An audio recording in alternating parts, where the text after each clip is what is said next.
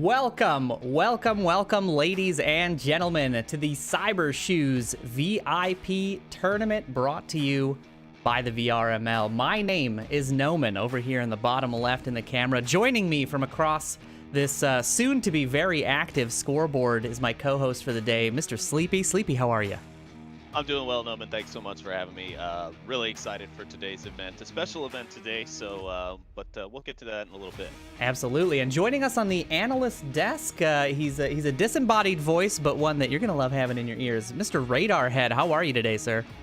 I'm fantastic. Looking forward to some great games between some great teams. Red, blue, green. Let's go. Yeah, that's right. We've got the colors of the rainbow here. We're ready to go. And Cybershoes VIP Tournament is a fantastic event. We're excited to bring it to you. I'm going to go through the format really quickly for those of you who may not be familiar. So we've got a whole bunch of VR content creators and streamers together in groups of 5. Yes. They are going to be playing Onward, the 5v5 military simulator in VR. And there's a special twist. Obviously, sponsored by Cybershoes means they're all going to be using the Cybershoes mobility product, which is a nice little pair of electronic shoes that allow you to run in real life while seated and translate that to motion in-game, running, jumping, all of that good stuff. You may have seen some of the ads during our intro session there. So every player is going to be using those as their mobility in this game. And they're fighting for some really cool prizes. First place gets, I believe, $1,000, the winning team out of the round-robin format we've got today. And there's also a secondary prize for the best runner. So each player is going to be submitting the distance that they've run over the course of the event. And whoever runs the furthest distance wins an additional prize. So a really, really exciting format, a really interesting way to run this event. I'm excited to see how these things shake out. But we've got people in lobbies, we've got people getting ready, so let's get everyone acclimated with who is on which team. So we're going to start with Team Red, who is the home team in this first match of the round robin series. And let's take a look who is on Team Red. So we have got Soul Fox Gaming as the captain, Obake TV, Proper D, V Bunny Go, and VR Gamer Dude. Very exciting matchup with those fine folks. And who are they going to be playing? None other than Team Blue. Let's take a look at that. Halo fans rejoice. And the Team Blue captain is Alex VR, Dr. Oculus, Eric for President, Skiva 007, Steve Knows. What a fantastic lineup. Now, gentlemen, we've spent a good bit of time checking out these content creators, checking out their streams. We've been following along with them in the last few days as they've been practicing and getting ready. Sleepy, I'm going to take it to you. What are your thoughts here? Let's just say predictions. You know, the dangerous word for casters. But, yeah. but how do you see this? How do you see this matchup playing out? First off, why you put this voodoo on me, I will never know. But yeah, to be honest, this is a really tough call to make. I mean, you know, you and I and Radar Head here, we're very used to seeing a specific group of people playing Onward and how they play Onward. So it is going to be a very different game that we're seeing here today out of these players. But they're all very experienced VR users. Some of these folks I've had the pleasure of meeting personally, or have been following their content for a while already. Others I'm not as familiar with, but anyone who's making content for VR and for VR esports, more specifically, is okay in my book. But I think that means we're gonna get some really kind of exciting, different games than we might see in our normal league matchups, but with some very interesting characters who are gonna make the situations that much more fun. So I'm predicting a whole lot of fun, but I'm not really too sure. Maybe after the first match or two, I'll be able to give you a better prediction as to who I think is going to be our winner today. But for right now, I'm predicting fun all around. All right, I like that answer. That's the right answer right at the beginning of these events, and you can tell Sleepy's done plenty of these. Before we get in, while we're waiting for the rest of the folks to file into the lobbies here, I do want to make a quick shout out right at the top here to a couple of fantastic communities. First of all, those of us joining us from Gamescom 2020, from those streams, welcome, welcome, welcome. Gamescom, a fantastic event. We're really excited that they're having us featured and that Cybershoes has partnered with us on this event. I'm super excited. We've put in a ton of work. We're excited to bring you all this stuff. And we also want to say a big shout out and hello to Oculus Venues. We're doing our sort of flagship Onward cast here for the Venues folks. So if you're in the Oculus Venues setup, if you're sitting there in the stands and you're talking to your friends, we say hi. Hopefully you can see and hear us, and we're excited for you guys to take in the action in that format as well. I mean, of course, we're live everywhere we possibly can be, so hopefully you're not having a hard time finding a way to watch this action. But I just wanted to give a big shout out right out the top to those folks joining us there. Now, Radarhead, I'm going to take it to you here.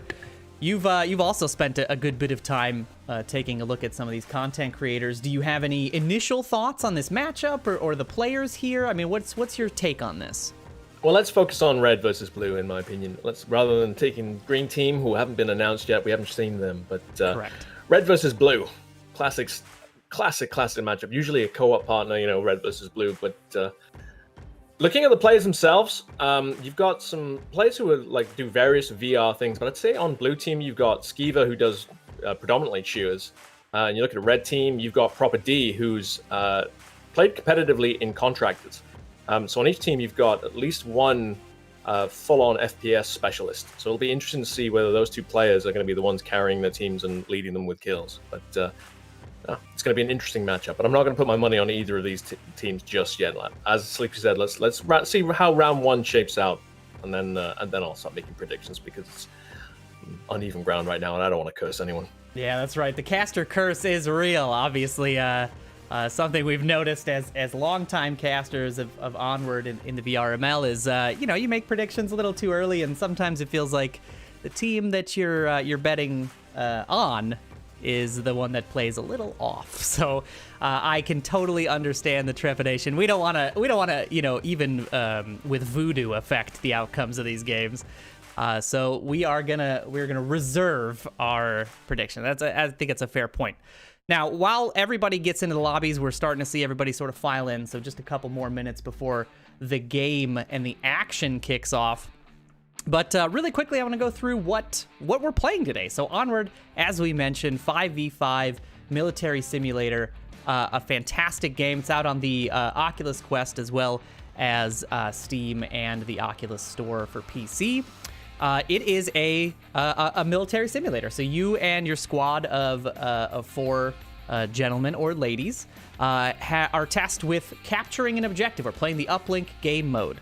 So there is a satellite dish somewhere on the map. It is shown to the players in the pregame lobby. So when they're in the tent, they've got a nice little map of the map that they're on, and they can draw their strategies, figure out how they're going to attack or defend the objective wherever it is on the map. Once they've spawned in, they get 5 minutes to execute their plan. So they can either A, eliminate the enemy team, be it offense or defense. That'll give them 1 point. And they can also, the offense can capture the objective by typing in a 7-digit code on the tablet that's on their back. Hopefully we'll see a good bit of that today. That's always an exciting time. And that will net them 2 points. So caps are a very, very big deal. I mean, they're difficult to come back from because obviously if you score 2 points in one round, you're pretty efficient, and you're also putting the other team on the back foot.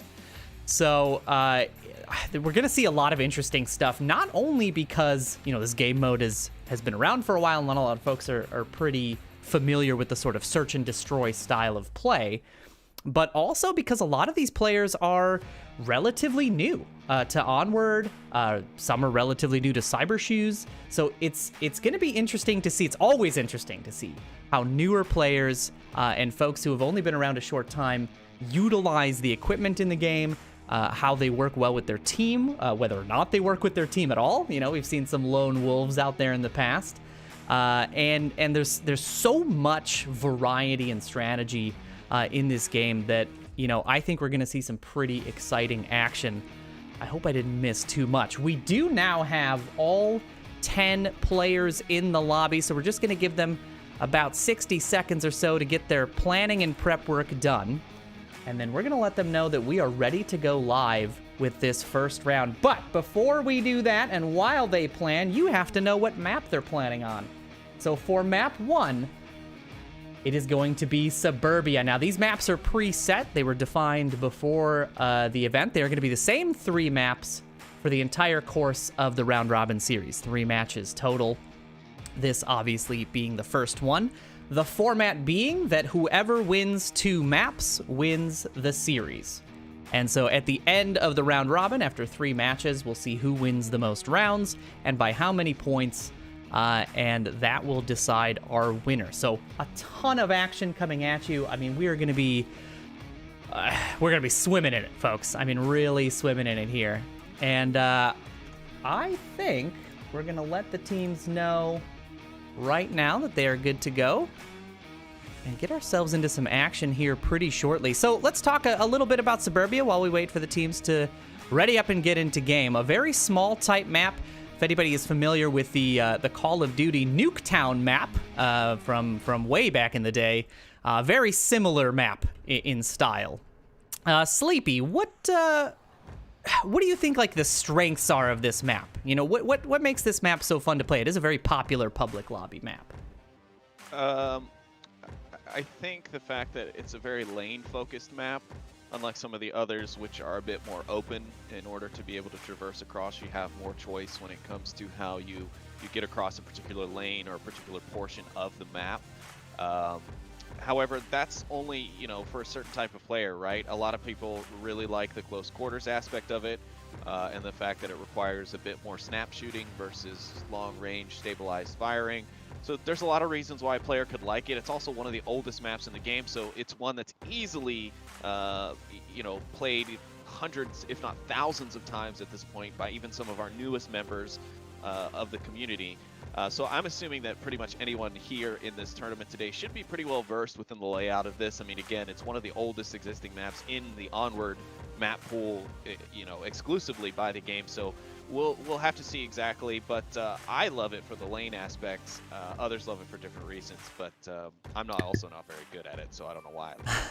Well, I mean, a great point that there's a lot of different you know, positives and negatives to the map. And I'm curious, Radar, what are your feelings on this map? Is this one that you're a fan of? Obviously, Sleepy is on the negative side of it, but do you like playing on this map? I don't. I gotta be honest, in a competitive environment, I don't personally enjoy this map. I've got nothing against it. I'm just not very good at it. So my personal kind of a grievance isn't anything to do with the map design. It's just that I fail at this map. But it'll be a great one to see 2 new teams playing on, especially because, you know, utilization of sound in this game is so important, and you can shoot through these hedges, through you know, through the fences, and being able to hear your enemy speaking on the other side or walking on the side and knowing it's an enemy and being able to take advantage of that. That shows an advanced level of Onward gameplay right there. So it'll be interesting to see how these teams adapt and whether they'll be doing more advanced plays with, you know, echolocation and things like that, and actually utilizing those aspects of the game. We're used to seeing it in league play, but obviously this is a different kettle of fish. This absolutely is. And you know what? I will be on the positive side of things. I do enjoy this map.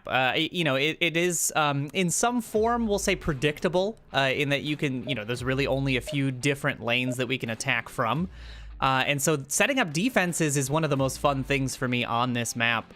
And I quite enjoy it in League and otherwise. But you may be hearing the sounds of players in my headset here, and that means that we are ready to get underway with round 1 of map 1 here on Suburbia. Team Blue versus Team Red.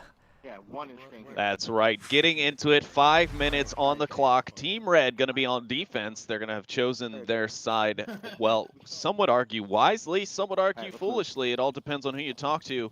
But the team is on their way out of the gate. Soul Fox and VR Gamer Dude now pushing their way out towards the lane 3 side, towards what was previously known as Burning House here on this map, but it's no longer on fire. The fire department finally got there and put out those flames. Soul Fox going to be taking a peek down lane 4 and then returning back after a little bit of recon work. The other members of the team finally being able to get out of the box there. Maybe a little bit of difficulties there early on, but V-Bunny Go and Obake, I think it's Obake, finally able to get out of the spawn there.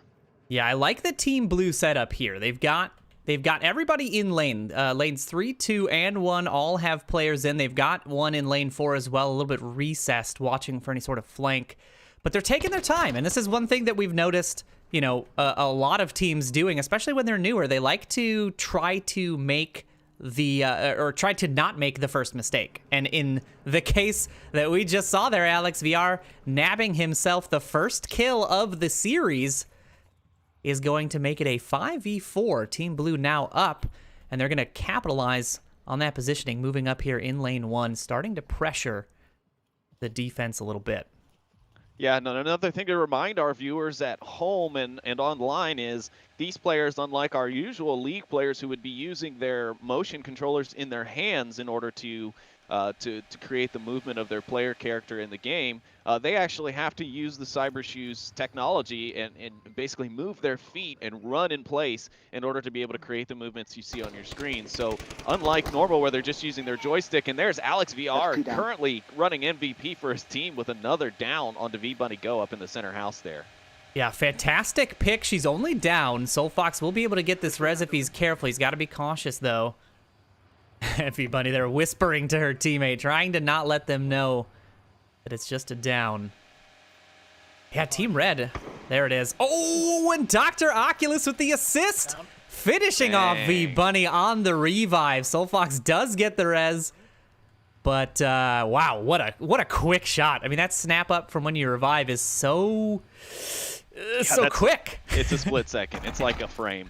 Ooh, but Soulfox going to return the favor with a nice refrag onto Dr. Oculus as he pushes out from the APC, and that'll stop the roll there of the Team Blue side for, well, just a moment. It's really great, though, that right now that Team Blue's name is blue on the screen. Yeah, exactly. For me.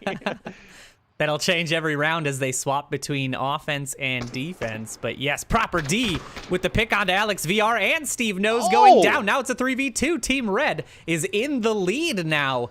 One player up. Eric for President, though, doesn't know where the shots came from. He's looking for Proper. As he comes around the corner, he snaps onto him. The shots ring out. It's a trade. A headshot trade at that. As they knock each other out. Alex VR is still resable. Skiva reviving Steve Knows in the carport as well, and now it's starting to swing the other way. We've already gone back and forth a couple of times. Soulfox finds Steve Knows at the bottom of the house, going back upstairs. Skiva not able to get that refrag in time. Will Skiva be able to clean this up? Yeah, he's definitely engaged on that top floor. He's looking for the tuck-away spot up in the front of the building when he's going to be rudely awakened when he comes around that stair set. He should go for this res back out of the house here and go for the revive onto Alex VR. Give himself that balance in team numbers. But looks like maybe. Guys, I used my last syringe. I don't heal Alex. Can someone get him? Oh, looks like Skiva calling out. He doesn't have a syringe, although I think right next to him his teammate's got two here laying on the ground. He's got two fresh ones, yeah. Yeah, he just has to look down. But that's the problem with being a newer Onward player. You're not always familiar with the mechanics. Well, and that goes to show, that sometimes the immersion in VR, he's just so worried about dying right now to the enemy that he knows is there with Soulfox. He's not even looking around. But if he would just look at his feet, he would see the couple of needles that are there. But it's a high pressure situation. He's got a lot going on. He's got his team's pride now riding on his shoulders. Skiva with 20 seconds left, not a lot of time left. Time management is going to be it's going to be an issue here. It's going to be a lesson learned, I think, here in terms of time management. Soulfox coming for the kill. Skiva not ready for the shots, and Soulfox for Team Red will find the pick. And Team Red goes up the point, holding the defense very well. A nice little swing at the end there. And I'm gonna let Radar take over here. Give us your breakdown of that round there. Well, Team Blue straight out of the gates, taking the lead, taking down two of the defenders, and it looked like one of the defenders actually dropped. So for the longest time, it was actually 2 versus 5, and it looked like Team Blue were going to take it quite convincingly. With Alex VR showing his strength, but then also Dr. Oculus bringing up that confirmation on the res. But then Then we see the swing back. Team Red comes straight back into it. They set up the 2 defensive lines, like from the little building and from the south, looking central at the objective. And as the blue team try and cross, they get taken down one by one by one by one. Both Proper D and Soulfox rocking up 2 and 3 kills cumulatively between the 2 of them. So 5 kills between those 2 players, and they kept Team Red's dream alive in this opening salvo of the first round of this tournament. Yeah, they did indeed. Soulfox with those 3 kills leading. That's the captain of Team Red there, really, performing as a captain should. And I'm not just saying that because I'm a captain of a team myself, but, everybody needs a leader to look up to. And so, Sleepy, I saw that, okay? I can see your camera. You can't avoid me with those sassy eyes. I forgot that. But, no, a fantastic showing. Alex VR finding those picks. Eric for President with a nice little trade with Proper D in that back fence area. Honestly, if he'd have lost that trade, that round would have likely been over a little quicker. But a fantastic showing overall. And I think we are ready to dive in to the next round. Yes, it does look like we are back for round 2.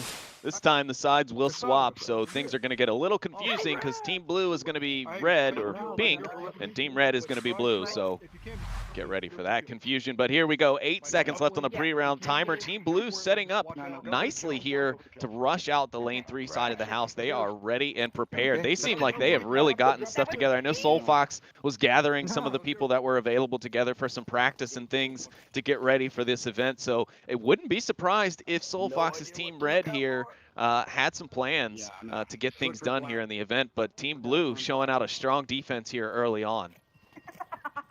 Yeah, I'm hearing laughter. I'm hearing some communication about positioning. This is exactly what we want to be seeing out of these teams. This is a very, very teamwork-heavy game.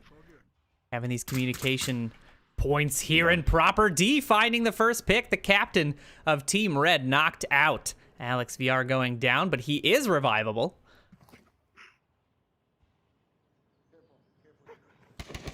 Gonna have to be careful it's not another revive and kill like in that last round. V-Bunny and Obake here pressuring Steve Nose on the playground. Steve Nose going down in the end, but another revive available as Eric for President suppresses lane 3 a little bit and tries to keep them off that body. It's gonna be a difficult res to get. Steve making call-outs. Unfortunately, it seems like he may have used the wrong weapon. Attracting the attention of V-Bunny here. She was peeking, trying to get the look under the Humvee there, but I don't think she quite had the angle to get it. She's trying to get those confirmation shots because she could definitely hear Steve's call-outs there to his team. A little bit of frustration there in the trade there that Steve got. And still no confirmation yet on the body. A reminder to those out there, there is a down state here. No, an unfortunate team down, but V-Bunny's going to see Eric going for the revive, and that's going to cost him 2.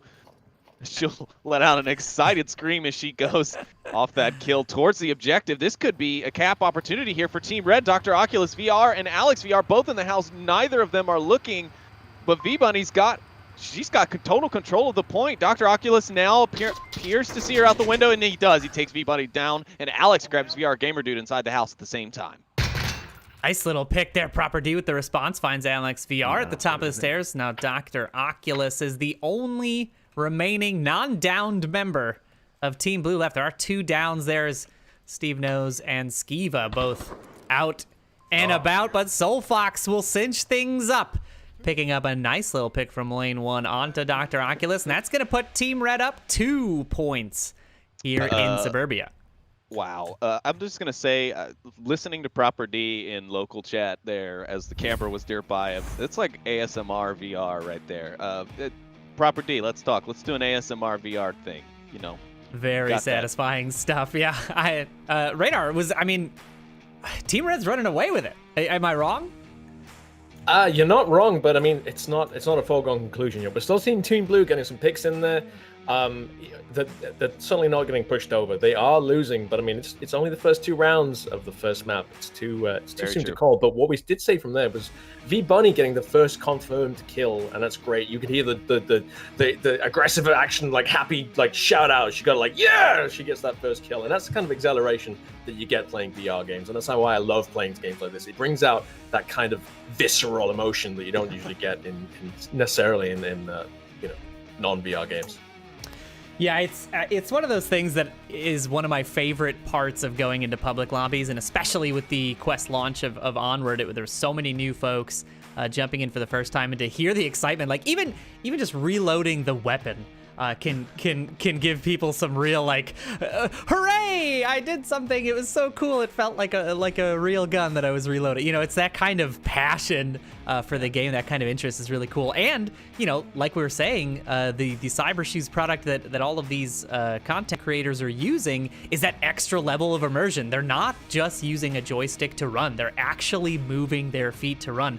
I believe most of these content creators and streamers have streams that are currently live. So if you want to check out their point of view and see what it looks like while they're using the Cybershoes product, please. I believe we even have a little command in the Twitch chat that you can use to get a list of their Twitch links, and I believe the Gamescom page as well does have the ability to check out their stream. So please head on over there and take a look and see how hard they're working for these rounds. You know, I think that's one thing we're gonna have to take into account, is that they've got to be putting literally extra legwork into each round in order to get these things done. So it's been impressive so far how well they've adapted. I wonder how much practice time has gone in for each of these individual players. We've seen them talking about practice, but I'm curious what some of the hour differences are. Maybe we can get a little post-game interview going and see how. I have no doubt tens of thousands. Oh yeah, definitely.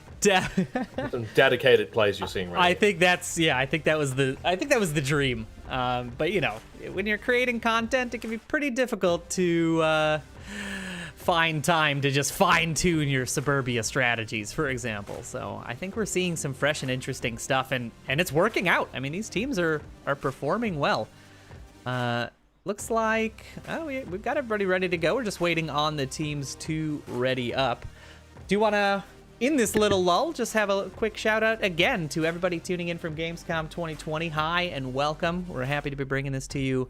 And being in your living rooms or your offices or wherever you may be at this time, virtually practicing safe social distancing, just like Sleepy and myself here right across the scoreboard, making sure that we're at least 6 feet apart on these monitors. And I do want to say thank you to everybody who's tuning in on the Oculus Venues platform as well. Yes. We do appreciate you guys tuning in. We're really excited to start bringing you guys more Onward action over the coming weeks.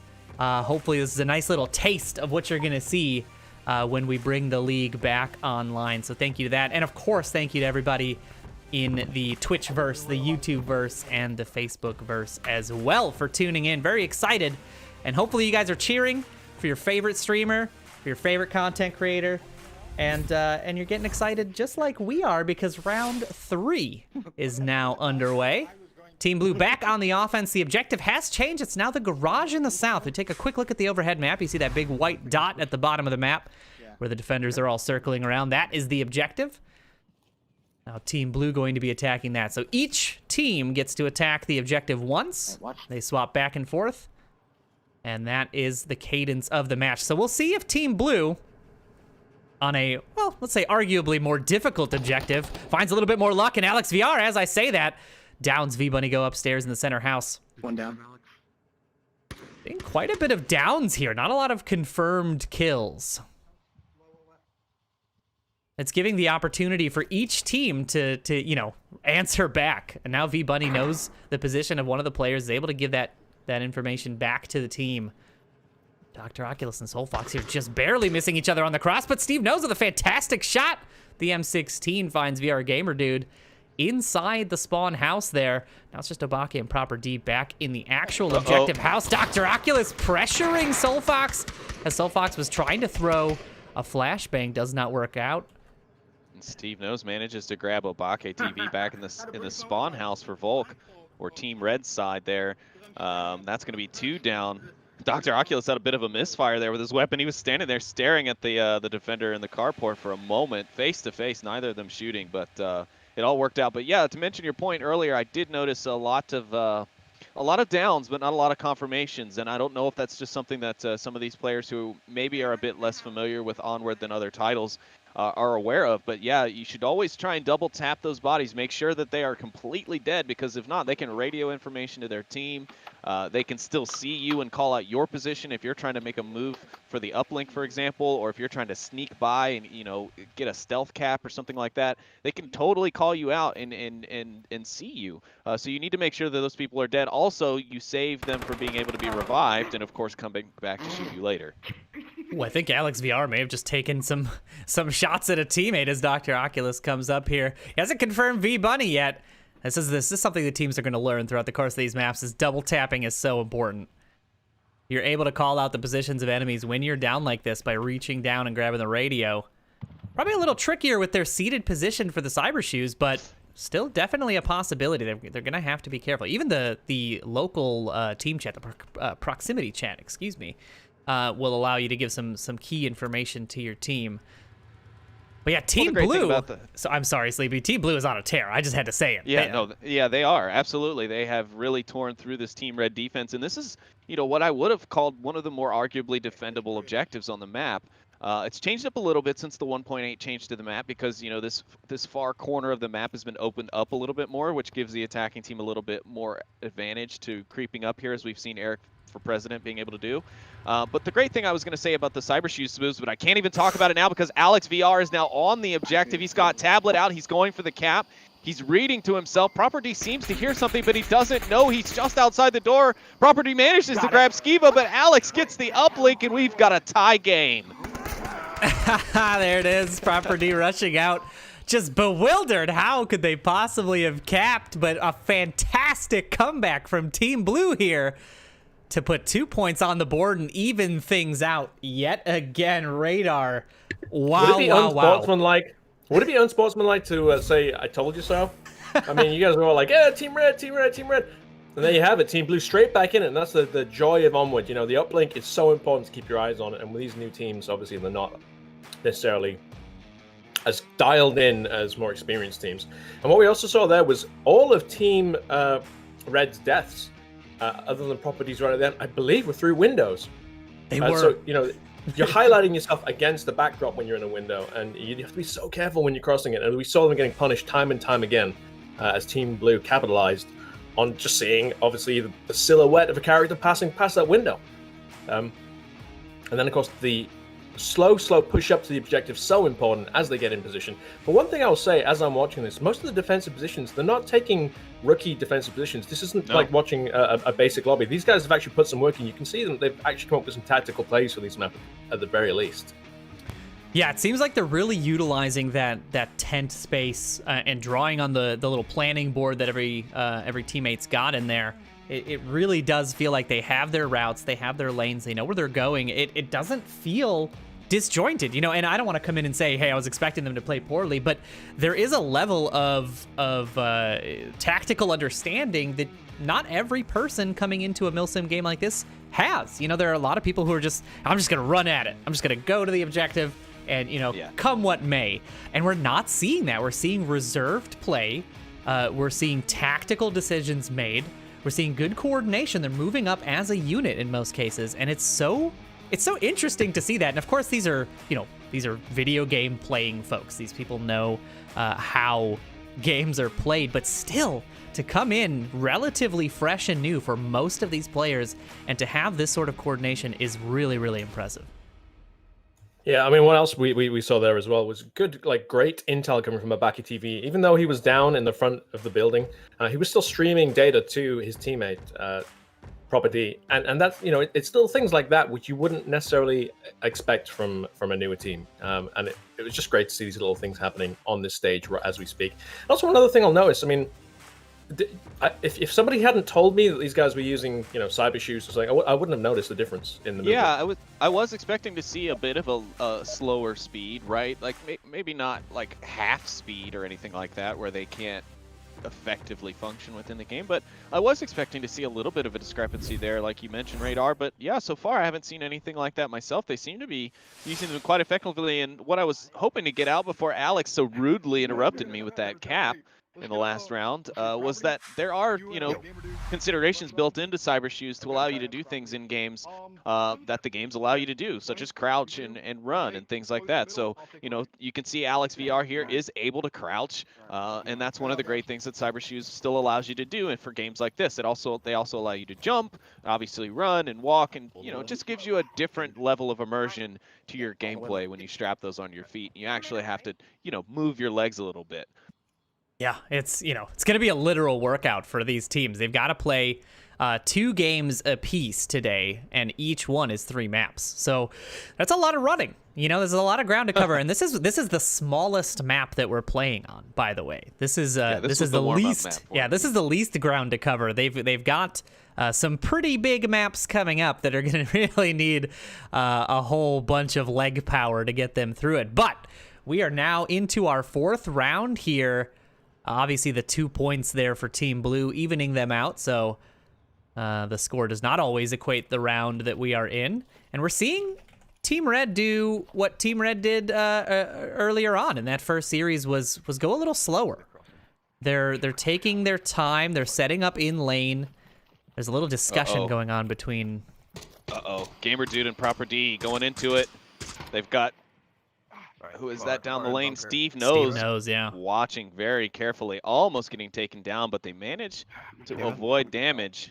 Yeah, but where's my hand? An interesting thing to note about these bushes as well is they used to be in an older version of Onward. They did used to be somewhat see-through. There's little pockets that you could see through, but now as of the 1.8 release, they have been solidified. They've grown in a little bit. Somebody put some fertilizer down in between those sandbags, and now they're lush. Well, it's been a few years, and quite a bit of cover. However, they do not stop bullets, just like real bushes wouldn't. You absolutely can shoot through those bushes, but a very difficult call to make for Steve Knows. He was able to identify players in this 4th lane, and and another unfortunate team kill there. Is this just a down? They should be able to get the res. Yeah.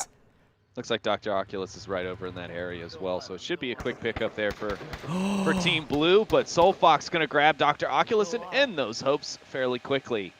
Yeah, now it's going to have to be a push out by Skiva here to try to get this res. But he's in danger. Obake's got a line on him. The shots ring out. Obake does find the pick, and that team kill has undone Team Blue here. And they've lost 2 in the process of trying to get that revive. It looks like it may not happen. If Alex VR chooses to push out right now, he is going to get punished for the attempt. But if he's patient, he may be able to find 1 or 2 picks here. Soulfox likely going to peek out across lane 1. Eric's alive, but I'm afraid to go over there. Steve's still alive as well. These 2 tanks are basically the entire defense here. They have got to stay alive at all costs. Eric for President is in a good spot for callouts. Obviously very dangerous. Alex VR does find V-Bunny go on the cross. It is just a down. Lane 4, you've got lasers crossed here. Steve Knows and Proper D. Steve isn't looking at Proper, but he's watching for the push, and it looks like Proper D might have spotted a foot. He took a shot through the tracks of the ATV there, or the ATC there. Ooh, very dangerous. Oh, Alex VR accidentally confirming Eric for President there. Accidentally finishing off. That's all right. That revive was very unlikely to happen unless the enemy team was going to be unusually nice in this scenario. And Alex VR confirming that for them. And Proper D with the nice shot underneath the track there. A very tight angle, and he finishes the round off by knocking Alex VR off that center tank defense. And Team Red goes back into the lead with 1 point. Now it's a 3-2 series. Oh my goodness. What a scoreline. Proper D with 7 and Soulfox with 5 kills on the round. Fantastic stuff. Yeah, absolutely. One thing I have to say, looking at both these teams, they both respect each other. You can see at the start of the round, whoever's playing Marsok as the blue team, they're holding back. They're waiting for flanks to happen. They're waiting for the enemy to come to them. They're waiting for the defenders to be cheeky. And it's not happening. Both teams are fully respecting each other. They're not trying to, they're not going for those easy kills. They're not going in for a rush. They're not going in for crazy flanks, expecting the enemy to not be ready for it. Both teams are ready for the flanks, and both teams are showing each other equal measures of respect. What we are seeing here is Proper D's experience coming through as well in the competitive scene in something like contractors, etc. So it's going to be interesting to see. Will property, saying that, he dropped the cap just now, so it's all down to this round. Will Team Red be able to take map 1, round 1 of this tournament? Let's find out. Let's find out here as round 5 gets underway, and now the objective is shifted yet again. It is going to be here at the white car on the North Street. You can see the objective there. Now the defense will be spawning on the northern side, so this is a completely different setup now. The defense has to protect the North Street rather than the south, so we'll see how this shakes up the rounds. We'll see if Team Blue can maybe capitalize yet again on a new objective. They had a great Marsoc showing 2 rounds ago when they found that cap. And if they get the cap here, that is the map. Okay, I'm gonna go and we'll be going to the second map. But we'll see. Team Red also poised to win if they can just hold the defensive line here. V-Bunny being aggressive and a very dangerous spot to be aggressive as there are 3 players here looking. She pops the corner. Steve Nose goes down. She confirms that shot. Dr. Oculus looking for the pick, doesn't find it. Wow, she narrowly manages to escape there as the call from her captain manages to save her. V-Bunny's got one now coming around on the backside. Alex going to clean up Soul Fox. Now he's going to turn and find V-Bunny as well. And that's going to be a heck of a trade out there as 2 members of Red go down and 3 of Blue. 2 members of Red, however, are able to be revived, but only 1 of the 3 on the side of Team Blue able to come back up. So now, not as easy of a chance for Team Red here to clinch this round, but still very possible. And here comes Eric for President on the rotation, and I thought Obake was going to be ready for it, but he is not. Yeah, I see him. He is not, in fact. There's a lot of reses available. A lot of Team Red just down and out. So many potential revives here to swing this round either way, but it's a 2v2 with standing players. Eric for President ready on the corner as VR Gamer Dude pressures him, and now it's a 2v1.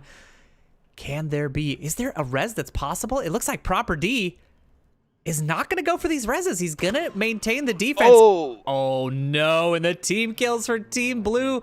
This has been their problem so far. It has just been these one-off team kills. I'm picking up on my own team again. That have really been knocking them out. Now, if Eric for President checks his tablet or hears the comms, he can go back and get at least 2 revives and confirm 2 players, solidify things a little bit. He hears the call outs from Skiva, so it does look like he's going to go for the res. And he knew that he shot a teammate right away because you could hear it. He exclaimed quite adult-like when he shot him. And it looks like maybe there's another res coming for Dr. Oculus. Eric's hearing voices, but it's definitely V-Bunny that he is going for. Maybe we'll see a situation here where we'll get a res on the opposite team. So the one thing that's going to be missing here for a lot of these players is callouts. And by callouts, we mean, there's on a lot of these maps, there are predefined names. Obviously the lanes are numbered for a lot of the league players who may be familiar. The lanes have numbers. And there's also just particular callouts for specific sections of the map, and these players may not be familiar with those callouts yet, so it'd be very difficult to convey information about the position of an enemy. The plague of a streamer here in the midst of a competitive tournament talking to your chat while you're downed and Onward. Poor V-Bunny here going to be giving herself away, and Eric is going to use that information to go ahead and take that confirmation and get the res onto Dr. Oculus. Proper D finding the pick onto Dr. Oculus as he gets a little aggressive there in lane 2. But the objective, yes, exactly. Dr. Oculus and Eric for President both pressuring lane 1 on the objective side. If Proper D's not ready for this, he should be hearing the gunfire. He's got to find the shots. Oh! What a fantastic shot with the AKM at that distance. But now it's up to Eric for President. Is he going to be able to spot him at this distance? The great thing about being on this build is that magnified scopes work like gangbusters now. So people are rocking those way more frequently than they used to because the clarity in them is just so much better than it was. So I haven't taken a look at Proper D's kit for this round, but if he's using any sort of magnification or magnifier, it's an excellent choice for this round because it does allow you just that little bit of an edge in these narrowly longer engagements. And Eric for President sliding out. Yeah, I see him. Sleepy, it's happening. He's sneaking up. Proper D watching the angle a little too tightly. He's got tablet out. Proper D. This is a comeback win. This is the comeback of a century here. Yeah, he's not going to check it. There was no scope on the gun. It was a holographic, just to answer that question. But Eric for President typing in the code Proper D, not checking the objective, and that's going to give Team Blue the comeback win. 2 caps bring them back into the winning position here for map 1 on Suburbia. What a fantastic series. Property with 9 kills for his team there in Soul Fox. But it's such a seesaw of emotions. 9 kills, but he was the sole survivor of 2 caps. He's the guy who should have been stopping it, who could have stopped it, who failed to stop it. And Team Blue walking away there. Eric for president, getting that cap. So important. We saw it going back and forth between Team Blue and Team Red as one team member from each team again and again getting downed and not killed. So many to see 3 of Team Red down and Resable was painful to see that.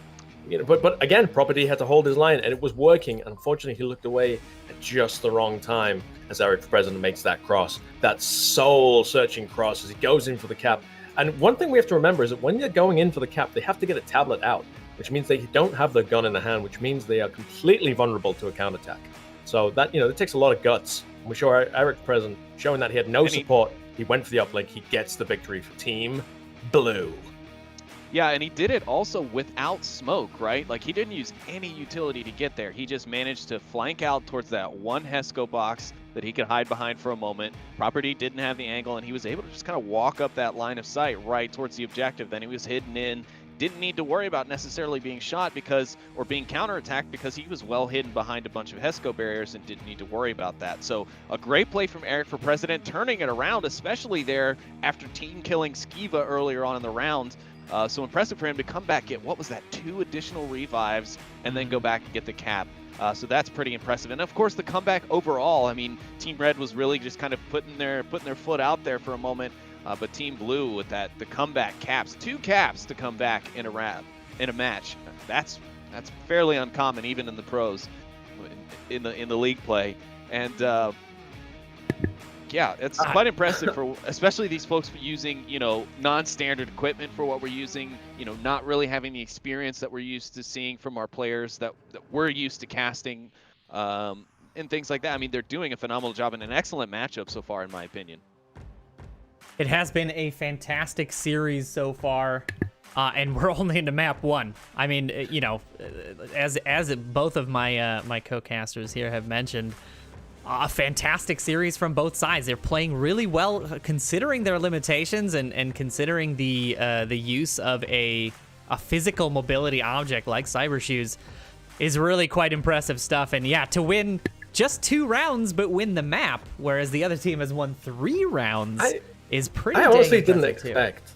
I honestly didn't expect to see a single cap in this tournament. Maybe one, but 2 in the first map, mind blown. Can I just say something cheeky though, chaps? Absolutely. Sleepy, I assumed you were going to be supporting Team Red, and no man, based on your T-shirt, I thought you were going to be supporting Team Blue. I'll let you all figure out why I thought Sleepy was going to be supporting Team Red. I'll leave that one with the kids of viewers to figure that one out. But great opening salvo of a match. No, that was absolutely phenomenal. It looks like a couple of players had dropped out temporarily while maybe taking a quick little water break here. Yeah, listen, there's going to be some hydration breaks here, I think, as people are literally sprinting while wearing a headset. Hopefully everybody's staying hydrated at home while this is all running. But it looks like we are getting into our second map now that has been chosen, and we can reveal it to the folks at home. Map 2 is going to be...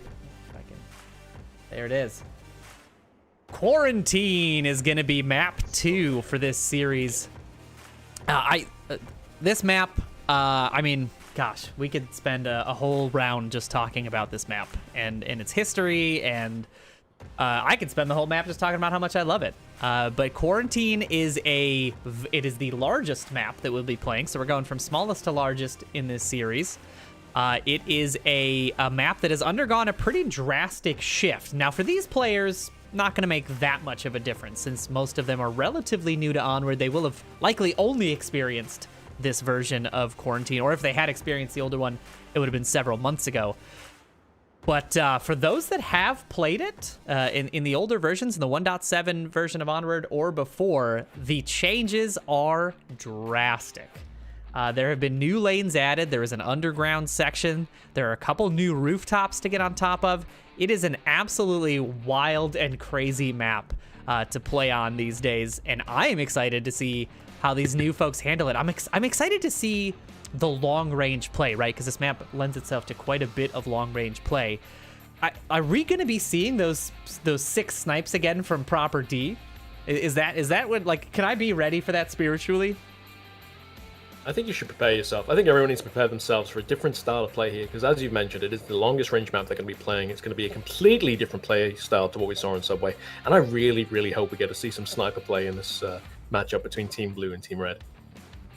Yeah, I think we will. I mean, I know Proper D is a VR gun stock user. I think he uses the Mammoth stock for his play, but some of these folks, do have other equipment. I think now that I recall, if I remember from SoulFox's Twitter, he also plays in the Pavlov VRML now, so he's got a little bit more experience now than he did when he was a lot more focused in the Rec Room community.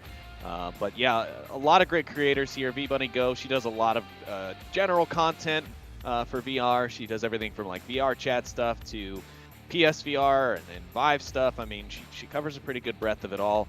Proper D, of course, he does a lot of the rhythm stuff. You can see a lot of his stuff is mixed reality. It's great production levels. I mean, Proper D has really kind of set the bar to certain standards. Him and a couple of other folks creating that sort of production level. And I don't have enough time to talk about anyone else right now because they want to get playing. So here we are, folks. 5 minutes on the clock. Well, just a little bit more as they've got a pre-round timer. But here we are.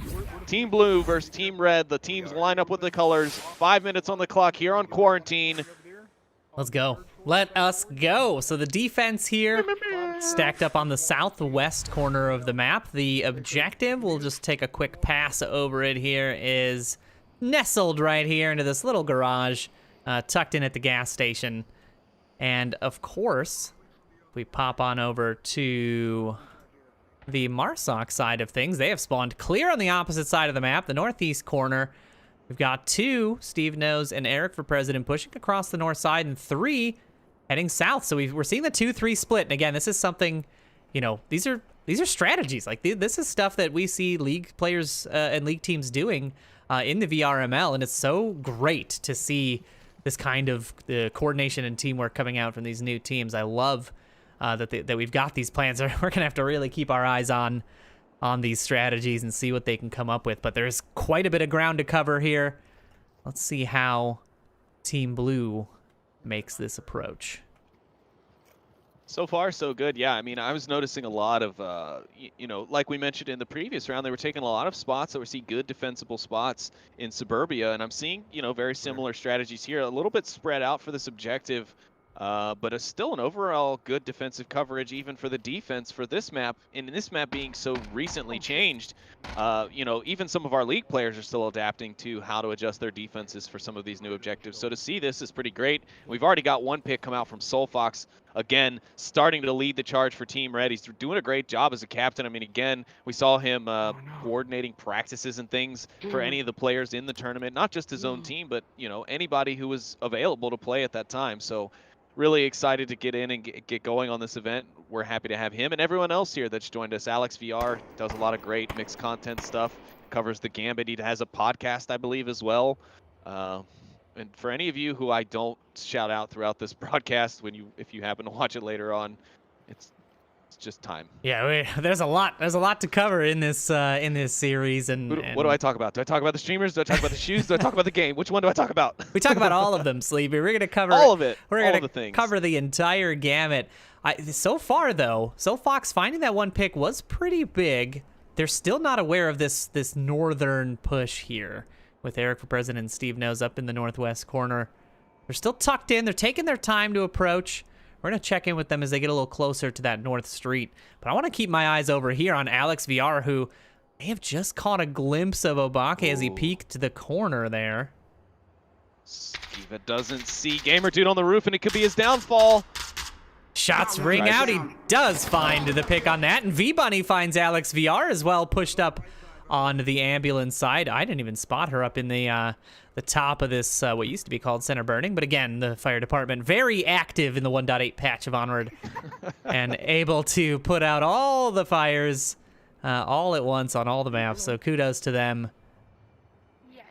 Now it is going to be a 2v5. Team Blue, I mean, really. You know what? Honestly, I'm going to stop pretending like Team Blue is like this helpless, Yeah, right. you know, like this, there's no way they're ever going to win type of conversation. They capped back twice on us. They here capped in the back last- twice, and honestly, the whole, you know, woe is me, my whole team died is not going to work on me anymore.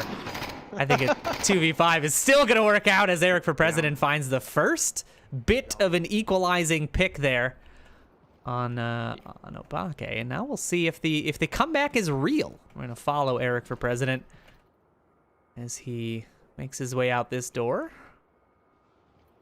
Yep, Steve knows is well in the clear for the time being, so not too much probably going to be happening with him until he's made his way further south a bit and is a bit more exposed to the defenders on the map left.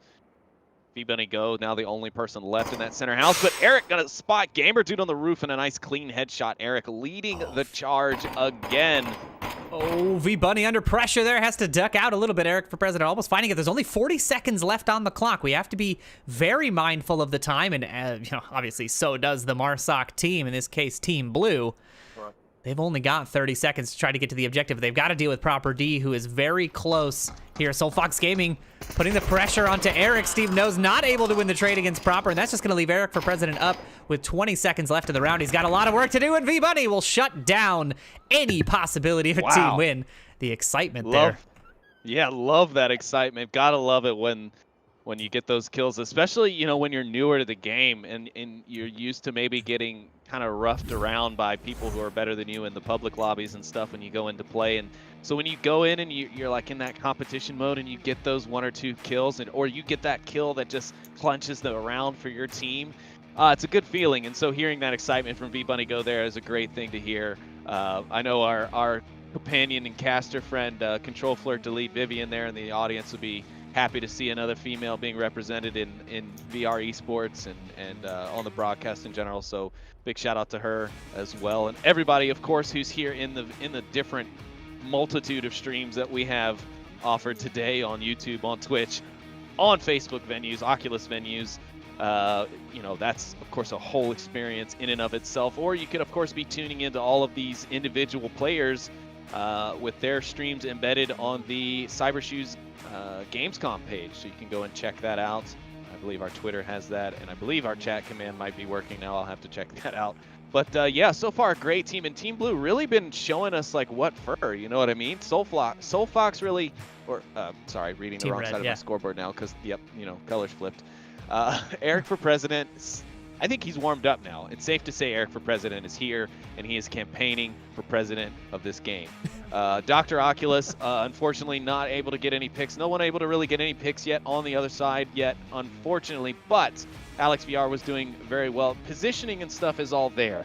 I am seeing some fumbles, it looks like, with like weapons and stuff. I'm not sure. Maybe it's the players still just kind of adapting to the use of the Cybershoes and that equipment versus just playing, you know, a game how they're standard to use. But I'm still surprised at the ability of speed and movement that they're still able to get while using the Cybershoes equipment.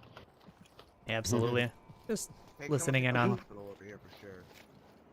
just listening into some of the team chat here. I'm gonna try to pop in some of these pre-round moments and listen in on the strategies, listen in on the conversation.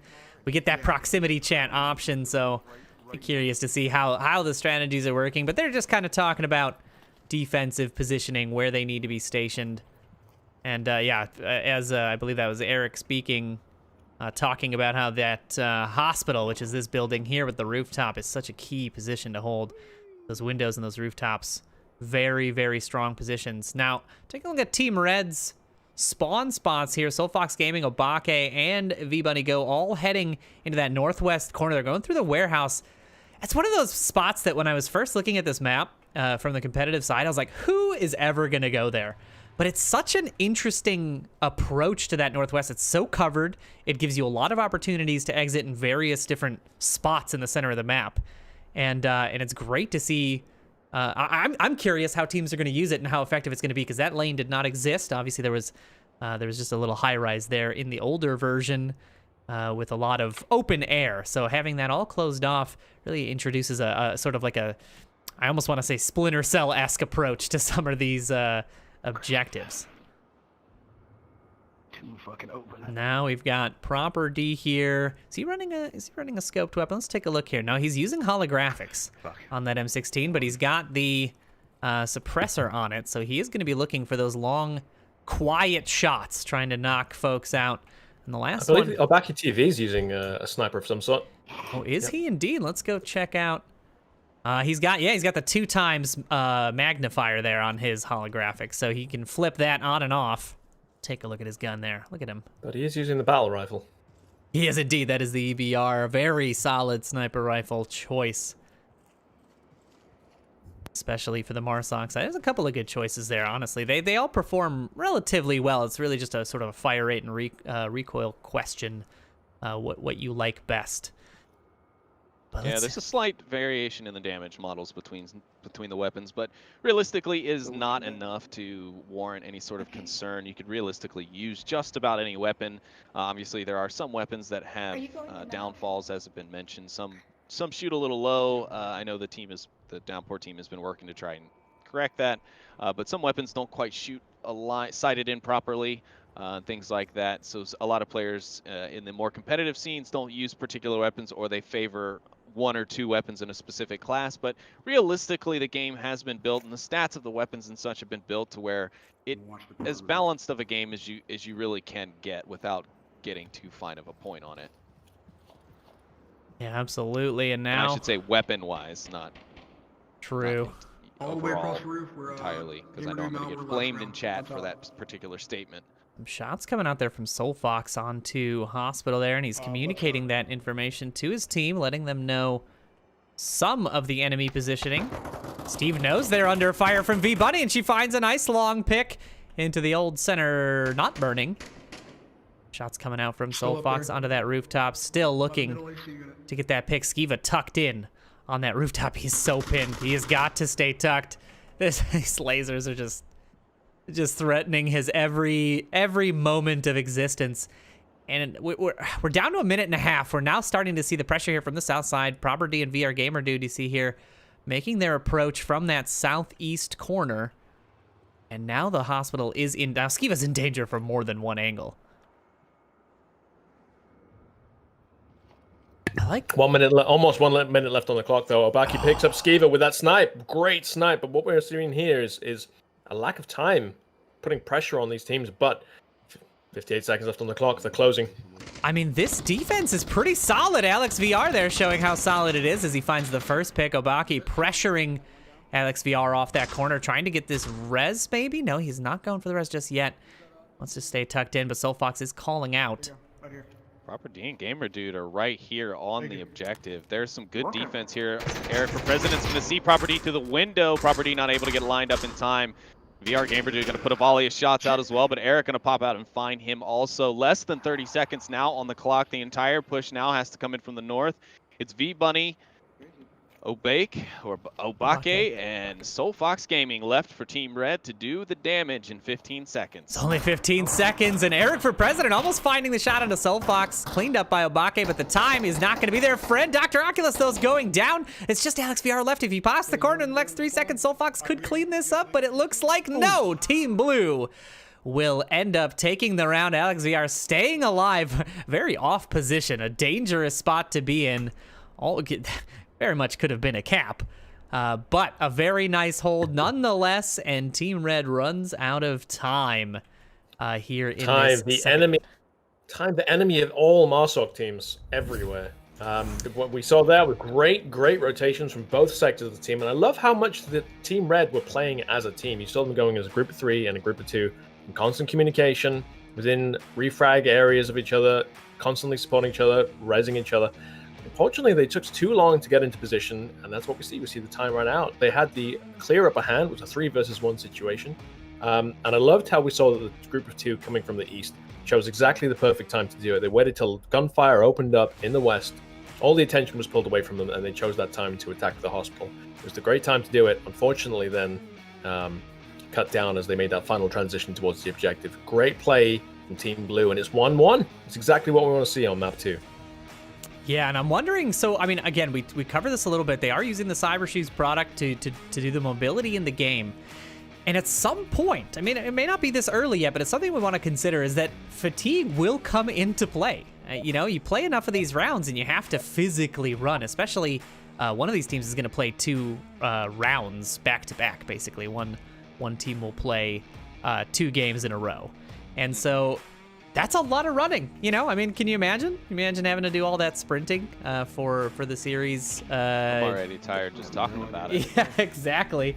So it's something that we're going to want to keep our eyes on as we go through these next couple of rounds. But we are into round 3 now. As things kick off, the objective has shifted now to this truck stop objective here in the north. So we haven't spent a whole lot of time in the north here. It has, we were over there in the south side of the map, and now a completely different defensive setup as we get ourselves into the 3rd round. Team Blue on the attack. We have to keep our eyes peeled here as Soul Fox does spot the cross. Alex VR being the first to go down. Callouts coming in. V Bunny applying the pressure here in the north as well. Now she's going to find the other angle if Steve Knows isn't ready for this. She's looking, doesn't quite spot him around the... maybe she did. Get aggressive here, and the shots ring out, but Steve Knows is going to be the one to come out on top and take down V-Bunny. Now Team Red down 2 with Blue getting ready to gain a res. Oh, Eric for President with a nice pick, but spending a little too long exposed there is going to allow Soul Fox to pressure this offense. I mean, this is so aggressive for a defense. They've only really got, what, 1 player anywhere near the objective. This is how Team Blue has been able to capitalize and get those caps early on in Suburbia, is this aggressive play by Team Red on defense. Steve Knows was able to get the res onto Alex VR, so they are back up to 4 players strong. Steve there. Yeah, I was listening to him as well. Feeling very unsafe out in the open. You would have hated World War II. 2 of them down the right side. A lot of running through very wide open fields. Dr. Oculus sending lots of rounds down towards Obake. It's a heck of an eye. That's not an easy angle to just see. It's hard to see it even in the casting cams with the zoom. I mean, let's the lasers. And the high res, non-VR screen scenario. But now the res does come out. Soul Fox Gaming is through. But here we are. There's pressure already on the inside of the objective. Proper D. I think he was able to spot their cross. At least Steve Knows is in. He's probably hearing these footstep audios as well. Oh, and the grenade comes out. Oh, the reach just isn't long enough. Proper D able to get away from that explosion. He can hear us. We can hear him. How you doing? Alex, yeah, they're talking. How you doing? Proper D gonna pressure this lane. If they're not careful, if they're not watching their back, Proper D could find the last or these 2 picks here. He is watching it, and he's gonna walk right into Steve Knows looking at him, but Proper D's gonna get him first. He'll find 2. Proper D, yeah, no, indeed, Steve Knows. Don't you do it, Soul Fox. He did not. He did not. Proper D able to stay alive and knock those 2 remaining members in the north out. Let's take a look at the position of. Objective isn't showing on my. Here we're gonna. My map. Should be a white. Yeah, it's not on there. Oh no! It looks like they may not. Oh, they did spot it. Okay, I was hoping that they weren't experiencing an issue with the game, having a hard time finding the objective on the map. This is why it's important in the tent to at least glance at where the objective is, so that you know where you're going. I gotta be honest though, I'm the worst at doing that. Yeah, I'll be talking to my team, we'll be prepping, and then we'll get to the spawn and be like, what objective was it again? Yeah, it looks like Team Blue is on autopilot here as they went to the objective where it was last time. They made it all the way to the gas station, and I think a little surprised by the lack of objective there. And now Team Blue has to use the last minute and 15 seconds left on the clock to try to push all the way across. There we go. I hear the call out of time. Dr. Oculus being aware of the amount of time left.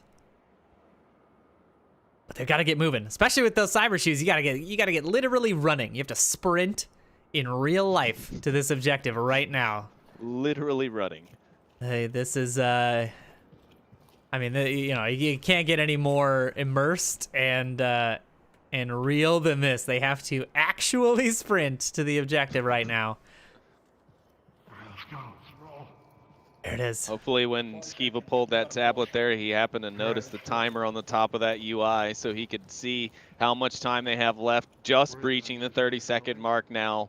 A full-on assault, but I feel like they're going to still stay very cautious, and it might cost them the round to time. We'll see. Team Blue cresting the hill now at the north rooftop.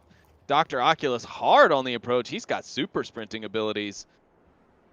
And now it looks like some smokes are coming out of. Good play. First time we've seen smoke utilization here in the tournament today. And Obake is going to find Skiva on his ridge crest. Proper D now trying to look through the smoke towards Dr. Oculus, but he's not seeing anything at the moment. Dr. Oculus will lose out to the enemy of all teams. As our analyst Radar Head has said, time. Time indeed. There it is. There it is. Team Red wins. It looks so good for Team Blue. To begin with, they had an opening salvo taking out 2 of the enemy team, Team Red. Then they managed to have 2 players so close to the objective for so long. But Proper D was on it. He hears it, and that sound propagation is so important. Does the loop, manages to catch 2 of Team Red out. And, 2 Team Blue out. And what that means then is that it goes from a 4 versus 3 to a 3 versus 2 with those 2 remaining players on the other side of the map. Meaning that pressure was all on them all the entire time to get to the objective, meaning they can't move cautiously. They don't have any distractions from the other side of the map with the teammates pulling fire, pulling attention away from their approach. And as we saw, they got cut down and ran out of time as they approached. It's unfortunate, but great play for Proper D there, turning it around. Because if you notice, if they'd taken out Proper D, both of the remaining Team Red players were looping around. So they would have been way out of position, leaving the objective wide open for a cap.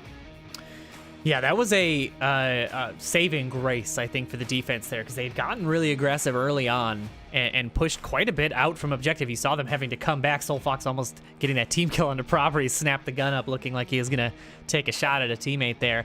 Could have been very, very dangerous, so a really solid pickup there from Proper to save that round. And, and on the time thing, it is something to really think about here is that even when you aren't using Cybershoes, even when you aren't physically running, it's hard to time a distance, on these maps. You really have to play quite a bit, get really familiar with how long it takes for you to cover a certain amount of ground. And it's not surprising to see teams, struggling to find the distance and the timing properly here in these early rounds. Hopefully, towards the back half of this map, we'll start seeing more finalized. You never want to see a loss on time because it almost feels like an incomplete match, right? Like there's more that could have been done there.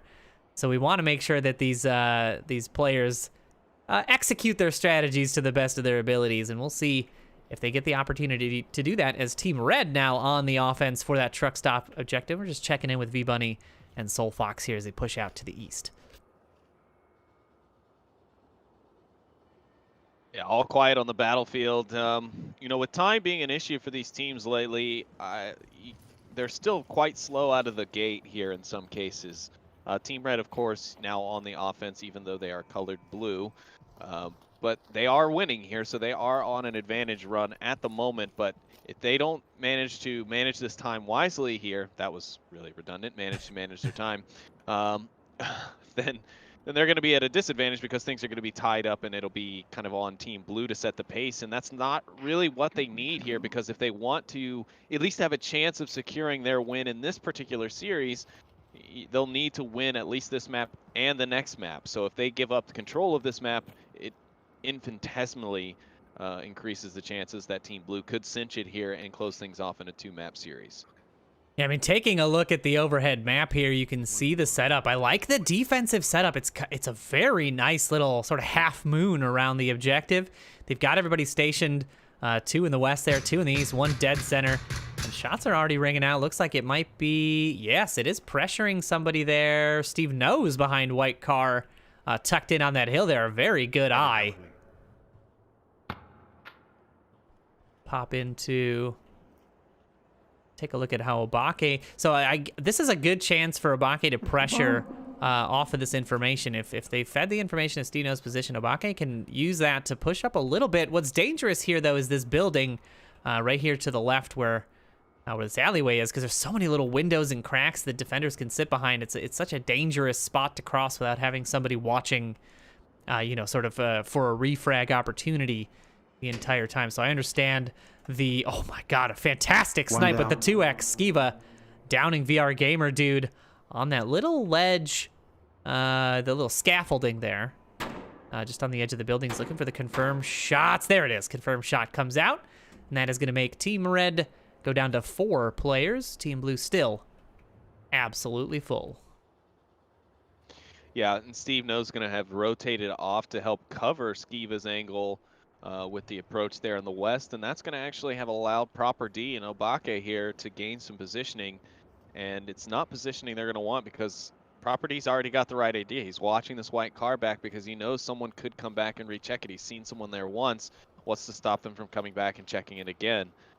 So he's watching it, but Steve No's actually making the great call by staying off the corner, not rotating back to where he previously was. He may actually hear Proper D on the approach now, but he's looking the opposite way. He's looking at the opposite corner. Here comes Proper D. He's going to find the shots to the back, but the shots are going to notify other defenders to their position. And Obake almost goes down, but Proper D takes the rounds instead. Dr. Oculus, a very nice pick there. Obake running away from the teammate. This was the opportunity to get a quick res, but he's going to try and pressure Skiva here. He's no! And there it is. He does get the gun up in time. That M39 doing some pretty solid work for him there. He was late on the draw, but a little bit more accurate, and that's going to give him the edge there. We're in a 3v3, and let's check in here in the east, because I'm seeing the pressure coming in from Soul Fox and V Bunny finally making their way up from that south street and making all the way up to the north wall here. And now V Bunny with the pressure does find Dr. Oculus. It is just a down. The callouts are going to come out. Eric for President, Alex VR, both aware of this approach. Was V Bunny going to be ready on this corner? Obake downing Alex VR as he turns around to try to cover. Now Eric for President, the last remaining member of the defense still standing. He hears the footsteps. Is he going to be able to clutch this 1v3? He finds one. Eric, yeah, he grabs him off the call out. Soul Fox grabs for his radio. Now he's going to turn the corner and find V Bunny as well. It's all up to him. He's got Obake out in the open, but Obake going to find the shots instead with that M39 EMR, and Team Red will secure their 3rd point here on map number 2. Wow, what a fantastic play that was, and almost a 1v3 comeback. Unbelievable. That was that was so exciting. I loved the second half of that round. Was just one thing after another. So exciting when you saw the push up with Obake and Proper D, getting that initial pickup as they did the flank, and then obviously the counterfire taking down Proper D, and then we saw the 1 versus 1 sniper battle in the back of the warehouse, and then we see of course Eric, the President, almost switching around then as he takes down Steve as they push up from the east. It was one thing after another, and all the way to the end with the time running out with 15 seconds left on the clock. I had no idea which way it was going to go. If Eric had got that kill, I'm convinced that as long as he just held his ground and tucked in, they would have taken it. But as it stands, Team Red are now 3-1 up against Team Blue, but it's still anyone to play for at the moment. The teams, if you ask me, are very, very, very balanced. They are indeed. Yeah, this scoreline is not, you know, it seems very disparate, but honestly, it's one cap. And Team Blue has shown us that they can capture the objective. They did it twice in Suburbia. If they get it here as they move to the offense, that'll tie things up. That'll put it a 3v3, a 3-3 score, yeah. and then it'll put them in a good position because they'll go on defense for the next round. And, you know, obviously we talk about defenders having a little bit more of an advantage in a lot of cases in some of these maps, and I think Quarantine is one of those maps where there is a bit of an advantage for the defense. You can sort of get entrenched, not move around too much, not get caught out on rotations, and capitalize on that. So we'll see what happens, because now round 5 is underway. Again, if Team Red takes this here on this defensive round, we do go to our 3rd map, which is going to be the series decider, because it'll be a 1-1 overall map score. But if Team Blue is able to make a comeback, they could take this series here. So I mean, this is as gut-wrenching as it can be right now. Both teams feeling the pressure. Yeah, I mean, Team Blues basically lived in comeback town all day today, so it wouldn't surprise me if they were able to pull it off. But Team Red seems like they're kind of getting their stuff together, like the team cohesion. The team is kind of starting to tie together a little bit more, and it's working for them. They're all getting their kills now. Everything's pretty evenly spread on the side of Team Red there.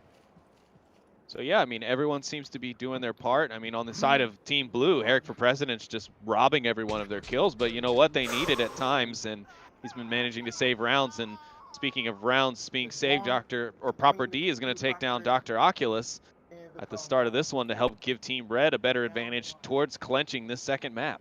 Oh, Steve Nose is in danger. Proper D looking for him, does find the shots as well, and that's 2 downs for Proper D as he goes on a tear. Okay. Okay, I'm gonna come at you. Early heat up, but still 2 reses available. Not very wise to go for them blind. I would definitely get the call for if there was anyone around from your teammate before just rushing in there. But you know what? That's one thing I have admired kind of about these players is they're just sheer rush when they know things are on the line. Like, for example, that last round when Eric ran out in the backside, you know, he could have tucked in and played it for time, but he didn't. He went for it. He went for the kill. He went for the play, and I like that. Yeah. And I think all of these players have kind of been doing that. They've been going for the play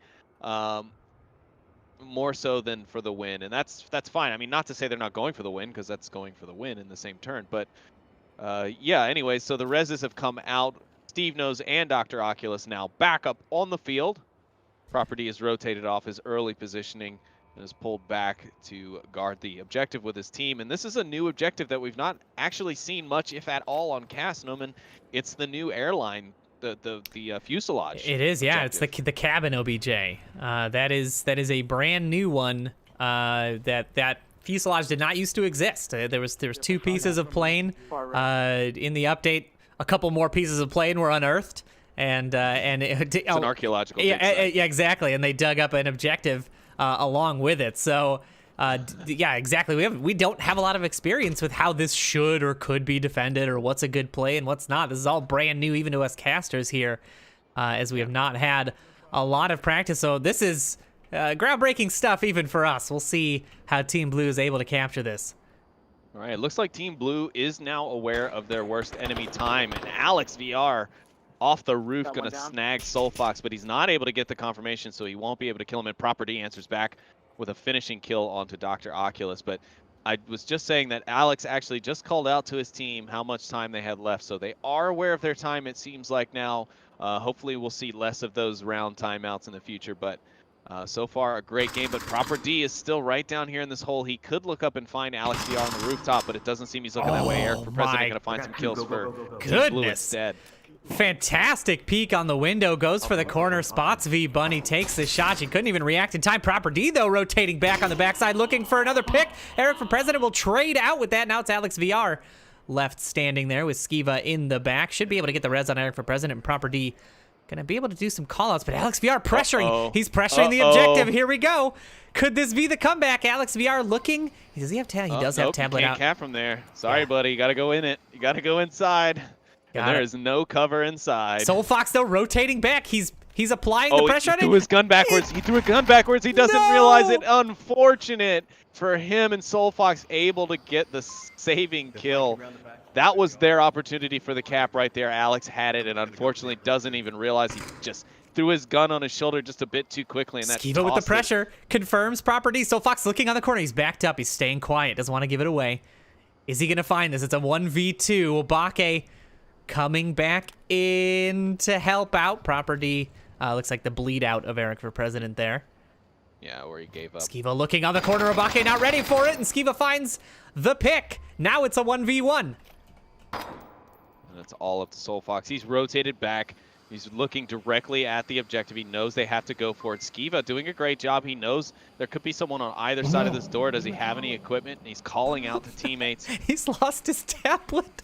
Uh-oh. Oh, no, ladies and gentlemen, the time runs out. Team Red wins on the defense, and an unfortunate technical mistake there. Skiva not able to hang on to the tablet, giving Team Red that map 2, and we are going to a map 3 decider. Holy cow.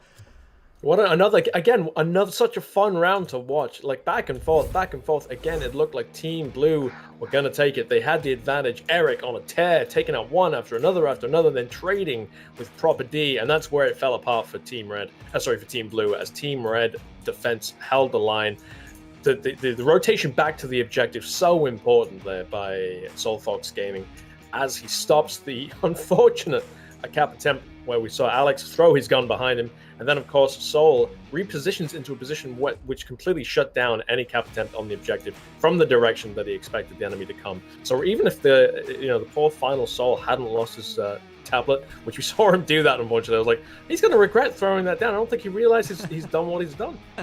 Even if he had his tablet, I don't see how he would have made that transition, because I'm certain he would not have been looking to the right as he came out of that doorway. So unfortunate for them, but Team Red leveling it up now, 1 map apiece as we go to map 3. And this is what we always love to see when we cast these matches. See it go to the final map, because it just makes it so much more worthwhile as you watch it. Oh, the excitement is real. I mean, this is where the pressure comes in for both teams. Everything's on the line. Winner take all in the final map here. And that final map, before we get any further into our excitement, is going to be Bazaar. So this is kind of a mid-range map, a very... Is it Bazaar? It should be Bazaar, yes, I believe. No, I mean... Oh, I see. Okay. Yes, Bazaar is a mid-range map. It's got a good bit of technicality to it. Lots of windows, lots of little doorways, lots of small, short alleyways, long sight lines down the streets. It's going to be a pretty interesting map to watch. It's kind of a, you know what, I'm actually going to sort of say it's kind of a combination of Suburbia and Quarantine in a way. Now, obviously not asset-wise, but in terms of the way it's structured, you've got the shorter lane-focused approaches, but you've also got, the long-range sniping and long-range lane coverage options here. So it's kind of a mix of both. And seeing that one team took a small map, Team Blue taking Suburbia there in the beginning, and then Team Red taking the second larger map, who knows? You know what I mean? It's so hard to predict what's going to happen here. Based on what we've seen so far, and we talked about predictions early on in the series, and you guys kind of deferred your choices until we've seen some gameplay. Well, now we've seen some gameplay, so Sleepy, what are your thoughts? I mean, who in your mind is leading, quote unquote, here in this series so far? I'd say if I were to break it down to an overall team basis, I'd say Team Red has got my advantage pick here. Team Blue is definitely communicating, but it doesn't quite feel like they're working as a unit or that they're in sync with each other. And you've got a couple of guys who are still getting the kills and still able to make things, spicy in the competition juicy. But yeah, I think I would give that advantage currently after seeing the teams play not only two different maps, but just multiple maps in general. I would say I'd give it to Team Red and or Team Ginger as Team Radar wants to affectionately. Hey, now you took it the wrong way. I just meant that No Man had a blue T-shirt on. That's right. I'm sorry that's what. And you didn't have a blue T-shirt. That was the distinction. Is that you exactly? Were not... Thank you, No Man. I'm glad you picked up on that. I got you, Radar. Well, what are your thoughts? Are you Team Red? Are you Team Blue? Are you still undecided? Team Blue all day. I am Team Blue all day. Because Eric's shown his mid-level skills there, his mid-range skills, should I say, and he's been on a tear. Every time he gets close to the enemy, he tears them apart. And this is a map where you really can get yourself close. I know it's a medium-range map.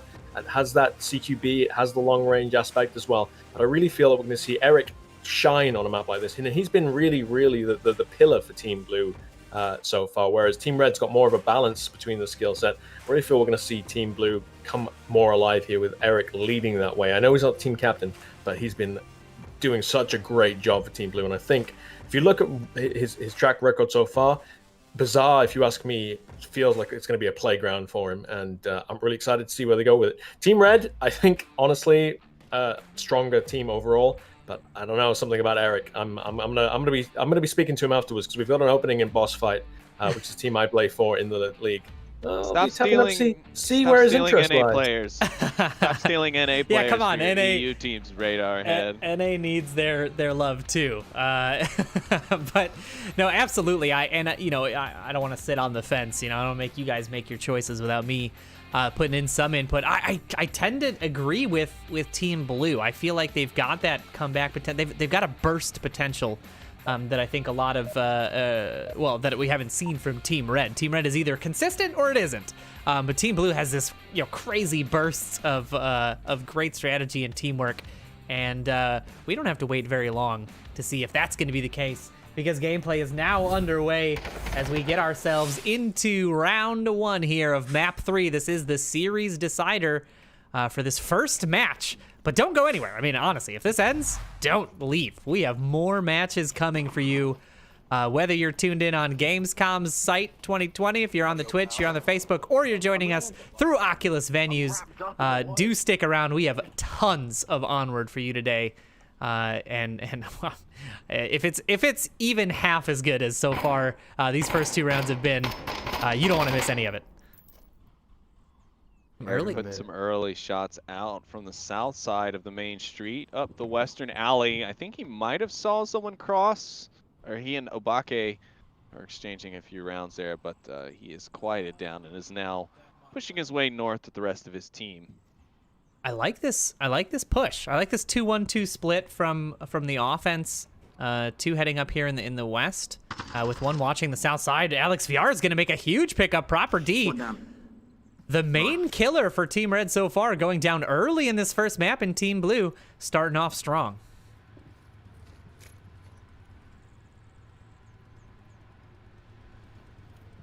This early pressure working out for the offense, and they're working so well together when they do this.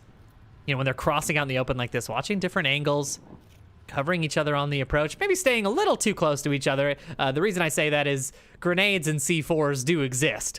We haven't seen a ton of utilization of those, but those can really wreck your entire shop if you're not careful. So keeping that close proximity can be dangerous. Looks like most of the offense here going to sneak by VR Gamer Dude, who's tucked in on a little angle here in the west courtyard. He's going to have to be careful. If he rotates at the right time here, he could catch the backside of 3 players of Team Blue.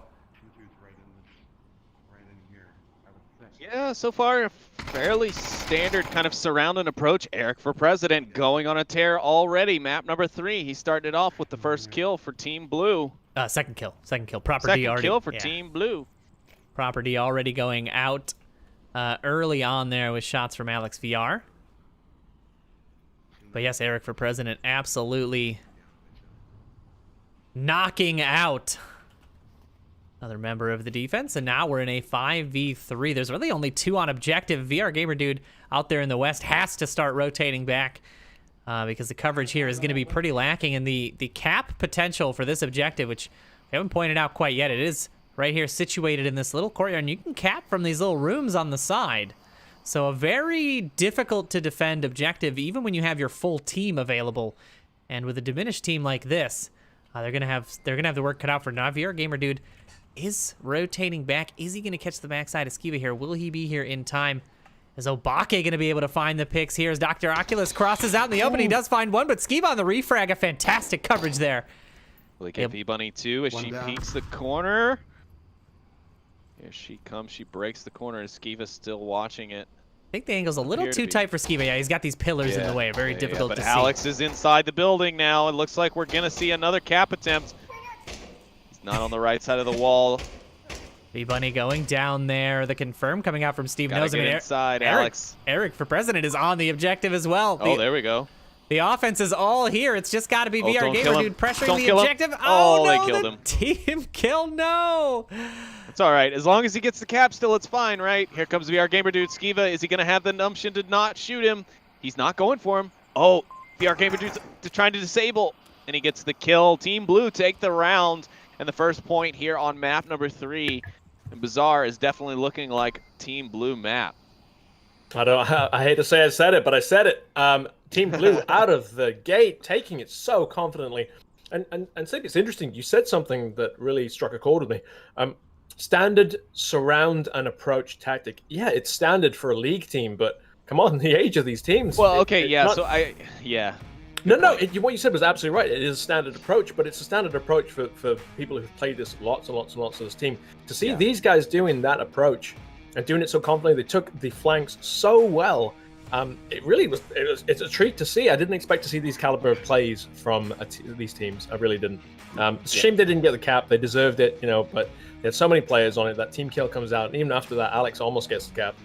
Great showing from Team Blue. Let's see if Team Red can put in an equally good showing.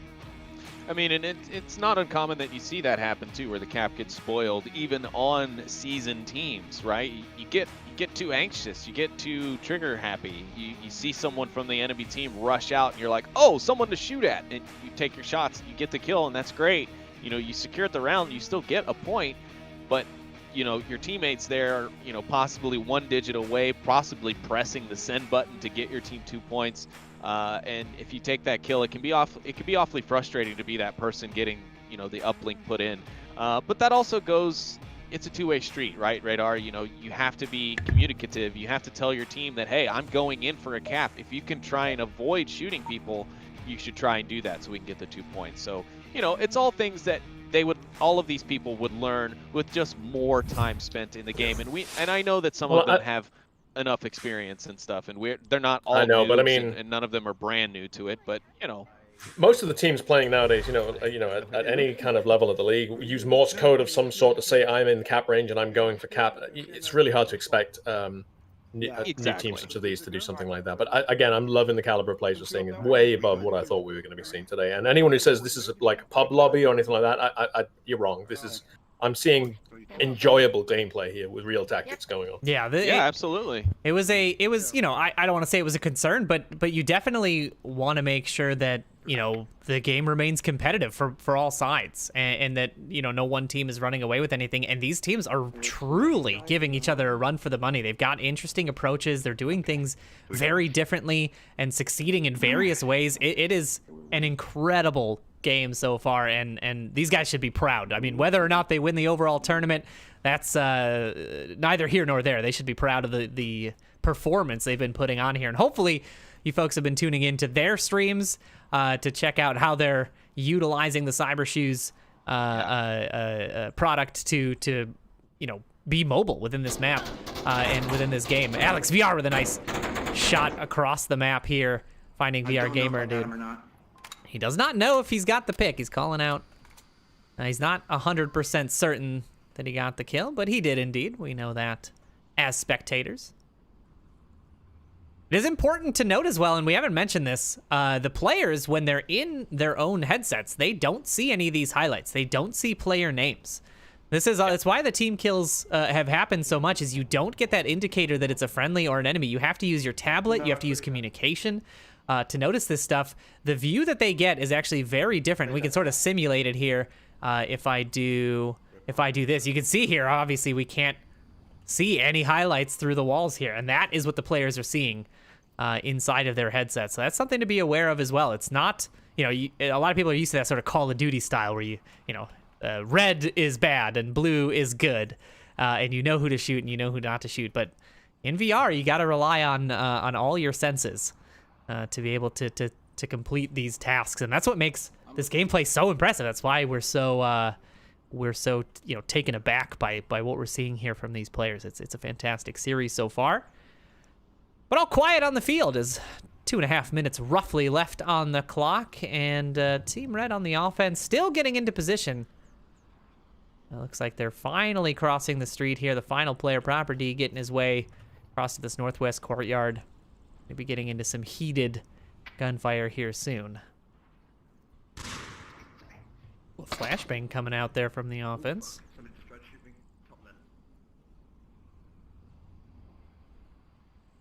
Alex VR sending a few shots down to the corners. He is going to be pretty instrumental here until the offense gets underneath the building. Then that balcony becomes relatively fruitless. So Barke gonna see Dr. Oculus here. Nope. Looks like the shadows in the stairwell hid Dr. Oculus just well enough. He grabs the pick. Obake still available to be rezzed, and now it looks like Proper D is going to be trying to find some type of an angle, with Obake telling him no. It's going to back up. Yeah, it's Don't gonna come be this really way. difficult. I mean, Proper D can find the angle, but he's got to basically walk out in the open there, and that is not what you want. And I would also recommend a pre-fire on that particular spot if you were going to try and break out in the open from that position, because he has the advantage to see D before he exposes himself, you know, the other way. But Proper D does what Obake says, and he backs off. He rotates around. He's going to try a different angle now. Dr. Oculus or Obake will go ahead and just give up there on the field. He'll find his way to his maker and back the next round as Eric for President manages to slam Proper D right as we say that. He is still alive. Eric for President may be able to hear those downed audio, Another one down. the screaming body of Proper D. That's it. We're down to Soul Fox Gaming left. Proper D is also going to give up, not even going to give his team the opportunity to get the revive. So what that is they are hitting the give up button. Basically allows them to bleed out immediately and go back to the tent. Usually will be done when you're very unlikely to get revived and your callouts and information won't be there. Soul Fox, though, finding Skeeva on the backside. 30 seconds left. He's got to start moving. Get those cyber shoes in motion and get yourself under the objective as 20 seconds are left. But Alex VR shutting down the dream of Team Red, and now Team Blue is up 2-0 in this third map. Very solid play there from Team Blue, though. Yeah, Team Blue coming alive, having lost that last map 4-1, coming alive in map 3. The defense holding strong, taking down all the angles, and it was really impressive to see some of the defensive angles they were taking. You know, it's the kind of angles you don't expect at this caliber. I keep saying it again and again and repeating myself, but you know, if you were to enter this tournament, if you were an Onward player and you were in this tournament, there would be part of me, I think, that would be, you know, tempted to go Rambo style and just charge in on a flank expecting it to be open. And I keep seeing time and time again that these flanks are covered from both teams. That there's, you know, such respect to both of them. They're setting up great defenses, which just don't leave big holes in the defense and aren't allowing for cheeky plays to be carried out. Yeah, it has been that defense, I think, was one of the more solid defenses for that objective I've seen even in regular league play. And they had good coverage all around. They had good communication, good rotations. I heard time being called as well. I mean, they're paying attention to the various aspects. That defense was absolutely solid, and we'll see if that carries over to this next objective as we move into the Northwest Market OBJ. Literally right here. Team Blue applying all the pressure here directly in the south. We're not seeing any flankers just yet. Everybody is stacked here in this southwest courtyard.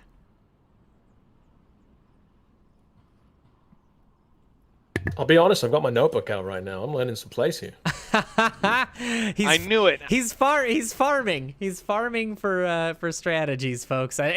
You know, hey, all jokes aside, there's some good stuff to be learned here, even for seasoned league players. These guys are doing some interesting stuff, and it's working. It's working well.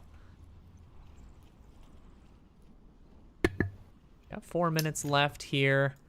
60 seconds just to get set up on this side. It's not too bad. Steve knows, though, already in a very advanced position. Holy cow. How did he sneak by?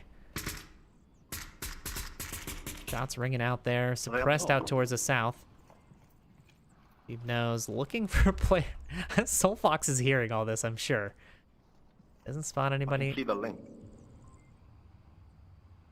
It's a tight defense, but it's a defense that allows the enemies to come in. And if you check out the direction of all the players, they're all looking to the southwest or to the west. None of them are looking east, so it's almost like they've got this sixth sense of where the attack's coming from. And Alex, they're confirming the attack direction.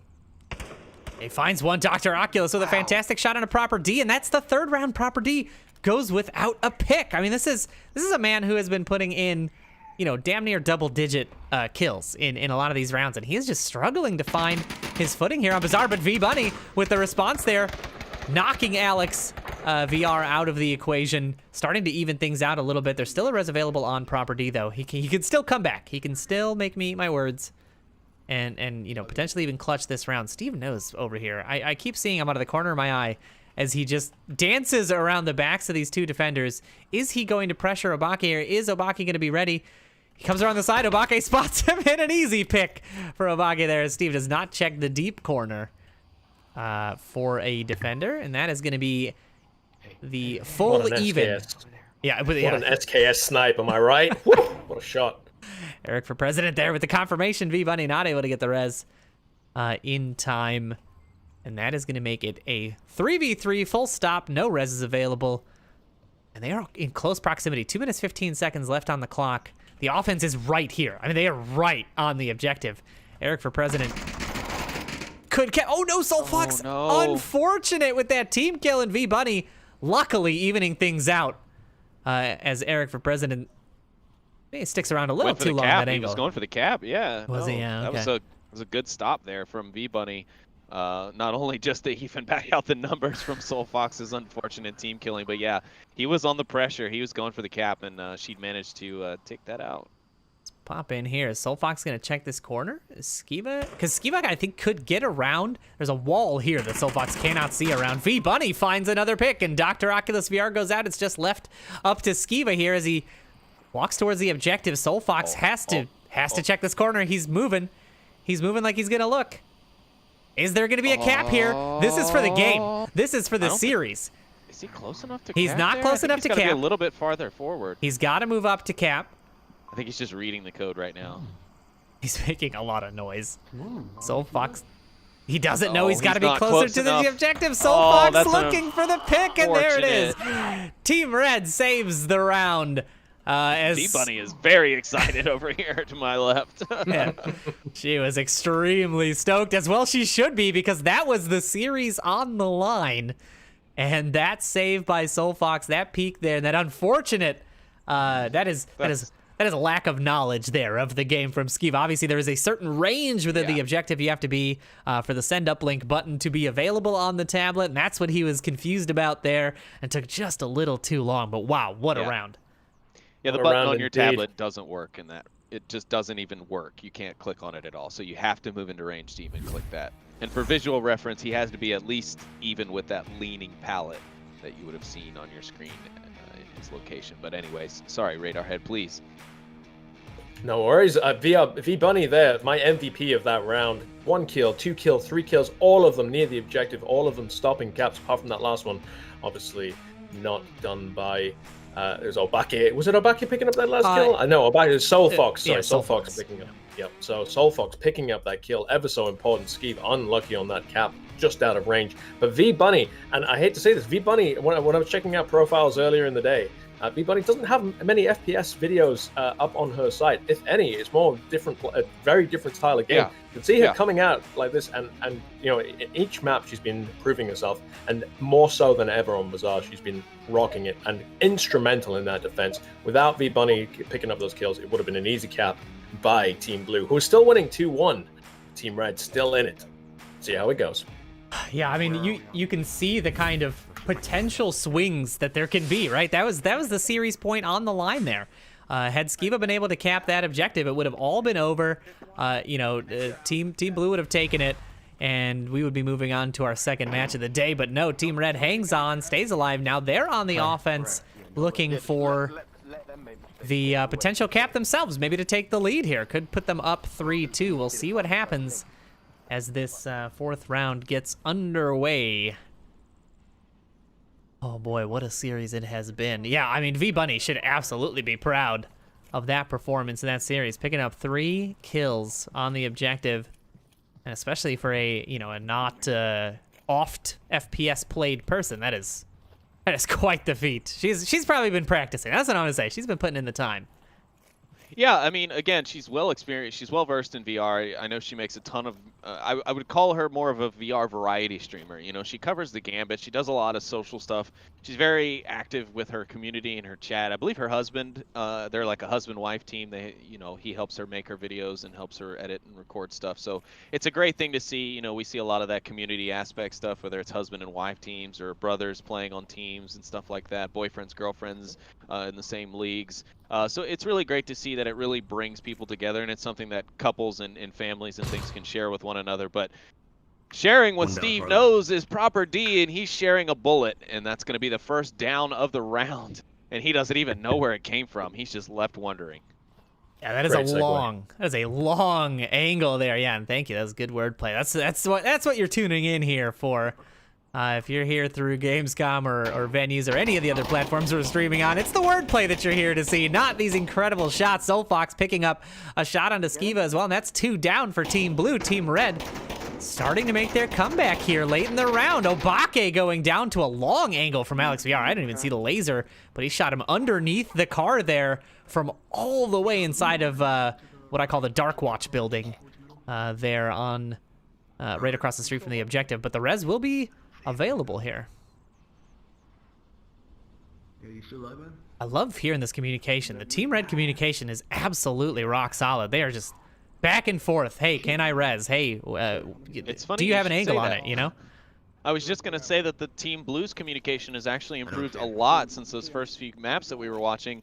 I was just listening into Eric as he was coming in for the res onto Steve Knows, and you know he was very vocal. He communicated almost everything. He's like, all right, stay there, I'm coming, just give me a second.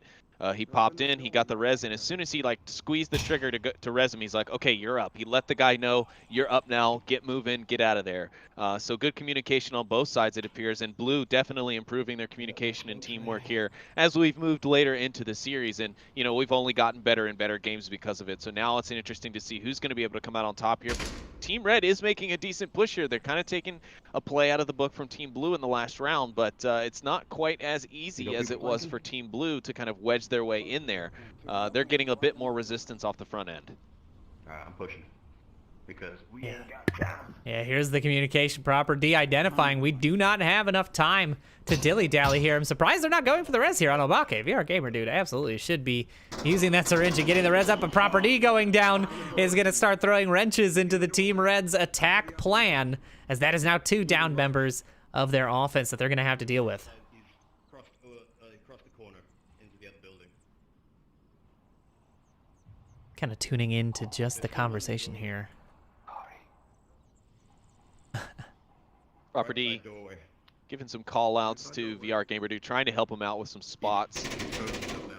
Oh no, and that's not what you want. Eric for President looking over and downing Alex VR, the one man who could really stop this southwestern approach. Now VR Gamer Dude should really be focused on going for those reses. Obake's got to be about ready to bleed out totally at this point. The timer is about 1.5 minutes, if I remember correctly on that.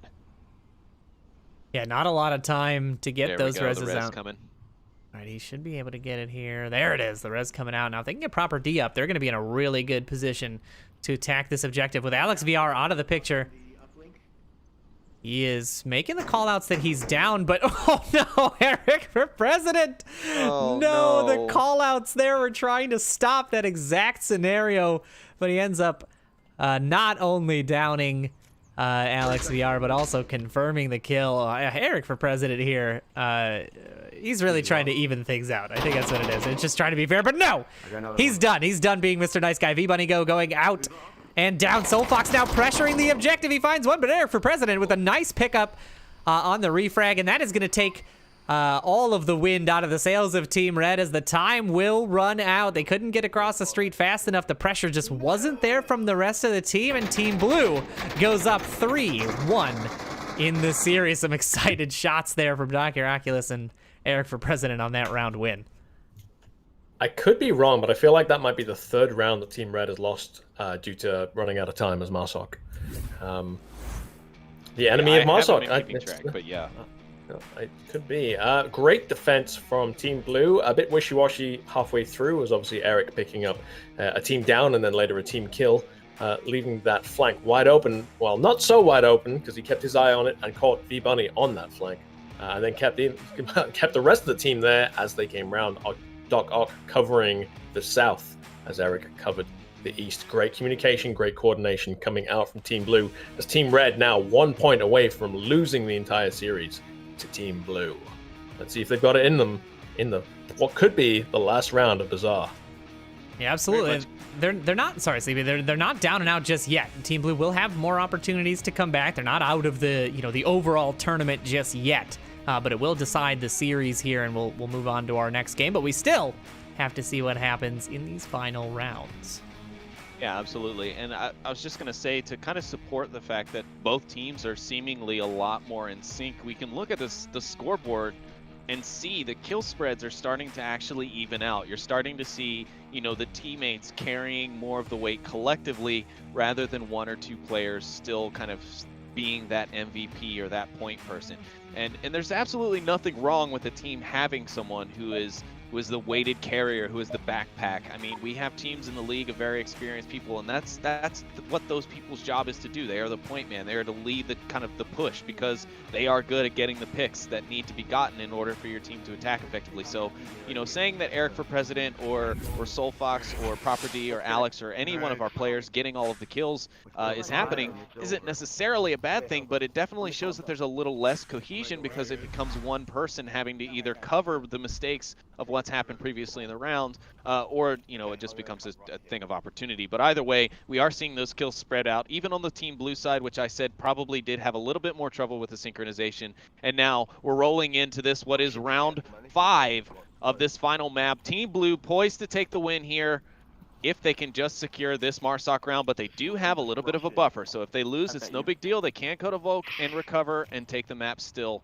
But here we go. Steve Knows and Alex VR approaching the western alley. They've tried to quiet their voices now as best they can. They've got an open approach here. No one really watching the alley. Maybe Proper D, but no. Soulfox Gaming here on the backside. Steve Knows could be seeing him sooner than he thinks. And Soulfox is watching the corner. I think they hear each other. Yeah, every sound they give away. Eric for President off screen there, finding VR Gamer Dude, one of the members of the defense out. Team Blue looking good here. Is Soulfox. Soulfox just pressures this corner. He's going to spot him out. Is Steve ready for him? The trade. The trade will come out. They knock each other out. A trade of headshots. Alex VR rushing the corner to get the confirm. I like that they're now also confirming bodies now, whereas there was a lot less confirmation shots coming out from both sides, to be fair. But yeah, Alex making sure that that body is dead. And I think Steve Knows actually just got caught out with the whole gun in the wall geometry. Couldn't use his trigger at that exact moment, and that's why it ended up being a trade, because it looked like he was going to actually end up with the advantage there. But yeah, I think I did see, at least from my spectator view, his barrel was clipped in the wall there. And of course, in Onward, that is a kind of an anti-cheat mechanism that the developers have put in, if those of you who aren't aware, which renders your weapon unusable for that moment until you've kind of moved yourself or moved the weapon out of the object you're clipping through. So it's an unfortunate thing when it happens in a firefight, and it can be so easy to do, especially if you're you know, a high mobility player. But yeah, that's probably the reason why Steve got the trade there. Absolutely. We're in 3 minutes left in this round. It is a 4v3. The defense is, it's got some coverage. They're missing a bit of coverage here in the northwest. This little alleyway approach here could get somebody into this building, and capping on the inside. Proper D does have an angle to the inside of that building, so he may be able to spot folks in as they come through. But for right now, he doesn't have to worry about that. Nobody's taking that approach. Nobody's taking that line just yet. We've got the two out there in the east. That is Dr. Oculus and Skiva. Going to be coming through the south side. And then, of course, we've got Eric for President and Alex VR here in the west, clearing the south courtyard.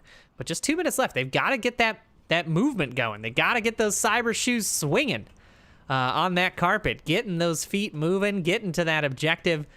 This is for all the marbles for Team Blue right now. Don't want to give Team Red any more opportunities. If Team Red takes this, and then somehow pull a cap off in the next round, they can take this round away from them. Obake there, I think, spotted Dr. Oculus on the cross. He may have. Haven't heard the call out just yet. Using that SKS. That SKS with the 2 times. It's done him a lot of good work. Obake there taking a few shots from Eric for President. Now has to rotate to a different position, keeping himself safe. Well, he's going to be tucked into this window. Is Eric for President just going to walk right into this potential kill? No, Obake rotates. Eric doesn't get the opportunity here. Minute 20 left. This is do or die here for Team Blue. They've got to try and cinch this up now. Otherwise, Team Red keeps they could have some momentum going into these final rounds. Obake in a great defensive spot here. Waiting for Eric for President. Eric's staying quiet, though. 60 seconds left. If you can find the pick on Obake, this could be an easy cap. Footsteps now coming in. Obake hearing these. Eric for President. Out in the open. Checking the tablet for the score. He doesn't have his gun. That's not where it is. Oh, no. Obake with the SKS. Able to find the pick onto Eric for President. Not ready for that position, but only 35 seconds left for this offensive team. It's a 2v3. They've got their work cut out for him. V Bunny here is going to be the big the big stop for these guys approaching from the right side. He does spot Dr. Oculus. The shots ring out. He's pinned between two. And there it is. The tag team kill just leaves Skiva alive. He's got 10 seconds left. The shots ringing out from Property, almost finding V-Bunny. But it looks like Team Blue is going to run out of time. And Team Red will get another point and stay alive in the series. There it is. I hear the squeal of excitement from V-Bunny. Yeah, I heard it too. It travels quite a distance here on Bazaar. It does, yeah. It's all the buildings. We get a lot of audio bouncing there. But yeah, what a series there. I mean, it could have gone, had they just applied a little bit more pressure, I feel like that could have gone the way of Team Blue, but Team Red staying alive here in the series. Yeah, Team Red, they're opening with such a great number of kills, getting into a key position in the west block of buildings. And honestly, I thought it was going to Team Blue. If someone had said put money on it, I would have said it's an 80% chance that Team Blue are going to take this. They've got the aggression, they've got the kill count, and they're in a great position to push. Unfortunately, the flanking team come from the east were quite slow getting in there. As we saw, they ran out of time, and they weren't there to support Eric as he pushed in on the objective. Of course, Eric choosing exactly the wrong time to get the tablet out and was caught unprepared by Obake. So we see now Team Blue still leading. Team Red could still take it back, though. There's anyone to play for. It is indeed a different spawn for Team Red this time. Defense always spawns in the same spot, but offense can get a variety of spawns, usually two different versions on Bazaar, but there are multiples on other maps. And it looks like they're all going together. Team Red is banding together. You know, come what may here, they're gonna stack everybody in this northwest courtyard and push through this way. And it's funny that they're doing that because Team Blue is stacked the backside of the objective. They're gonna have some good coverage here on this street cross.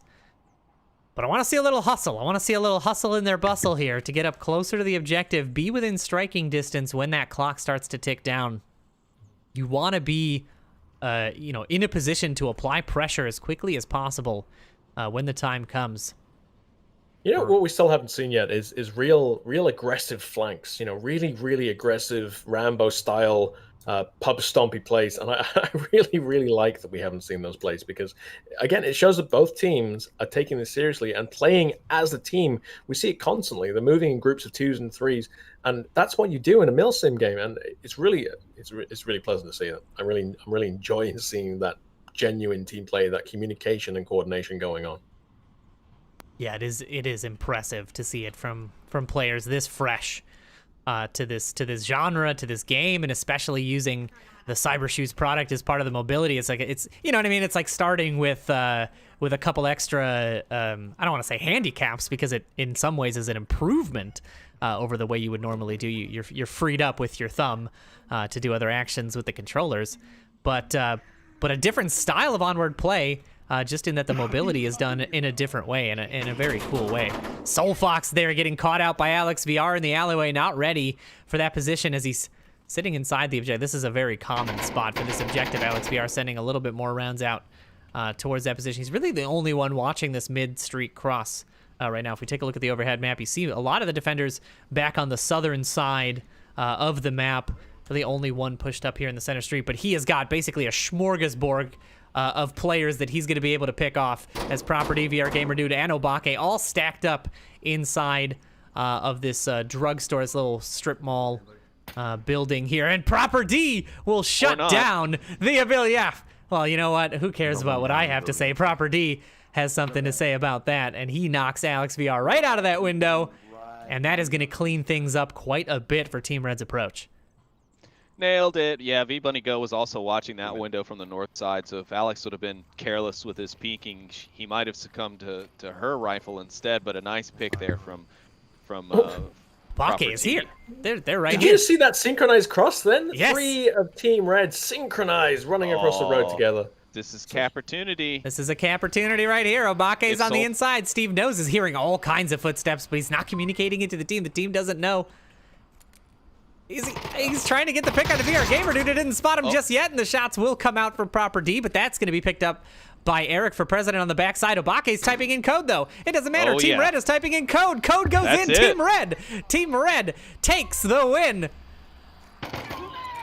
There's the excitement. There's Very the nice. You can excitement. always rely on V-Bunny for the exclamatory excitement there at the end. God, And gotta love that there- energy. There it is, ladies and gentlemen. Your winners of the first match of the day is Team Red. A fantastic series from them. Let's take a look at who's on Team Red. Who is riding the high of this victory right now. Wow, what a fantastic series. I mean, Radar, you know. Well, I mean, again, I think we all thought Team Blue were going to take that. They had such great momentum taking the first 3 rounds almost. And then we see this comeback from Team Red, and the last thing I expected to see was a cap with 4 Volk players still alive. And then, of course, we have the trades going on, but still no one rotates in. We still had Eric was still alive. And honestly, up until the point where I saw that cap happening, I still thought, right, at some point, Team Blue are going to shut this down. They're going to shut it down, and it just didn't come, and it didn't come in time. Team Red taking that victory back, and I thought, I mean, maybe I'm alone in this, but I really thought Team Blue had that map early on. Even going into this round, it was 3-2 in Team Blue's court. Team Red, well done. Yeah, absolutely. Balanced kill sheet. Fantastic. I mean, it was a fantastic series all around. You take a look at those scores: a 3-4, a 4-1, and a 4-3. I mean, that is so close by really any standard, even league standards. That is a very close series between these two teams. Team Red really fighting back in that last map to get that victory, and kudos to them. But we are going to take a short intermission while we get Team Green prepped and ready for you. We haven't announced who Team Green is just yet, so if you're not familiar, do stick around. We will be announcing that when we come back from this brief intermission as we get everybody set up and into the lobby and ready to go. So don't go anywhere. We will be right back.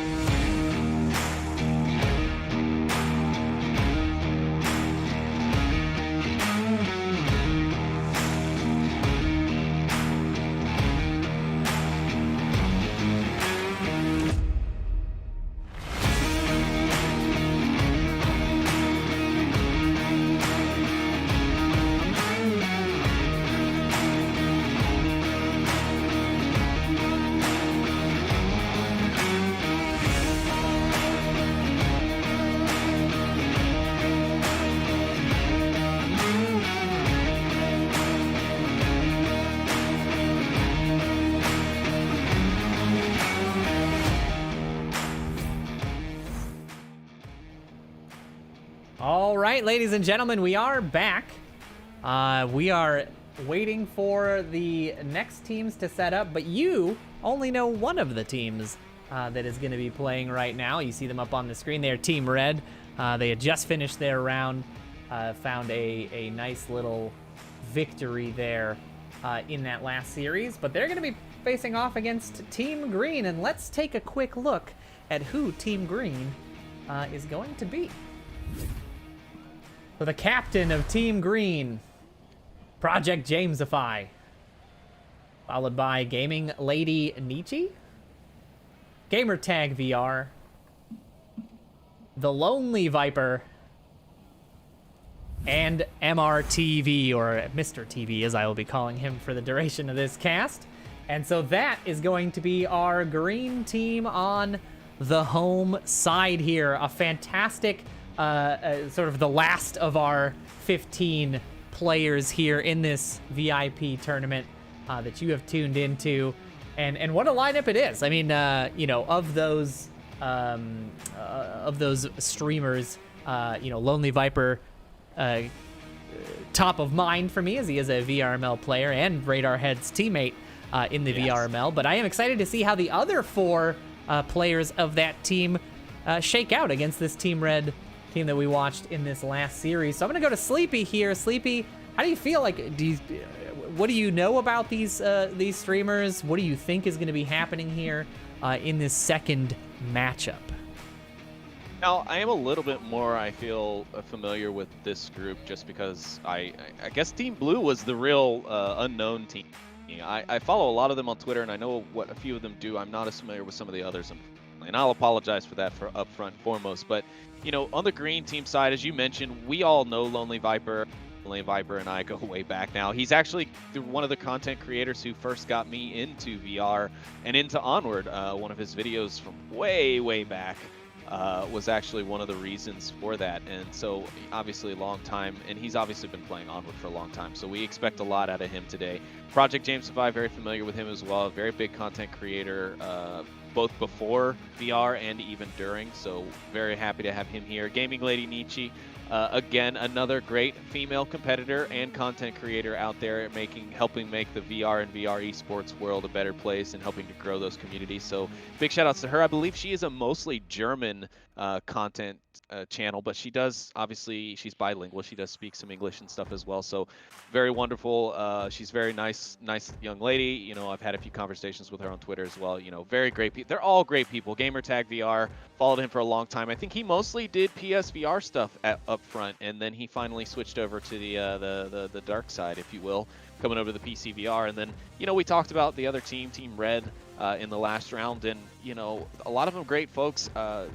You know, maybe Radarhead has some more insight onto some of those fellow content creators we have here in the event today. Well, obviously, I have to mirror everything you've just said to an extent. I do believe Gaming Lady Nietzsche is an established FPS player in VR, so she's going to be a boon to Team Green. Obviously, the Lonely Viper speaks for himself, a content creator. Using Onward as one of those platforms for his content quite often, more often than not, I dare say. MRTV, I'm not so sure he does as much gaming as his content creation. He's more about reviews of VR as a platform and the different styles. Gamertag VR, again, as you said, you know, he's someone who I've seen on YouTube who does a lot of FPS shooters. So I feel like Team Green's got quite, and Project Jamesify, one of the more prolific VR producers out there of content, but again, not so much for the games themselves, and certainly not specifically for FPSs like we see Gamertag VR and Lonely Viper. It'd be interesting to see how this plays out. I think Team Green have got a strong lineup here. With the Lonely Viper, I know has been coaching them. So, but one thing I'll say is that we've seen Team Red and we see Team Blue, and there was obviously a lot of tactics and stuff going into those matches. I'm not sure I'm going to see that from Team Green. I know Viper has been trying to do his best to coach the play style, but I don't know if he's been coaching tactics and the kind of positional setups that we saw Team Red and Team Blue doing. So it's not in the bag. I mean, Viper in of himself is a veteran of veterans in Onward in the league, but one player does not make a team. Do you think that maybe if he didn't coach them on specific strategies and like where to be in defensive position, do you think that was maybe his attempt to try and kind of not really handicap his team, but not use his years of experience in the VRML and playing Onward competitively against high-level competitors? Do you think that's maybe his way of like trying not to be overly compensating? Because again, you've mentioned it, there are quite a lot of experienced both shooters and VR users here, and I've been told in chat that Gaming Lady Nietzsche actually used to play for the VRML team Big Red 1, which was a primarily German team as well. So I'm completely sorry for missing that factoid, but thank you XIs in the chat for letting me know. So yeah, so I mean, there's definitely a lot of competent shooters and competitives here, but we've also seen that Project Red, Team Red has shown us quite a lot of potential as well, even for such a short kind of banding together of 5 random content creators. You know, again, I'll go back to what I was saying in the first matchup. You know, SoulFox was doing his best to really try and get that team and get these players together before this event started, and because of that, I feel like they did actually have a sense of camaraderie, you know, connection. There was a lot of synchronicity in their stuff. Yes, they were missing the timer a lot. And Radar, you know, you said that in the last round as well. You think they missed like 3 buzzers on their attack rounds. And that's something new, and unfortunately, you know, that's also something that's adjusted in this version in 1.8 versus the previous versions where, you know, attacking teams and defending teams had 6 minutes per round. Now they only have 5 after that development update. They changed the round timers to 5 for our competitive lobbies, and it's since kind of shifted things. Some teams haven't quite adapted to that yet, as we're very used to that 6-minute time frame. Yeah, I think you're absolutely on the ball on it, with what you're saying, and I think we might see some of that lack of a minute really affect players who are more used to Onward. But I'll say this for Team Green: if they underestimate Team Red, they're going to get punished time and time again.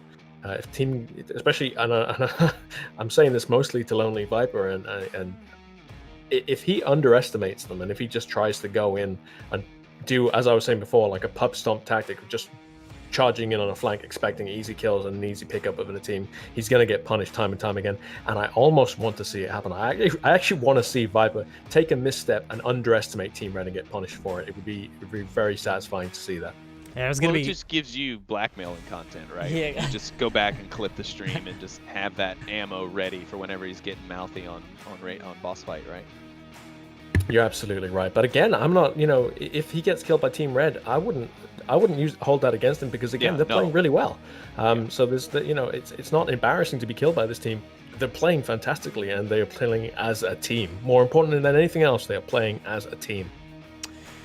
Yeah, absolutely. Well, I want to take this time right before we get underway. We've got everybody in the lobby here. I got to think they're doing some strategizing, some strategizing in the tent there, drawing up their plans. We are going back to Suburbia, so as we said at the top of the cast, the maps are preset, so I've left them up on the screen there. We're going to be doing Suburbia, Quarantine, and then Bazaar.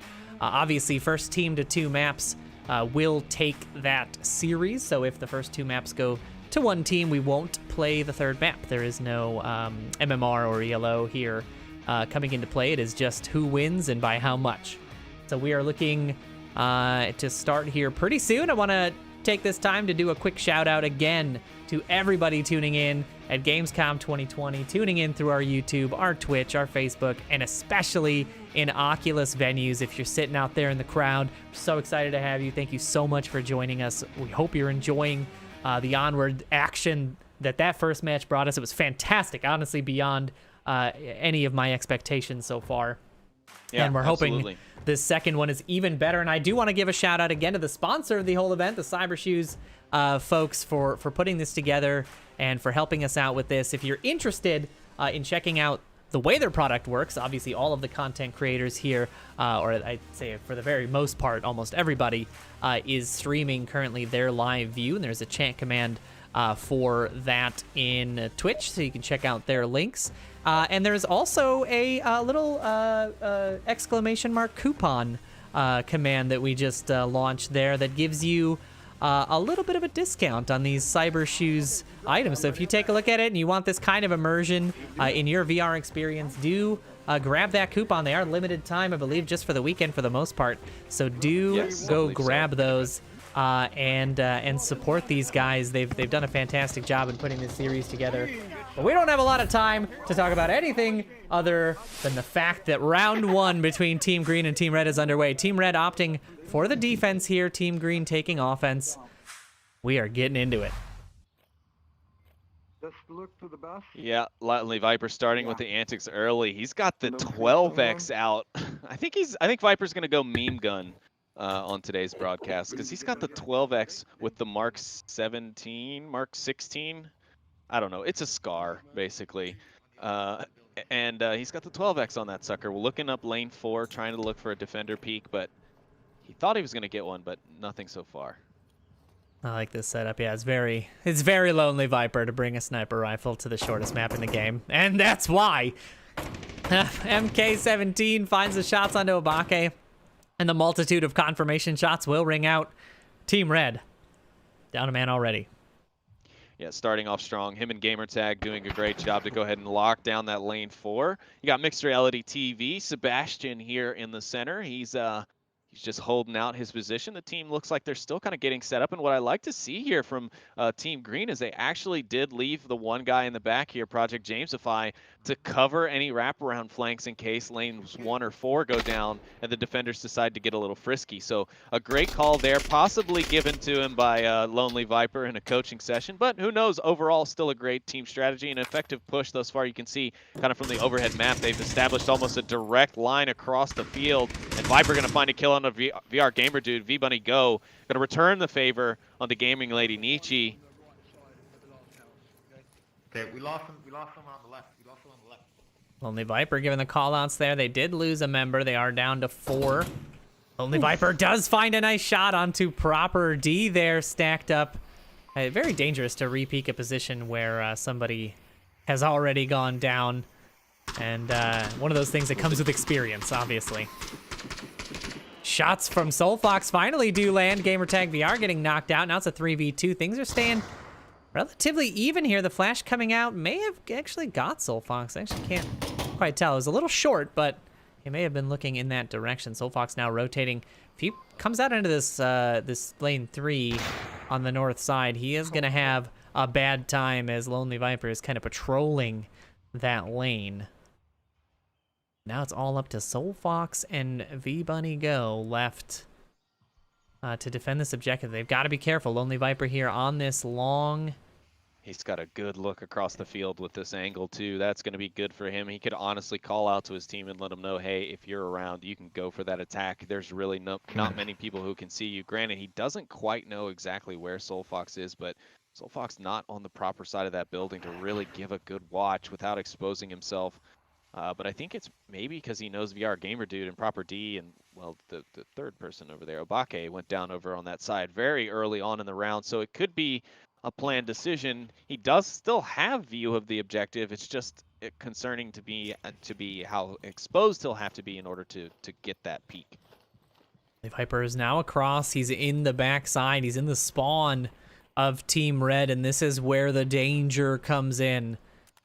Now he's got coverage for his teammates should they opt to go for this cap here. It's going to be a dangerous one to go for. V-Bunny does still have an opportunity to get an angle on it. However, currently is watching lane 1 pretty heavily. Now, Lonely Viper's making a good bit of noise. You can hear quite there it is. You can hear Lonely Viper confirming that he heard Soulfox, even talking very quietly. The nade going out. Falls a little short there, but Soulfox is not ready for this rotation on the backside. And I think Lonely Viper might be going... Oh, no. Oh, no. He does get Soulfox killed. No, and the trade comes out. Lonely Viper going for that knife kill for showmanship. And, you know, Radar, it's coming true. He's underestimating them. I told him. And this is what it's come down to. It's now a 1v1. V-Bunny Go, the last one remaining. Sebastian still able to be rezzed. You know, kudos to Jamesify for watching that flank for this long, but now is the time to start moving up as 20 seconds are left on the clock, and it looks like Team Red is going to take this point by default unless Jamesify really puts the pedal to the metal, puts those cyber shoes on the carpet, as it were, and gets going, but he's going to run out of time here, and this is a rude awakening for Team Green here in the first round. And there it is. Jamesify not able to get himself anywhere in attack range of that objective, and Team Red will take the first round. Lonely Viper's league skills be damned. Yeah, that was a great opening kill run from Lonely Viper, as we kind of expected. But then, as I kind of expected, Viper outdid himself with the, well, underestimating the enemy. And as it turns out, Soulfox Gaming looked down to tie his shoelaces just as a knife swiped over the top of his head, not giving the opportunity to kill Viper as Viper killed him. That is just after he took down one of Viper's teammates, leaving just Project Jamesify in the midfield, too far away from the cap, and I guess shell-shocked from everything that had gone on, as he did not push forward on the objective. So Team Green looking like they were going to take an easy victory there, but Team Red holding the line, holding the defense, and taking the first point of the second series against Team Green. Let's see how it goes. Yeah, I mean, Lonely Viper there had 4 kills for the series. You know, that just goes to show how close he was to just cinching that round up and getting a point for Team Green. But as Radar said, that little bit of flair that we all know. For those of us that know Lonely Viper, that guy, I was like, I see where this is going, and I hope it doesn't work out for him like he wants. Exactly, and he did exactly what Radar said. He underestimated his opponents. That trade coming out was huge for Team Red there, and yeah, now, as I said, a rude awakening for Team Green. We'll see if they tighten things up a little bit here. I mean, they got a lot of room to work with, right? It's the first round. They got a little play still left here. We'll see how these follow-up rounds go, as now we get ourselves underway in round 2. Is it wrong to say I'm rooting for Team Red? No, it's the only thing that's right, Radar. Yeah, thank you. But not because of everyone else that's on Team Green. You're all winners. You're all honorary Team Green in our heart. That's right. I like how Gamertags, he was standing there and running in place, and you know what that means? It means he's using his Cybershoes. He's actually trying to like actively run before he can be out of the spawn box. So I could just imagine him on his stream there, just sitting there looking like he's just sprinting at a wall.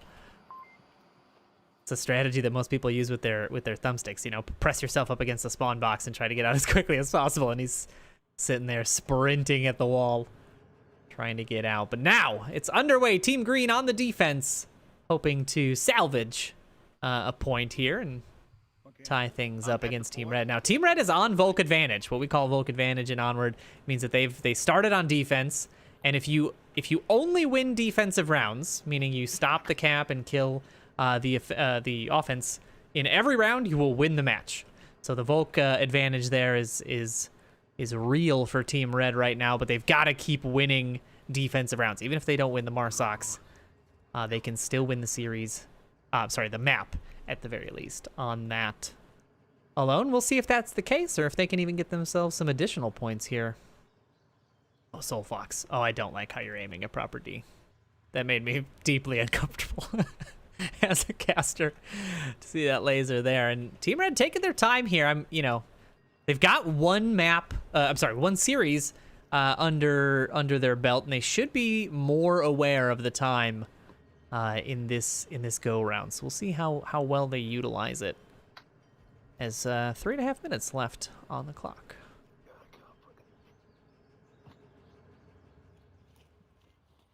All quiet on the southern front.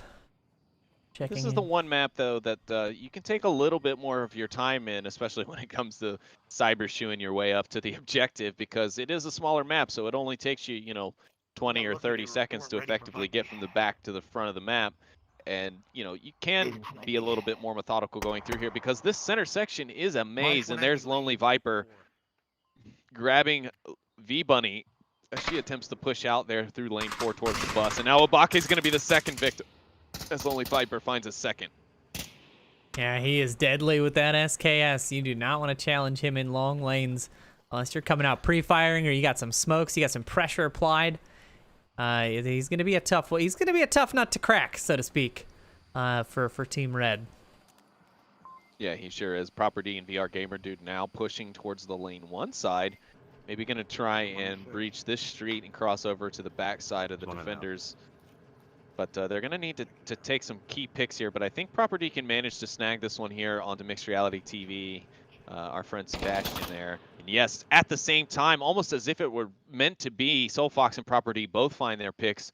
I need help. MR's TV is still downed.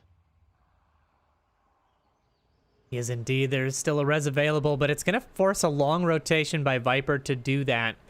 And I don't think he's willing to break his view here. He's got a good look onto lane 3, where Soul Fox is very likely to pop out here very quickly. And if he's not ready for this angle, it's going to be an easy pick for Viper. Then it's going to leave a lot on Jamesify's shoulders. Property and VR Gamer Dude both. Well, Nietzsche's still in the backfield as well, so they do still have one more, and it looks like she might be coming over to get the res onto MRTV, but it is risky. You've got VR Gamer Dude and Property both staged right across the street, so she doesn't break the corner. A good play from her.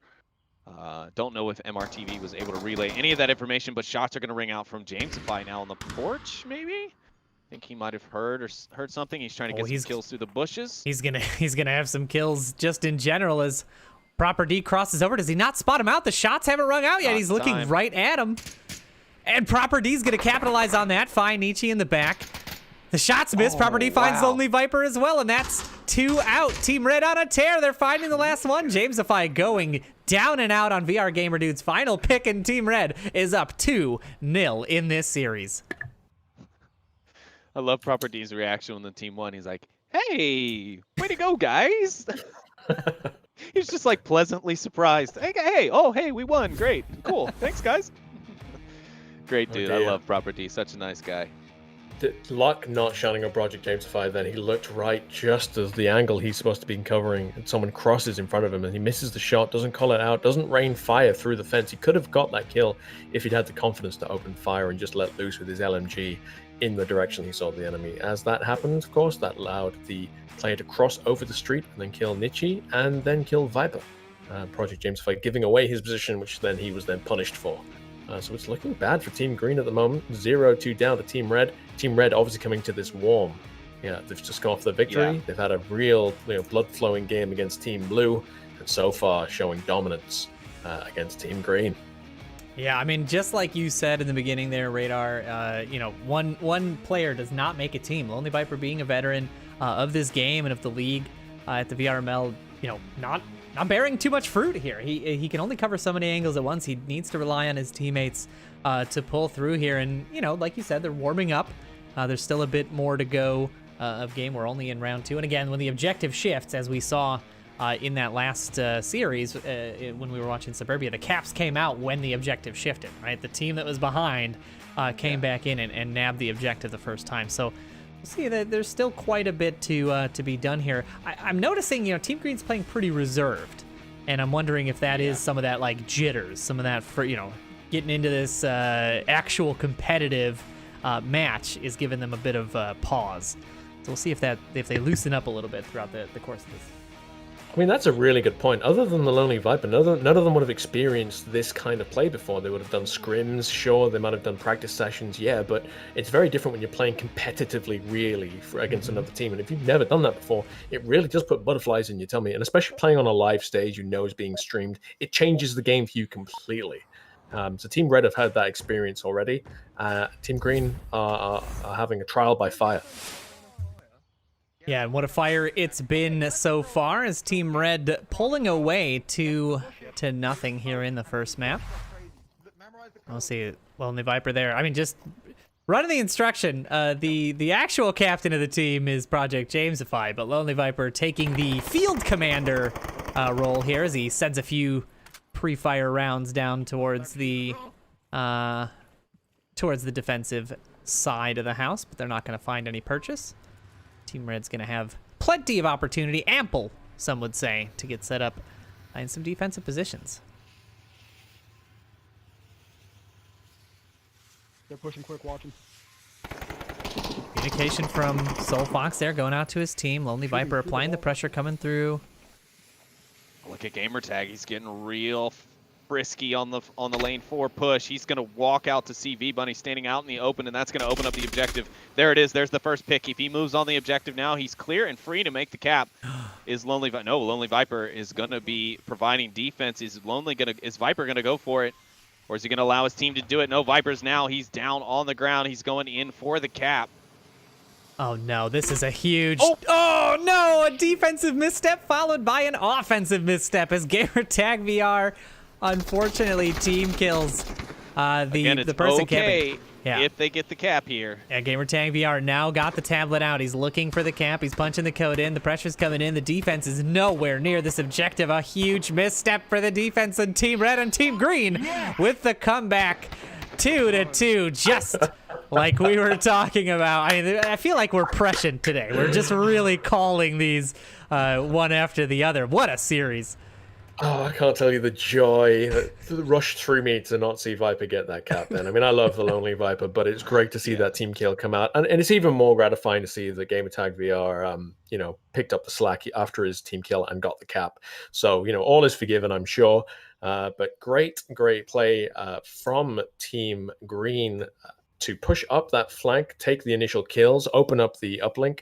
And unfortunately, Team Red are not rotating to defend the objective. Which does surprise me.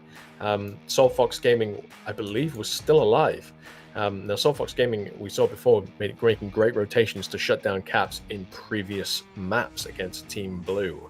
Now, again, leaving the objective that wide open, obviously a costly mistake, an understandable mistake given the length of the team's been playing, but still good defensive lineup. And what I did see, which could have changed everything. At one point, VR Gaming Dude, I believe it was about a meter away from the Lonely Viper and had his back to the Lonely Viper and chose to flank to the northwest rather than the northeast. If he had turned around, he would have easily killed Viper because, again, they were a meter away from each other with their backs to each other. And then he could have gone on an easy rotation and wiped out almost the entire team without any real challenge. So just look at the draw. A coin flip could have changed the entirety of that match. Yeah, absolutely. I mean, there were definitely some defensive errors there, though. There was a lot of exposed objective there at the end. You had 3 Marsoc players right on top of the objective, covering hell 2 of them with their tablet out, so completely defenseless to themselves, with the exception of their one guy over their shoulder with a rifle still. But you're right. I mean, at the drop of a hat, that round could have turned either way. And I mean, that team kill from Gamertag onto Viper could have been the turning point, right? Like, it had Gamertag and the rest of the Marsoc side not kind of immediately just stepped up and ran in there and got that cap. The defense could have recognized what was going on, rotated out, and caught them all in some very precarious positioning, and that's not going to be, what they need. They need to make sure that they're covered while they've got that exposed player out there with his tablet out going for those points. Yeah, absolutely. It looks like we are having a small technical issue. I think Obake was in the spawn there of the defense, and I think he was maybe having some issues with mobility, so I think he's going to iron that out while we are going to take just a short intermission. Don't go anywhere. We'll probably be back before the timer expires, or at the very least, hopefully we'll be back before the timer expires, but don't go anywhere. We'll be back with more action here. Oh, he's back? Oh, see, all you have to do is threaten. All you have to do is mention an intermission. You just have to threaten intermission, and they come right back into the series. Look at that. We're not going to intermission, folks, because I feel like today we're magic. We're calling the shots long in advance. We're calling the scenarios and just threatening an intermission there. Scared Obake's equipment into working. And I think we're going to be back to it here in just a few moments. So yeah, now we're into a situation where Team Green is on the defense.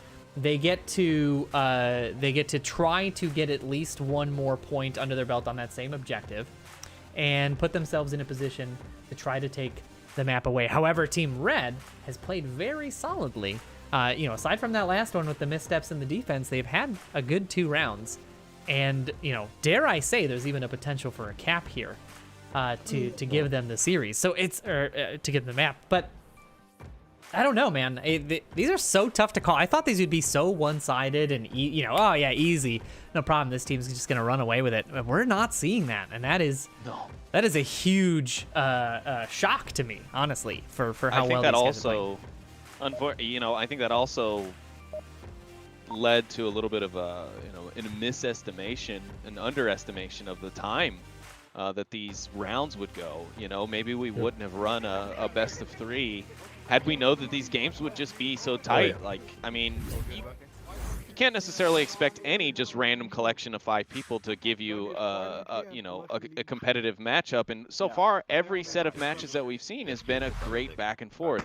There might be times, yeah, where one team is ahead of the other, seems to have the edge, but I mean, both teams or all 3 teams so far today have managed to really prove themselves and either come back from a deficit and hold things together, or just set a strong pace at the start. And oh man, I still cannot. Just before we get into the meat of this, just before we get into the meat of this round, it's worth noting exact mirror of Team Blue versus Team Red last time, where Team Red was 2 points up, and then the opposing team's Team Red gets a cap to even it. Exactly what happened last time on Suburbia. Wow. So at the moment, we'll be looking for Team Green to go for 2 caps, right? Yeah, exactly. Team Green. That's right. Yep. Team Green's gonna have to let Team Red win this one, and then go back to offense and get the cap. We'll see if history truly repeats itself that well. But Team Green starting things off a little different this time. Gamertag VR finding the first pick. They're in the middle lane, and now they're gonna think twice before pushing that lane. He's got such a nice little line here. I love this. Yeah, it's a very aggressive position by, you know, typical standards, but it is definitely a key position because, yeah, you can just flank watch those central routes coming from lanes 2 and 3 as they split in the middle. And yeah, it's a perfect spot. And he's got an LMG, so he's not going to have to worry about getting caught out at the end of his magazine and having to reload when 2 people cross out. He's going to be able to just keep dumping rounds and hopefully keep dumping bodies. Yeah, there's a lot of benefits to that machine gun. I mean, the recoil isn't one of them, but no. Yeah, the no need to reload and the ability to pressure players. It's something we haven't seen a lot of. There hasn't been a lot of suppressing fire, right? It's one of those advanced strategies that you'll see in league play, but something that these players, you know, because the positioning to them is largely unknown. There's really no use for their suppression, as it may just be wasting rounds. But now we're starting to see the pressure coming in. Sebastian just turning around at the wrong time. Gamertag, meanwhile, will clean up Soul Fox as he pushes that lane 2 approach yet again, and that has just been absolutely deadly for Team Green right now. Obake here on the backside of the formerly burning building. Now looking to push out. Is he going to spot Sebastian? Oh my gosh. He's under fire from many spots. Jamesify keeping the pressure, pushing him off the corner. Meanwhile, Lonely Viper picking up proper D in the backside. Team Red falling apart here at the seams. The last 2, V-Bunny and Obake, looking to try to make something happen here. 2 minutes, 20 seconds left on the clock. That's all right. He didn't flash himself, I'm sure. Yeah, thank God. Yeah, that flash didn't quite go. It is a lot more difficult than it appears to hook a flash around the corner. Now Gamertag's flank around the backside has found V-Bunny go. And the aggression here from Team Green is currently paying off. Obake's caught here. He's completely surrounded at this point. Yeah, Viper. And here comes Viper. Find the pick. Only Viper there getting very aggressive for a guy who failed at knifing somebody. I'm gonna call you out, Viper. There's nothing you can do. I'm up here in the caster box, and you're down there on the field. No, a good series. That was VR Gamer, dude. Absolutely. Sorry, Gamertag VR absolutely dominating that round, and getting those long picks in lane 2 was so crucial there. A really nice pickup, and Team Green now takes the lead. Yeah, they do. Solid defense from Team Green there. Gamertag's VR, as you said. His flank instrumental in shutting down that attack and really just pulling the rug from underneath Team Red. Which, you know, when you know an enemy is charging around you, it just destroys any momentum that you have, and it allows the rest of your defensive team, the Volk team, Team Green, to push in and be super aggressive, because they know if your friendly has flanked through a section, that section most likely does not contain the enemy, and therefore the section that your teammate is yet to flank into contains the enemy. So it can give you like a good kind of insight into the location of the enemy. We saw Viper then capitalizing on that and pushing through to what's known as to where the Humvee area and getting that final kill. So Team Red utterly shut down by Team Green then. Team Green starting to come alive and be more cohesive, and the kills starting to get a bit more shared. It's not just Lonely Viper on there now. We've got Gamertag VR with 3 kills and Gaming Nietzsche with 1 kill as well. So and we also saw Project James Fire almost picking up a kill, but at least scaring the enemy player away from the cap and doing his job, doing his part for the team. So I think we're going to see Team Green come alive a bit more. But we know Team Red lost this map last round, so maybe this isn't Team Red's map. We'll see what happens on quarantine, and we'll see. This isn't the last round potentially. So we'll see if Team Red can hold it and bring it back. Yeah, there's still a good potential. They are on defense, so they can at the very least even things out here with a nice. I feel like they've got to tuck in a little bit, right? With the threat of Lonely Viper and that long range danger, that long range rifle that he brings to the table. They've got to stay tucked in. They've got to find good angles, cover the objective, not get caught out rotating too much.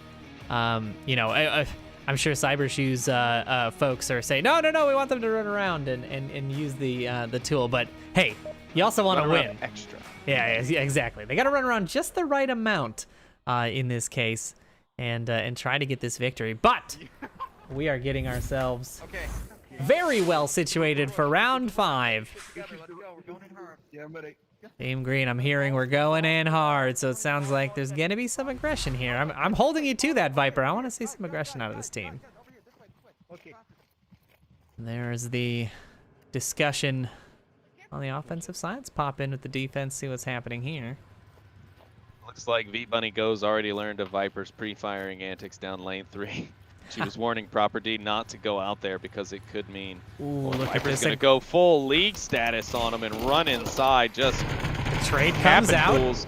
Look at that. Gamertag VR is already upstairs. There's no defender that's made it upstairs just yet, and Gamertag VR just sending all kinds of rounds down. V-Bunny Go, no, you've got to come back towards the objective. Soul Fox and Obake, everybody's on the outside of this objective. Gamertag's got pad out. Team Green looks like they may be taking this series. Yes!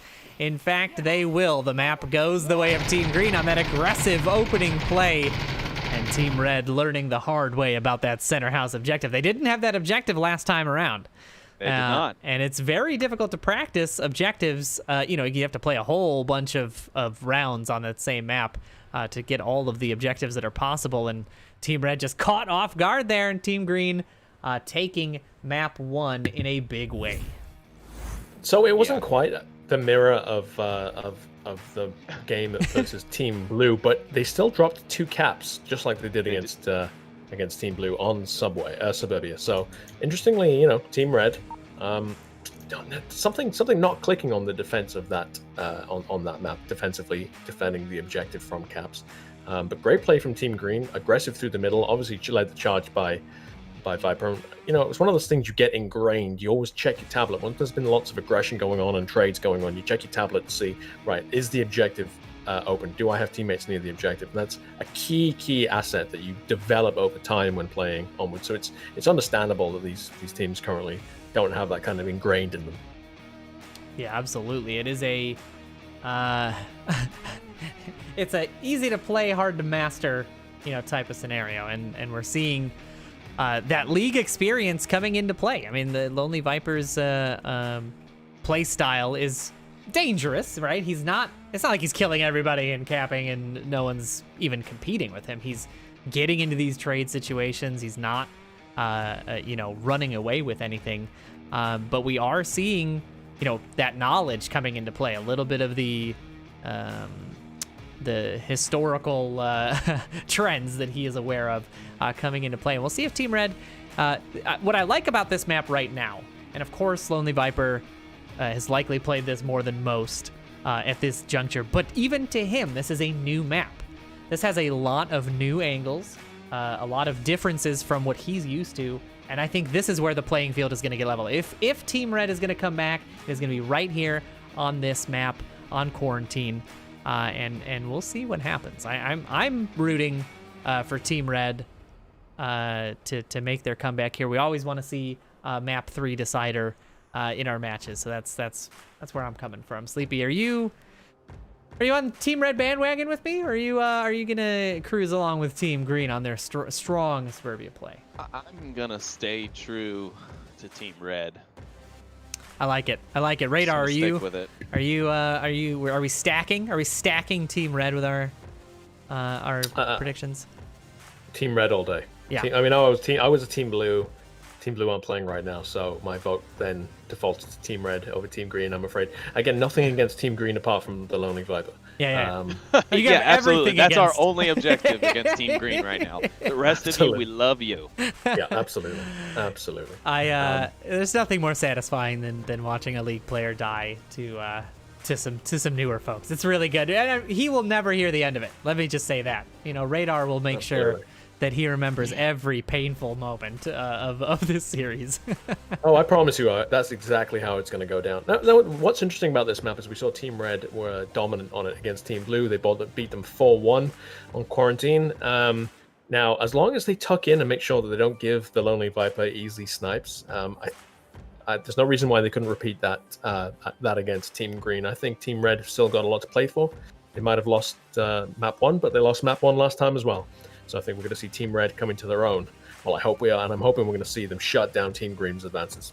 Yeah, they've had some really solid play on here, and I mean, Team Red's got sort of still a series of challenges ahead of them. There will be new objectives most likely played that they didn't play in that last series, so they can't just repeat the strategies, one for one. They're going to have to come up with some new plays. But yeah, I think that there's a good opportunity here. Like you said, if they stay tucked in, if they keep calm and rotate very little. Actually, I should say rotate a lot at the end when there's lack of coverage, but keep the rotations to a minimum in the middle of the round. There's a very good shot at them taking this map, and we'll see what happens here. We have everybody in, just waiting on round 2 kickoff. So I will take this time to again say thank you to everybody who has tuned in with us. It's a long series. I mean, this is Onward in a nutshell, and we talked about fatigue coming in from using the Cybershoes product to do all the mobility in game. Well, I wonder how much of that is coming into play with Team Red. But a fantastic series. We're super glad you guys have tuned in and stuck with us this long. Thank you to the folks watching on Gamescom, and especially to the folks on Oculus venues, but everybody on Twitch, Facebook, YouTube, etc. We very much appreciate you being here and watching this awesome action with us, and we don't have to wait any longer for some more of that good stuff. Let's get into gameplay here of map number 2, round 1. Team Green on the offense, Team Red on the defense. I'm hearing what I like to hear. They are in a cap-focused mindset right now. Team Green wants to send that code. Sorry, that's on me. Oh, no worries. No, I don't think it came through. How the fuck do we get up here? There's proper trying to climb. Trying to climb.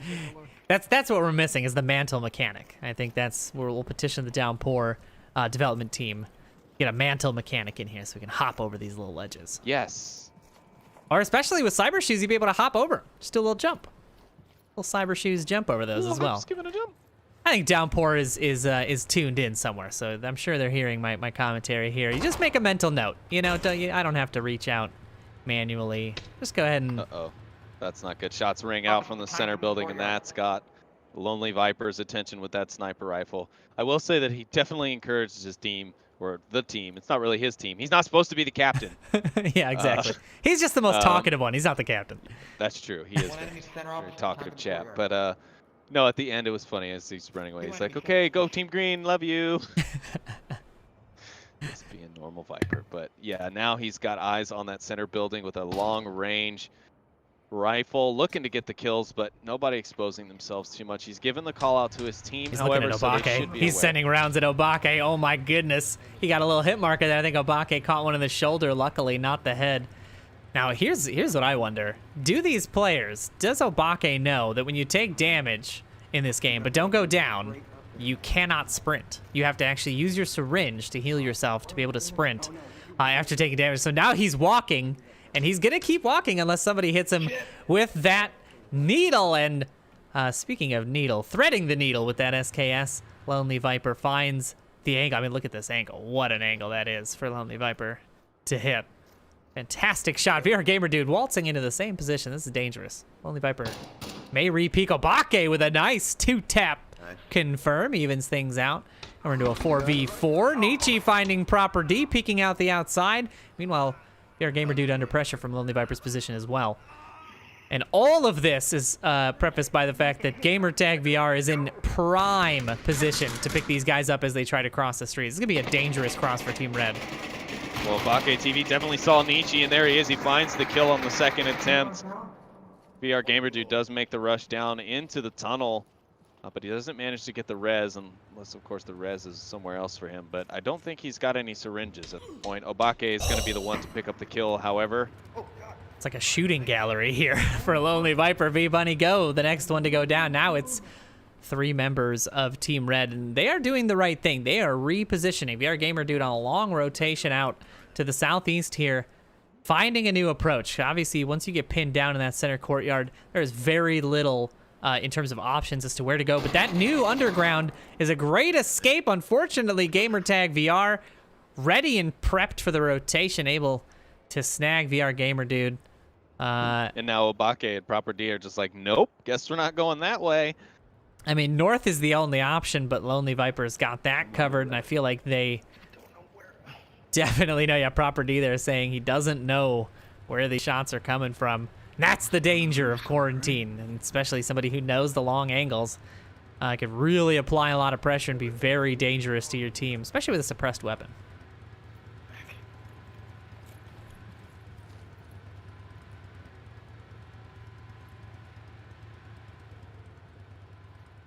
All quiet on the field as 60 seconds are left on the clock, and the quiet shot from Lonely Viper. Gamertag VR finding the final kill, and the excited shots. Radar finding his new teammate for a boss fight. I already told you, Eric. Yeah, Eric for boss fight. He's gonna have to change his name to Eric for boss fight.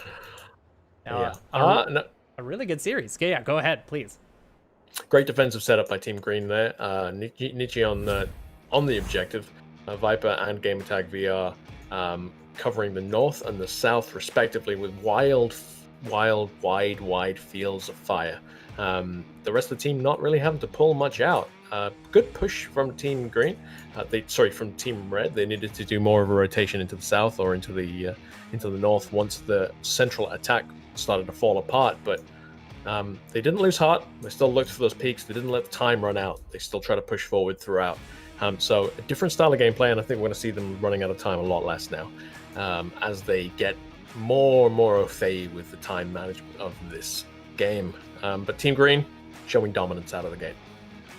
Yeah, absolutely. That was a dominant play there by Lonely Viper, picking up 3. Gamertag VR with the other 2 kills for Team Green. Looks like we did have a player drop out just for a moment, but he is back into the lobby and ready to go. There's some little meta things in here that experience really pays off as well. So Viper, a simple bit of communication Viper gave out was that they've got a minute left, they have to push, which changes everything because it means it locks down. You lock down an approach angle to the objective, which is exactly what we saw Gamertag VR do. That little bit of communication, which comes with knowledge, which comes with experience. I know, obviously, there's a minute left. You don't have to have experience to be able to read the watch, but it's what it means to the psychology of the enemy team. And knowing that they're going to be under that pressure changes everything about the way you're going to play. So that also is another advantage that Team Green have got right there. Even taking Viper out as a shooter, and he's not a leader. I can tell you that from playing with him for so long. No offense to Viper, he's not a leader. But that's those little tidbits of information and that experience that will come through, which will be helping Team Green outside of Viper's straightforward sniping skills. Viper's chat's gonna roast you. Yeah, prepare for the worst, Radar. It's just gonna be. I mean, you know how Viper is. You can only imagine how his dedicated fan base is. Yeah, absolutely. Well, the defense from the Snack Hole. That's his follower group. By the way, the Snack Hole. Snack Hole. Team Red now on the defense here, and they're taking a bit of a reserved approach. We're not seeing that aggressive push out into the south like we saw with Gamertag VR up on the roof, but we're also seeing Team Green take a different approach as they're opting to push all the way up here in the north with 3, and this is going to be what shakes things up. Faulty over here looking to take down the North Street cross, but as he makes a rotation for himself, he misses a cross, And he's going to miss the second one because of coverage. Some coverage on the western side of the map has been improved a bit, so making crosses isn't quite as difficult. I mean, they're still there. There's still very open streets to have to cross, but not quite as difficult as they were before, as there's a few more walls to be able to use and things to cover yourself with now.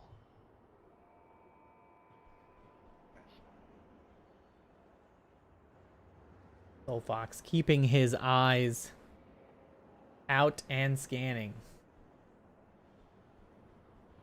All right, check in here on this south approach. The north side's getting in there, but they've slowed up a little bit. They're taking their time. We'll check back in with them in just a moment. See how Gamertag VR, the two long-range shooters, the two guys responsible for the victory in that last round out here. But now, as I say that, Nietzsche finding Soul Fox Gaming on the backside there. She found a nice little angle on him, too, from down low from the first floor. I love that she's whispering. That's delightful. A lot of them have been, actually, and I think they're just that concerned about maybe there's someone around the corner that could take them down. There is. Just like that, V-Bunny. Literally right behind the corner, ready to take them down. V-Bunny in a great position there, and she's holding the angle. Jamesify's in danger here. Nietzsche's in danger here. If they try to go back and take a peek, but V-Bunny, she's kind of rotating around the corner. She's not stuck to it, which is good. You want to be mobile. You definitely don't want to be where your shots last were.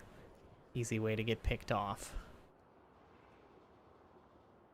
Now we're in a 4v4 here. No, I mean a teammate. Oh, V-Bunny hears this. Jamesify's just on the other side of this wall. Is he going to be ready for V-Bunny's position if he opts to go into this building? I don't think he will. I like his little peek here. All right. Not bad with the defense so far. VR Gamer Dude taking a few shots out towards Nietzsche there. She gets pinned behind that Humvee. Now she's looking to answer back with some shots of her own. She sends a few down. They don't make contact, but Project Jamesify with a nice little pressure from that northern side. V-Bunny, though, shutting it down. It's all over. V-Bunny is all go, no stop as she cleans up Jamesify on this backside. This is just the most back and forth it could possibly be. Nietzsche pressuring Proper D on the backside here. He takes cover behind a pillar. Is she going to be ready for this position? Does she spot his arm? She does. She pops the corner, grabs Proper D. Gamertag VR nails Obake, and an unfortunate team kill there. Gamertag VR taking out a member of his own team. Sorry. He is apologizing, but she's already dead. There's no more apologies to be had. Just one member of the defense left, V-Bunny. The only one left standing. VR Gamer Dude does have a good position for callouts, though. He might be able to give the information to V-Bunny if she can rotate to the objective in time, but the offense is basically right here. She has got to get out of that building. She's got to get to objective if she wants to hold this down. This is cap opportunity all day for Team Green. They might take the series here. I'm sorry. Very close to taking the series here if they get this cap. V-Bunny, there we go, rotating out, jumping off the first floor. She's got to go. 45 seconds left. Now the offense is feeling the pressure. Lonely Viper confirming VR Gamer Dude. There's no more callouts coming in. Gamertag VR now going for the cap. He's got the tablet out. V-Bunny rotating on the backside. 30 seconds left. If he's not careful, if he's still out in this hallway, V-Bunny might catch the back of him. Now Lonely Viper pushing up with the tablet. 26 seconds. He's got pad out. She's got to keep moving. She's got to get those Cybershoes on the ground. No! Team Green takes 2 points. V-Bunny not able to get there in time. And there's the frustration sounds. You can hear the frustration of V-Bunny as she tried to get in position. Didn't quite pan out. And Team Green is teetering on the edge of victory here. It was good to see Nietzsche getting 2 pickups on the way through, and V-Bunny as well. The two ladies representing virtual reality community at the moment, both picking up 2 kills apiece, showing that they are every bit a gamer as their male counterparts. Not that it needs to be pointed out, but it's good to see that two players representing. Lonely Viper as well. Lonely Viper might have got the uplink. He did. And stole it from Gamertag. He did steal it from Gamertag. Shame on you, Viper, for taking that cap away from Gamertag. He was there first. He had dibs. I feel like Gamertag VR called dibs on that. Yeah. He literally ended the round going, "You gotta be faster." You gotta be faster. Classic. GT and Gamertag's just laughing, just dying laughing. I mean, how can you do anything but with Viper? I mean, he's just too extra. He's just too Viper. Not he is very Viper. He so. should change his name. He's not lonely anymore. He's very Viper. Yeah. He's just the most Viper possible. No, that was a great play. Honestly, that round could have gone either way.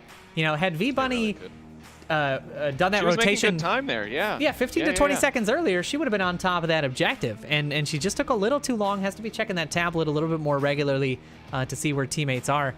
But I mean, she almost saved that. And that round was back and forth, picks long range, short range corridors. She's picking off Jamesify on these quick refrags. It was such a good series to watch, and it really could have gone either way. But yeah, really just, I mean, we've said it time and time and time again. Time is the problem here for these teams, and Team Green really, you know, off of Viper's sort of aggressive go push mentality. Is able to manage it just a little bit better. That's what the other teams need, right? They need that one person who's like, we're out of time, we gotta go. Unfortunately for Team Red, Team Green seem to be hitting the stride as a team now, like cohesively playing amid that 3-man and 2-man team, pushing from 2 different directions, sticking together and pushing cohesively, and then of course pushing onto the objective. Well, the remaining 2 pushing onto the objective. They were so tight as a team that, you know, Gamertag VR actually killed a teammate who was equally in a great position to attack, just because he didn't expect him to be there. That was good synchronization of location, just obviously not of, you know, designating a teammate.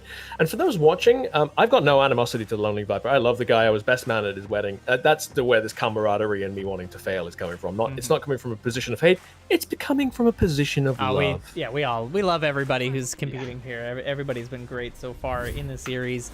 You know, it's not easy to coordinate this kind of event.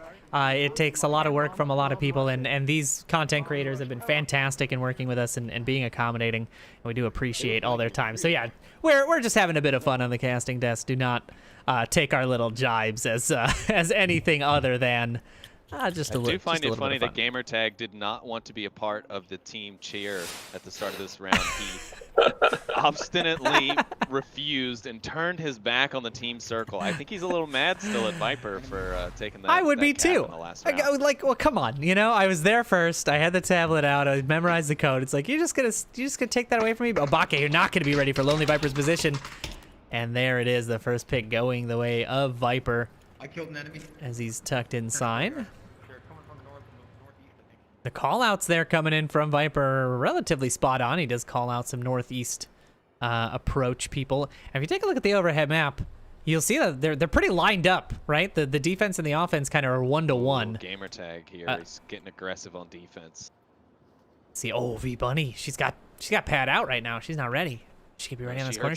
She's hearing footsteps. Yeah. Is she gonna be aggressive on the corner? Or if she's gonna let Gamertag hang himself? Oh, the slow peek so dangerous. The trade will come out, and V Bunny and Gamertag are down and out. Now it is kind of good though that at the very minimum she gets the trade and a complete trade out, so you know there's no risk of Gamertag now getting extra aggressive and coming around the backside. But that's exactly what Viper's done. He's on the backside of the eastern building. He could have gotten VR Gamer Dude if he had just been a little bit quicker to rotate out of that central east building. Yeah, that's an interesting defensive position. Yeah, exactly. He's stacked up on top of that little catwalk and is able to find the pick long range. That's just going to leave 2 members of Team Red, and things are falling apart. It's going to be 1 victory for Team Red and 1 loss here in the series if they can't come back in these next 3 minutes and at least get this round. I mean, they're going to have to really fight back across a series of rounds, but right now they've got a 2v4 that they have to deal with.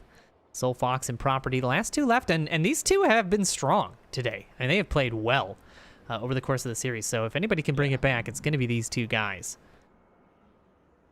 Yeah, they have been definitely getting the primary number of kills here for their teams today, and that's, I mean, that they're just the most experienced, I think, with this game in particular. Not that, you know, they're any necessarily better or worse than any of their team members or anything like that, and that can be said throughout all of the teams competing here today. It just, you know, experience does affect that, and Soul Fox and Proper D both competitors, whether in this game or within other VR esports titles for a while now. So they definitely knew what needed to be done to be competitive and be, an actual team to kind of worry about. And, they've been doing a great job of it. Proper D's put off some really incredible shots. Be interested to see him pull his leftovers group that he has from the Pavlov side into VRML or the Onward side. And speaking of that, he's going to find that sneak peek onto Jamesify, and that's going to put him into a dangerous position for this cap. Yeah, Lonely Viper is not going to be very effective at that distance if Proper D can get this confirm onto Jamesify. And so there it is. The call out comes in from Jamesify. On the call is Soulfox going to be ready for MRTV. No, he's not ready. Sebastian there, I think he's tucked a little too far into the wall. Couldn't fire his gun. Soulfox plows up the stairs, finds Nietzsche on the upstairs part of... Is it Niecy? FYI. Niecy, yeah, okay. I saw the correction in chat. I just want to make sure we... Proper D finding Sebastian there. Lonely Viper with the confirm, and now it's a 1v1. It's a cap, though. Soulfox just walks inside and goes to cap. It's a cap all day. Yeah. Lonely but Viper's now rushing Viper is on the move. Look at him fly. He's using those Cybershoes like a maniac. Soulfox pulls up, not in time. Lonely Viper secures quarantine. He cannot believe that he got that.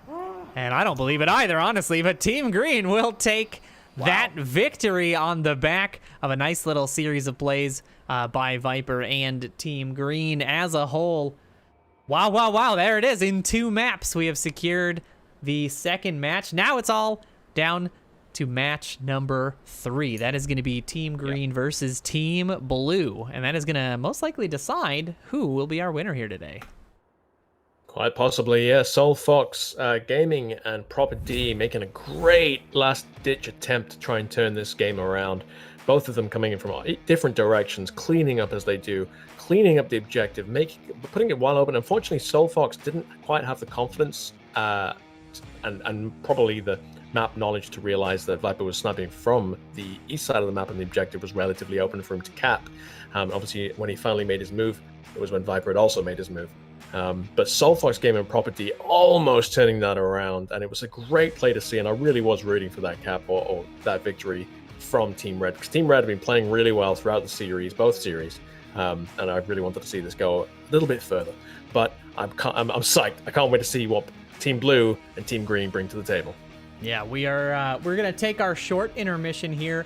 Again, thank you to everybody who's tuned in so far in venues at Gamescom and on all the other platforms that we're in. Thank you so much for coming to hang out with us. We've got one more match for you, so don't go anywhere. That will decide who the winner is.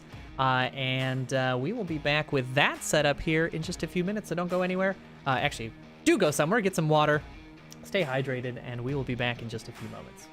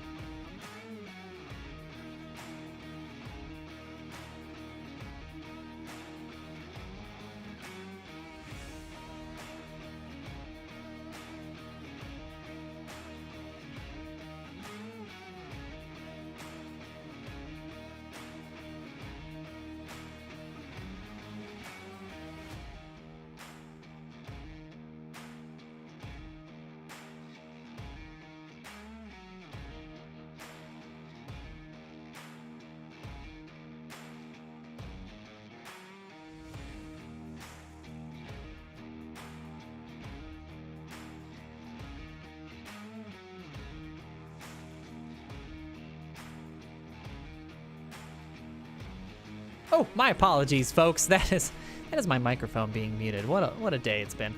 I'm gonna go back through everything I just said because you watched me say it with no audio. But I wanted to thank everybody for coming out and watching these content creators put on a fantastic show for us here. We're in our last match of the day for today. It's gonna be Team Blue versus Team Green, as you see there highlighted on your screen. So we'll decide the winner of the series right now. Team Green has a victory, Team Red has a victory. So we'll see if Team Blue can maybe pull one out as well, but there are some tiebreaker values there. Obviously, the map wins, the number of rounds they win will matter here. But we'll update you on the winner when this match gets underway and when there's enough points to solidify that. But right now, we're just waiting on one more person to jump in. So what I was doing there before Sleepy let me know that I wasn't actually talking to anybody is calling out some of the Twitch commands we've got. If you type in !coupon, you'll get a nice little coupon for the Cybershoes product that these fine streamers and content creators are using for mobility in this game. You've seen the ads during our intermission and our start there. It's a fantastic product to give you that extra level of immersion into a game. A great way to use VR as a workout tool and to really remain mobile while you're playing a video game. It's one of those things that sets VR apart from other platforms. So do use that command. Get yourself a little bit off. That is valid just for the weekend, so you got to act fast on that if you're going to do that. But also check out the commands that'll pull up the streamers' views.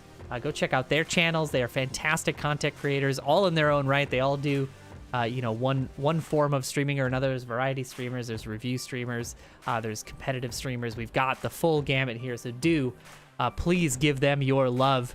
They have been fantastic in this tournament so far. Have really been putting on a fantastic show for us. So big thank you to them. Big thank you to everybody tuning in from Gamescom. We just want to say hello and thank you for having us. We're very excited to be bringing this. The VRML is very excited to be bringing this Cybershoes tournament on this platform. And of course, Oculus Venues, all the folks in their Quest headsets, sitting there in the crowd, making their doing their cheering, talking to all the folks. Hopefully you guys are getting acquainted with each other and you've been enjoying what we've been putting out so far. We have been very, very happy and proud to do what we're doing right now, and thank you so much to everybody who's tuned in. And we'll be back. There's gonna be a lot of Onward on all of these platforms in the future. So if you're interested in this game, please go check out Onward. It is on Oculus Store as well as the Steam Store. Please dive into the game. I mean, it's in a great place right now. It's just got this new fresh update. Maps have been changed. There's a whole lot of content going to be rolling out for it over the coming weeks and months. And if you're interested in a competitive play, do check out the VR Master League. Go to vrmasterleague.com and take a look there at all the options available to you. You can be a reservist for the league. You can start your own team. You can join an existing team. The Discord is a fantastic place and a great resource for newer players. Some of our community members putting out great videos as to how to get involved in the league and how to get good at the game. So do go check that out.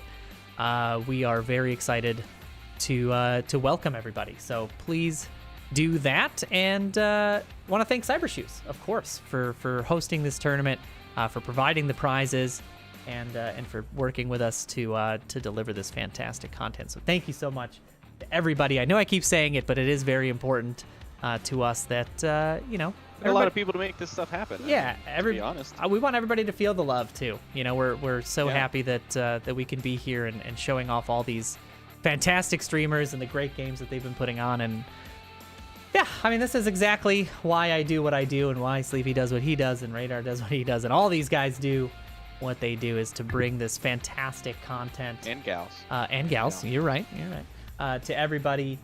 And and we're so thankful for the journey. But we are getting dangerously close to the start of the first round here because everybody's in the lobby. The map has been chosen. Again, we are going through the same cadence of maps as the last two series have been. So we're starting on Suburbia and then moving to Quarantine and only going to Bazaar if there is a need, if there is a tie series.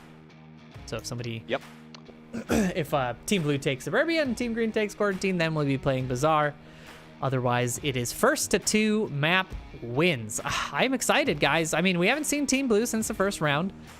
Yes. Any thoughts? I mean, you think they've been watching, they've been learning from our little call outs? You think we're gonna see a refreshed Team Blue here? Sleepy, what are your thoughts?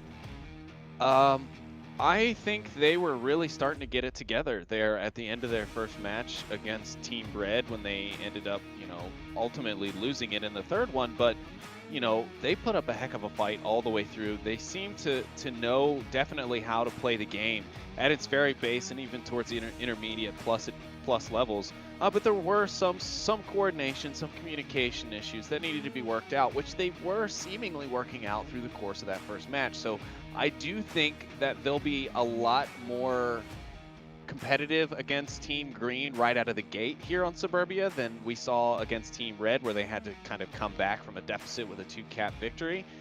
But we know that they have the potential because, again, we watched them get 2 caps on this map against the first opponent in their first series. So it's a very good chance that they could do some damage here, but we'll have to also see kind of how Team Green takes it, because if Viper goes a little too hard again, Blue might be ready for it, because the players from Team Blue also had the opportunity to kind of jump in and watch that last section to get a feel for what Team Green was going to do. Yeah, absolutely. Gameplay, though, is doing underway. it. Guys, I had to break it to you. He's doing it. I made it happen. He made it happen. So we've got Lonely Viper using a non-long range gun for this last round. We were having a little discussion there off screen in the intermission saying, hey, Lonely Viper is he's known for the sniper rifle. He's known for how strong he is. So we gave him a little challenge as casters to use a different loadout for this match. So we'll see how that shakes out. Very exciting stuff. Thank you, Radar, for heading that up. Glad we could throw a little spice into this game. Yeah, Lonely Viper. I just feel like now I'm Viper's personal camera.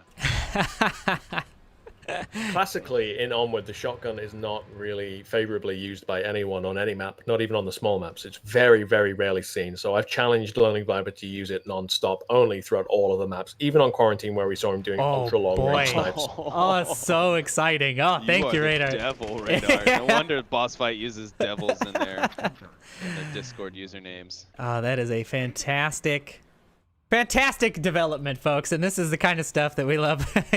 For this fun tournament, we thought it'd be nice to shake things up a little bit. Obviously, Lonely Viper very strong with those long-range weapons. We'll see what he can do when put into something outside of his comfort zone. Left side, middle matching, or middle half. We got an aggressive push here from Dr. Oculus. Lonely Viper was able to identify him by audio. Hasn't peeked out to really take any shots here.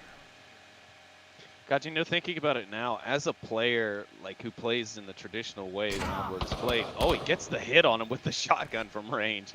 You heard the wince there, but I wonder how difficult it is as one of those more experienced players. And geez, the AK-12 Project Jamesify finds the pick on the Dr. Oculus to help Viper out. Steve knows he'll take down MRTV in the backside. Steve and Lonely Viper right here. Nope, he's gonna avoid death. Like a greased chicken. I mean, he sprinted out of there. Just ducked out the bullets. Eric for President, meanwhile, picking up a nice kill there on the backside, evening things out. Now it's a 3v3 early in this series, and Lonely Viper with a nice down onto Steve. That shotgun still has not an inconsequential amount of range on it. Yeah, I think even he's surprised that he got that kill. He looked down at the gun. He's like, with a shotgun? What? He seemed very alerted at the fact that he was able to get that from such range. I mean, effectively, that is a shotgun. That's well within a shotgun's range. It's not going to be very accurate unless he's using slug rounds, which I hope you challenged him to only use slug rounds. He just picked up a gun off the play. Lonely Viper, no.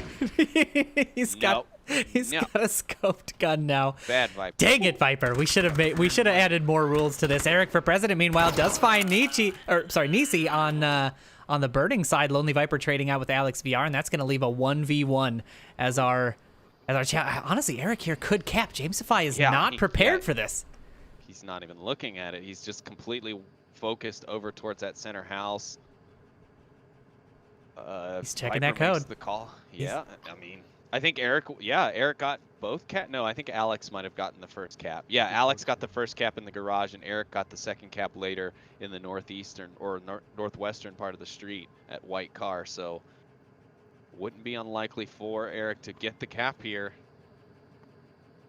Now Jamesify's looking, though. All that time spent. Jamesify, is he going to spot him underneath the track? He does get the aim down pat in the end, and Eric for President goes down. Jamesify saving Team Green.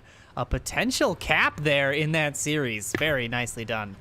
You heard the joy in Project Jamesify then as he got the kill. He's like, whoa! You know, because he's not had a high kill ratio in all of the maps. He's got 2 kills on the first round of this new map against a new team that he hasn't faced yet, and obviously over the moon that alone he managed to save the day. And I honestly thought for a second there that was going to be a cap. If Eric had been a bit quicker before Project Jamesify realized the situation, that could have been a very different outcome. Viper with the shotgun still showing that he's deadly.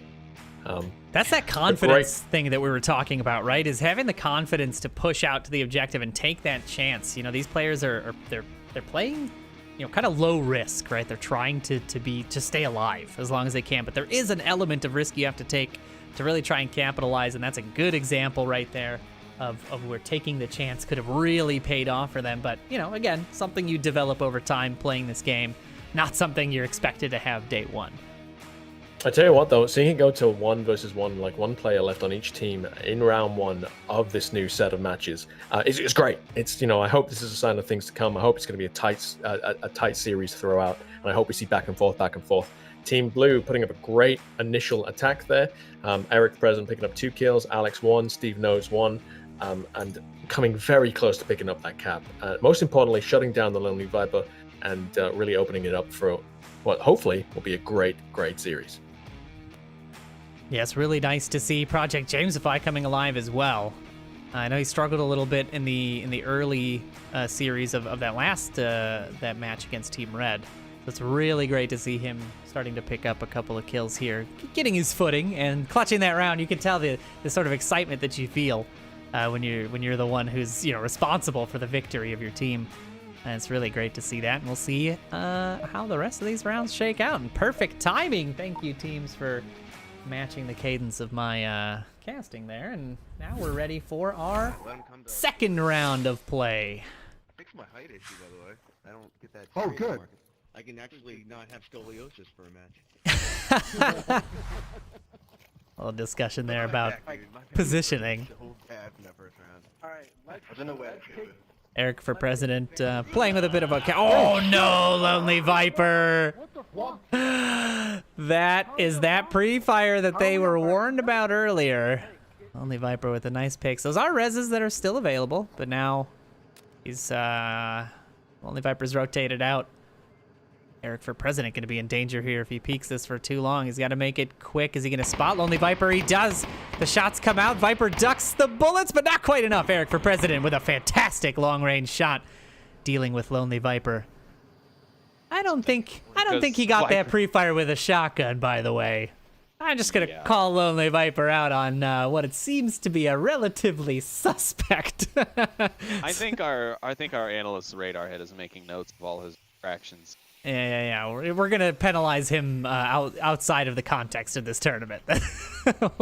We'll take it offline for that. But either way, Team Green losing a player there. Both members of Team Blue being revived. Now the defense at full strength yet again.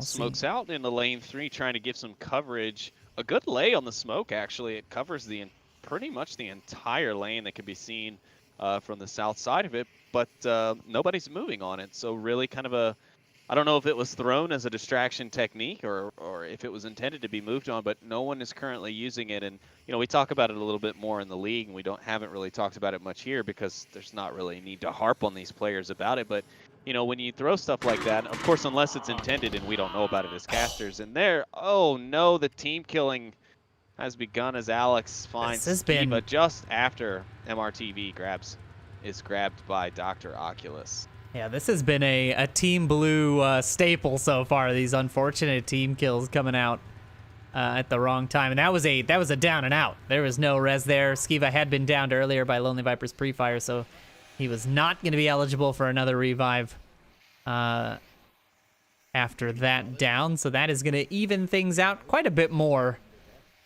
And it's a 4v3 with the res available on the Team Green side. So I dare say that Viper maybe, again, getting punished for underestimating the enemy team. Absolutely, yeah. I mean, he was really thinking he was free and clear in that lane 4. Whew, nice pick there from Alex VR onto Jamesify as he pushes in through lane 2. And Nicky going to get the revive onto Sebastian in the smoke. A little bit difficult considering how the smokes have been behaving since the 1.8 patch. Dr. Oculus will find the refrag onto his initial kill, which was MRTV. So unfortunately, the res from Nicky. And yes, it is Nicky. Noman, I was corrected again. I guess I misread their text earlier. Goodness, I just Sleepy. need pronunciation guides. I got whiplash here, okay? And Alex VR with that final pick onto the hotly contested name, Nicky. Finally, we have some kind of clarity there. Team Blue will take the victory there and even things out 1-1. Solid defense by Team Blue. They're confident defense. They held back. They held the lines. They didn't overpeak. They kept it tight, and they shut down Team Green's advance from every direction, bar none. Team Blue still in it to win it. We're only 2 rounds in. It's looking fantastic, and this is exactly what I wanted to see. 1 point apiece. And neither team showing any real dominance at the moment. So let's see how this goes. I mean, Eric for president really, I think he was the linchpin there in knocking Viper out. You know, it's really who kills Viper first, right? Because you're really leveling the playing field when you do that. Because it's not just Viper shooting that I'm talking about, though. He does have that awareness of the map. He's got the call-outs to his team, and he's keeping them on track. So when he's off the field, you're taking away not just a shooter, but a tactical mind, right? A radio beacon for the rest of the team. And it's a big pickup, especially early in that round. You saw how Team Green struggled a little bit to push out from that center lane. And I think that had a good bit to do with it. So very nice job there by Eric for president. Eric for boss fight, as he's been adjusted throughout the course of this cast. And Alex VR and Steve Knows both picking up 2 kills there. And, you know, just a reminder, 2 members went down immediately to Viper's pre-fire there of the defense. So to come back from that, also a very nicely done play by Team Blue. And we'll see how things shake out as we shift objectives now. You may have seen it there on the little preview. It is the garage objective again, so one Team Blue is familiar with. And this will be Team Green's first attempt on it. Yeah. I don't think anyone would hold anything against Viper if he decides not to use a shotgun. No, of course. At the end of the day, they are playing for a real prize pool. You know, there is a real prize behind this. So, I mean, there's good sportsmanship, and there's taking it seriously. You know, the rest of the team are still relying on everyone to bring their A game. So we'll see. I mean, it'll be fun to see if Viper brings the shotgun more.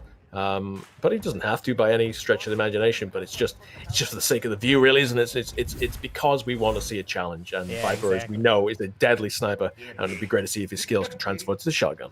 And here we go into round 3. That's right. Team Green, they're all excited. The call-outs are coming out. I don't even know who to cheer for now. My Team Red is gone. I'm cheering for everybody. Everybody wins here. Everyone wins. Lonely Viper grabbing that first kill out early onto Dr. Oculus. It's gonna send that grenade out. This is a good use right there. That confirms Steve just barely missing that grenade by a millimeter. The confirm will come out there. A nice little nade toss confirm. Well, the defense now has largely set up. Not a lot of rotations coming out from anybody. Give a looking through this window. He does spot Nicky up there in the window. A nice pick there, but Lonely Viper quick on the rotation for the res. One thing we haven't talked a lot about is having kill count, an accurate kill count on your team.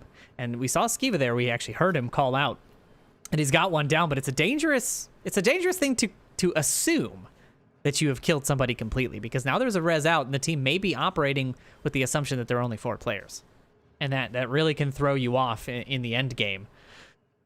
If you don't have an accurate count, you assume that somebody's alone in a building, and then they actually end up having 2 folks in there. It's a big swing, so something to be very cautious of.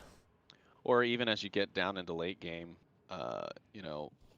you want to go for a cap. It's nice to know if there's 3 people that you have to worry about looking at the satellite uplink, or if there's just 2, or if there's 1. And if you hold the man advantage, and you can take one of your people and basically send them on on a distractory flank to try and get their attention while you sneak up underneath them. You know, there's a lot of advantages to having that intel, and you know that's one of the things that I preach as a caster and even as a player is communication, and intel is key in this game. I mean, yes, being able to shoot and being able to throw grenades where you need them and send uplinks is important, but the basics are still very much, you know, a part of this game. And not communicating and not being able to give your team the intel they need is going to cause real bad problems. Nikki going to find Skiva. Alex will return and get a frag onto Lonely Viper, while Steve finds Nikki through the window. Yeah, cleaning that up is a huge pick. I wonder if there's going to be a rotation for Eric. He hasn't been calling out for a res. I wonder if he, again, is just not aware that you can reach down and grab that radio, click the button, and communicate with your team. Tough call. Because I'm starting to wonder if that's being an issue, because you know how, you know, as players we have the experience in the game, but sometimes the body can fall and the radio can sometimes be either obscured by all your gear, like your body laying on the ground or other things. So they might not see where their radio is. So they might not know to reach to that particular spot for the radio, or, you know, maybe there's some kind of height malfunction that's not working with, you know, having to use the Cybershoes, but I don't think that's probably the case. I think maybe it's just being obscured by the equipment. Because I've oftentimes been down and looked around in the pile and been like, where is my freaking radio? So I just reach down and grab into the pile and hope I grab the radio. Yeah, I think we've all been in that panic state. I gotta tell my team. Just try to find. As soon as I hear the radio click, I know I've got Press it. all the buttons. We're down to 1.5 minutes. Team Blue does have technically 3, but only 2 standing members. Good sight line onto Project Jamesify. If he just takes a look, and there it is. How does he? Doesn't see it, and Project Jamesify is going to capitalize, find the pick onto Alex, and that's one less defender to worry, or one less attacker to worry about. 1 minute left on the clock as we count down. Steve knows is pretty much all by himself here. He sees MRTV in the window, but the trade does not go his way. 1 member left for Team Green means they take the round. He is bummed about that kill. He is really hoping he was going to get it, but no dice for him, and Team Green takes the lead yet again, 2-1. Yeah, Team Green's defense not quite as solid as Team Blue's, but it still holds the line, and that's what matters. Even without Viper to potentially, you know, in Bunny Ears lead it, Team Green still able to hold that line, and it's lucky that it did. What went down, it did, because Project Jamesify kind of threw away his gun by accident as that was all going down. So if that had not been a trade, Project Jamesify was going to be in a very, very, very bad situation, being only literally meters away from the aggressor without a weapon. So as it turns out, Team Green doesn't quite luck out, but had a lucky exit there that could have been much, much worse than it was. And Team Green, 2 points up now to Team Blue, with the defense holding every single round so far. What I like in this series so far, and it's like, you know, all the teams have had a chance to warm up, they've had a chance to play the maps at least one go around, and now we're seeing the kills here evening out. You can kind of see them there in the mini scoreboard. But you know, we've got Eric for president with 4, Alex VR with 3, Steve Knows with 4, Dr. Oculus with 1, and the same on the other side. Everybody's got a kill on Team Green, at least 1. So it's starting to even out across the board. Everybody's sort of coming into their own, and it's reflected in the score. It's going back and forth. One team wins, the other team wins. One team wins. So we'll see if Team Blue can come back here and tie things up yet again on this defensive round, and sort of keep this back and forth going. There's still a lot of game here to play, and these teams are both looking really, really good. Yeah, it is gratifying for Team Blue, especially to see the kill spread. And Team Blue and Team Green, to see this kill spread evening out. You know, it's to begin with, it was Lonely Viper very predominantly on Suburbia against Team Red, and then we can already see that's completely changed by round 4 of this map. Defending this round, we've got Team Blue, who also got a great kill spread, as you pointed out, but Eric the President was again showing pure dominance when he was playing against Team Red for his team. But again, a great spread. Eric the President on 4, Alex VR on 3, Steve Knows on 4. So we're seeing that other pillars are stepping up now. That confidence is growing, that knowledge is growing, and the ability is growing as well. So that's what we're going to continue to see throughout the rest of this series, if you ask me. Absolutely. We joke about it, but I don't even know who to root for anymore. You know, everybody's doing seriously so fantastic. It's been a really good set of games so far today, and We really couldn't have asked for anything better. You know what I mean? We sort of glance over it, but nobody wants to see a blowout. You know, obviously the teams don't want to see a blowout. That's never fun. You always want to have a challenging game, feel like you're fighting for every point, and these guys are fighting for literally every step in there. I'm gonna bring it back to the Cybershoes side of things. They're really having to run for it, so to speak. And it's really awesome to see these tight score lines in these very challenging games. A little bit more pre-fire coming in there from Steve as he fires down lane 2, but no one in the area to catch any of those bullets. Starting to hear some smokes coming out. That's exciting. So here's an aspect that just occurred to me. You know, if you're team green or team blue, you're playing this now for maybe 2 hours, 2.5 hours approaching, and you're using potentially muscles that you've not really used that much. You know, in the position where they sit down doing that running position, it's a different set of muscles to if you're actually standing up and running. You know, it's still great exercise and it still adds to the immersion, but it might be a muscle group you don't tend to use. I'm wondering if they're going to be starting to feel that burn by about now, if it's really starting to wear them down, and if they're going to be feeling that burn tomorrow. You know, if they're going to be feeling those aches and pains. Yeah, absolutely. I think it was Eric for President saying in one of the rounds, or after one of the rounds, he was really feeling, having to use his legs and his feet in order to move around and such. But I could be wrong. I could be misplacing it. There's a lot of VRs in names today, so it's really throwing me off. There's Alex VR, Gamertag VR, VR Gamer Dude, Dr. Oculus VR, of course Sleepy VR, and Noman VR, and all of us. We're VR. all VR. Well, Everything's VR. VR all day, every day, 100 days. Some things. So yes, no, it has been. I think that's a good point. Team Green is coming fresh out of a round already. They've been running. You know. Yeah. Blue had a little bit of a break, so they're coming in a little fresher into this round, and maybe that's coming into effect here. The ice baths. Yeah, the ice baths. Get back to the dugout and get the ice baths for the old muscles. I'd love to see the ice baths there. Alex VR sending a bunch of pre-fire down, but Lonely Viper gonna shut down that dream. And that's going to make it a 3v2 Team Blue on the defense, feeling a lot of the pressure. Nikki confirming her earlier pick onto Skiva. Now she might find the back of Steve Knows if she turn around. Yeah, if she pops his corner. Sebastian going down, but Nikki finding the pick onto Steve, and now the offense looking real good here. Team Green coming in clutch. Gamertag VR taking out Dr. Oculus is just going to leave one member of the defense in the back here. Eric for President. We're going to number over here. I had a hard time finding him. He is the last remaining member of the defense. He's got essentially a full team of green to deal with.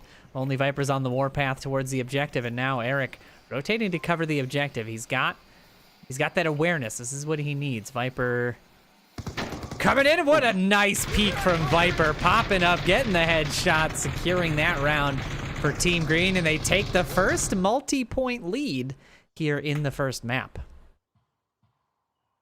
Yeah, very good play there. Viper really supporting. I think he has pulled back a little bit. I think he's not trying to be the one to do everything right, the one to get the caps and like the really crucial points in the team. Like he's kind of pulling back his personal experience and his expertise, if you will, on the field, and still helping his team. Obviously, still helping them be very competitive, but making it more about them. Since you know, this tournament isn't about our players. It isn't about any of the folks who happen to be content creators who are already VRML participants. Like, we're great and very thankful that any of those people are members of our community already and content creators at the same time, because that's a huge commitment, as content creation itself can take up a lot of one's time, let alone committing yourself to a competitive team for esports. So a lot of props to everyone for being able to do that. So I think Viper does seem to be showing signs of kind of drawing back a little bit. He's not really like being as aggressive as I felt like he was against Team Red. Maybe that's because he was up against Proper D and Soul Fox, who are also people who he knew have experience in both shooters and in the VRML, so maybe he felt a little more justified in being able to stretch his legs a little bit more, if you will, on this competition.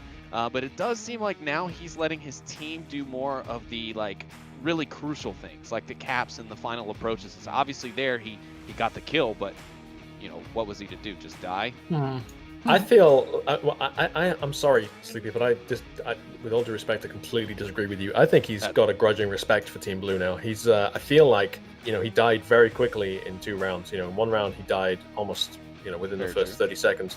And I think he saw that his team, without him to give like those little nuggets of knowledge, kind of suffered for it. I really think that he's valuing his own life and not underestimating Team Blue, potentially as much as he did. You're absolutely right. He's leaning more on his team and trying to be less of a one-man army. But I think part of that is the knowledge that he brings to the table. So I don't think maybe it was the way I interpreted it, but it almost felt like you were saying he's giving Team Blue a bit more of a chance. But I don't think that's true. I think he's giving them less of a chance and relying more on his team by keeping himself alive and feeding them the data they need to push forward, because he knows that if he goes down, then I think that is one of the reasons we saw the shotgun get put away after that first round, right? He said, okay, I need to be a little bit more combat effective if I'm going to stay alive and give the team a chance. Again, we mentioned you still want to be competitive. Obviously, there's prizes on the line, so that there might be some of that coming in. And he's leading the team for kills. It doesn't always mean everything, but it does have an impact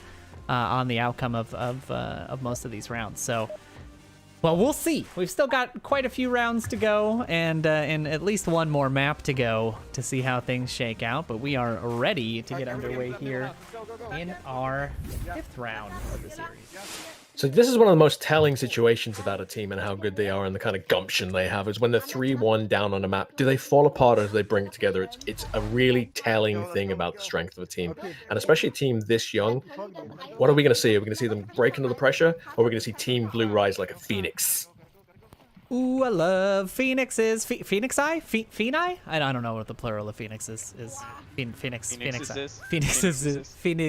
Phoeni. I'm gonna go with Phoeni. I like Phoeni. I like it. We're going with Phoeni. Let's see if Team Blue is a team of Phoeni.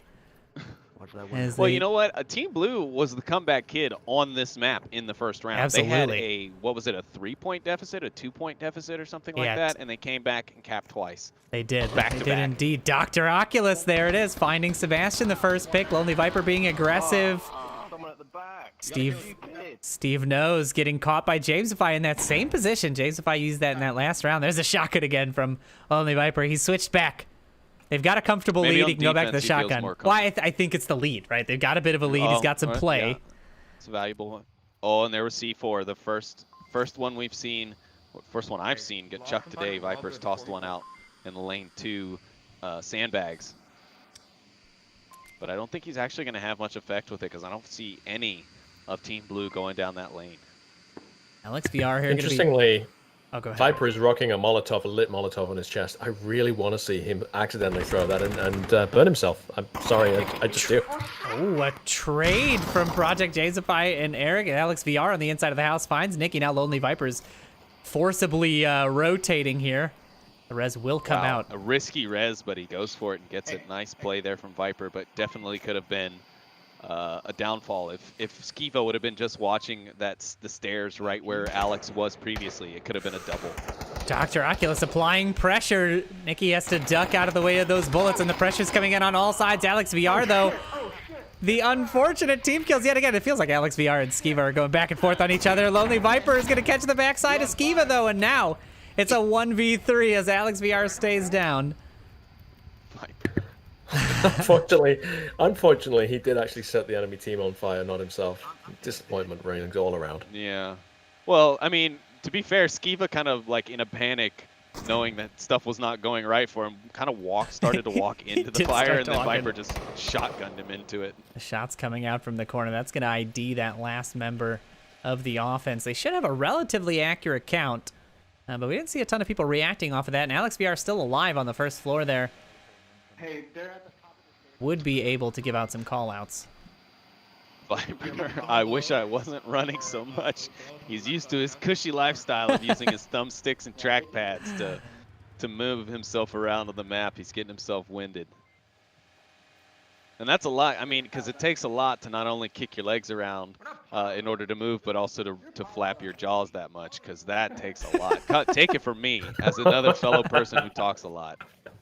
Takes a lot of we're casters for a reason, folks. That's our charge.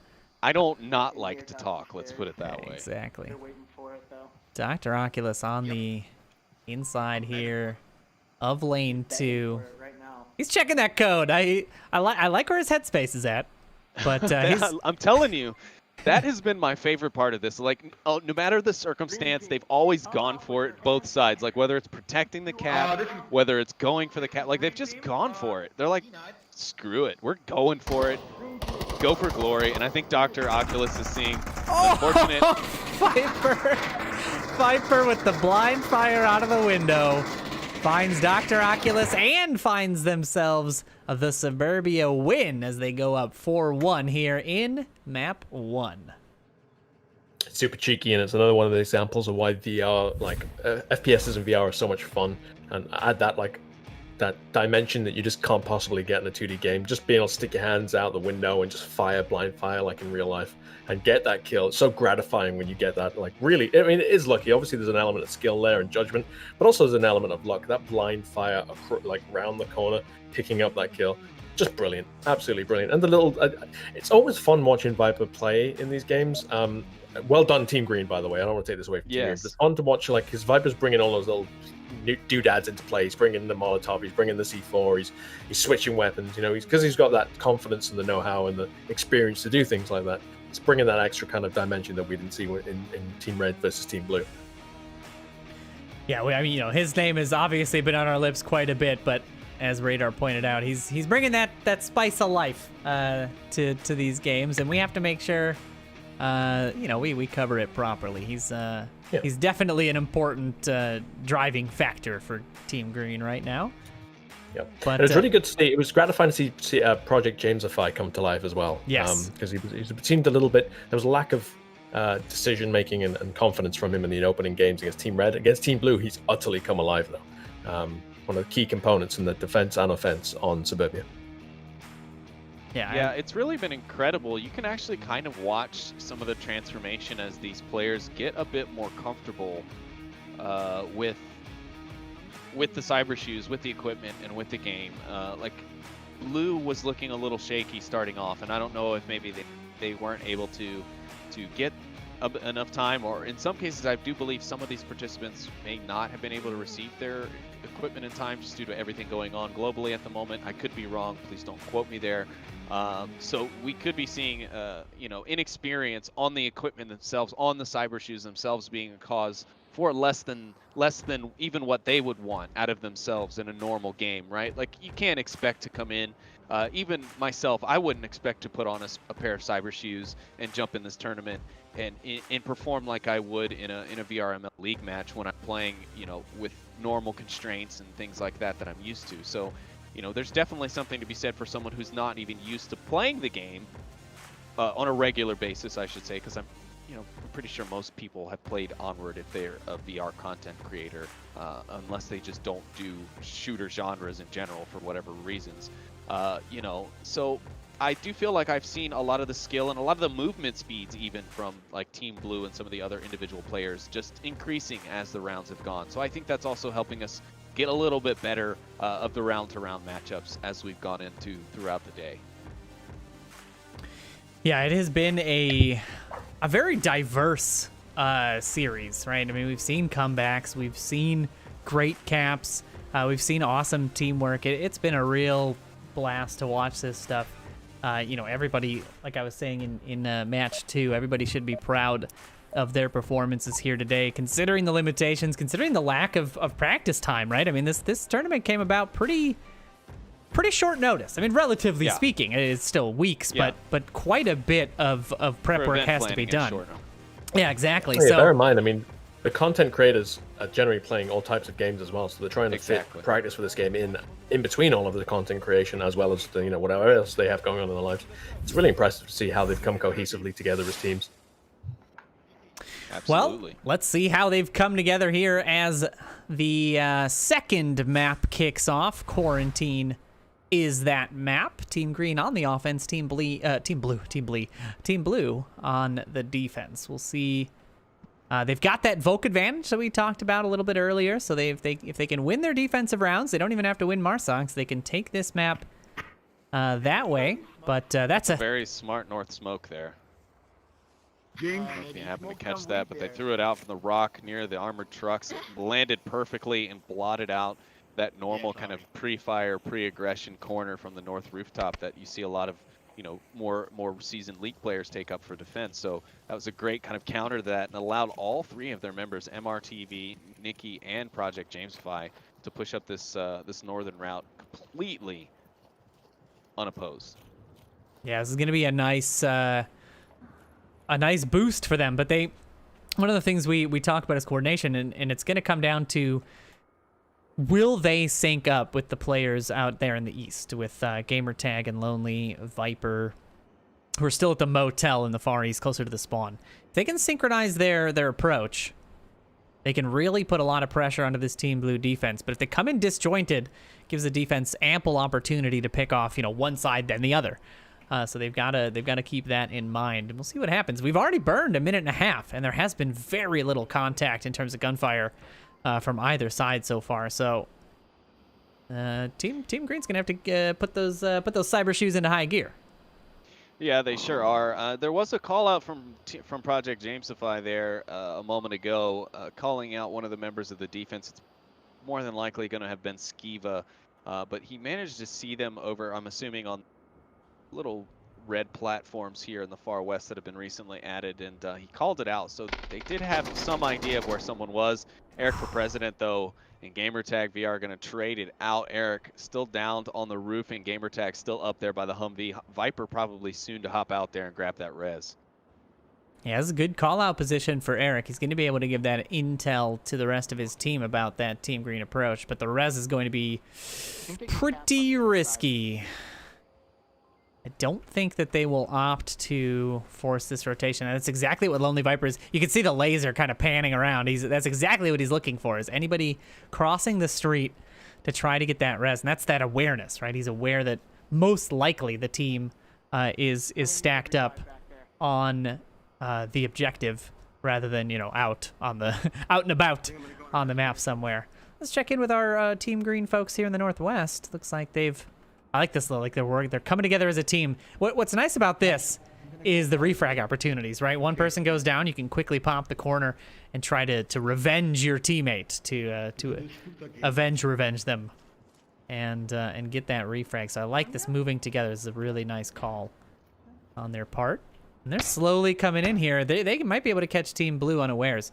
Ooh, are we seeing a rotation? We are. Alex VR going for this res, and in fact, Jamesify might see Skiva here, and he does, finds the pick. Alex VR still going up for the res, but I think, yes, Project actually sees him on the roof as well, so Project's going to pull back to reload just as Alex looks to get the revive, but I haven't seen the revive come in, and I didn't see Alex VR go down.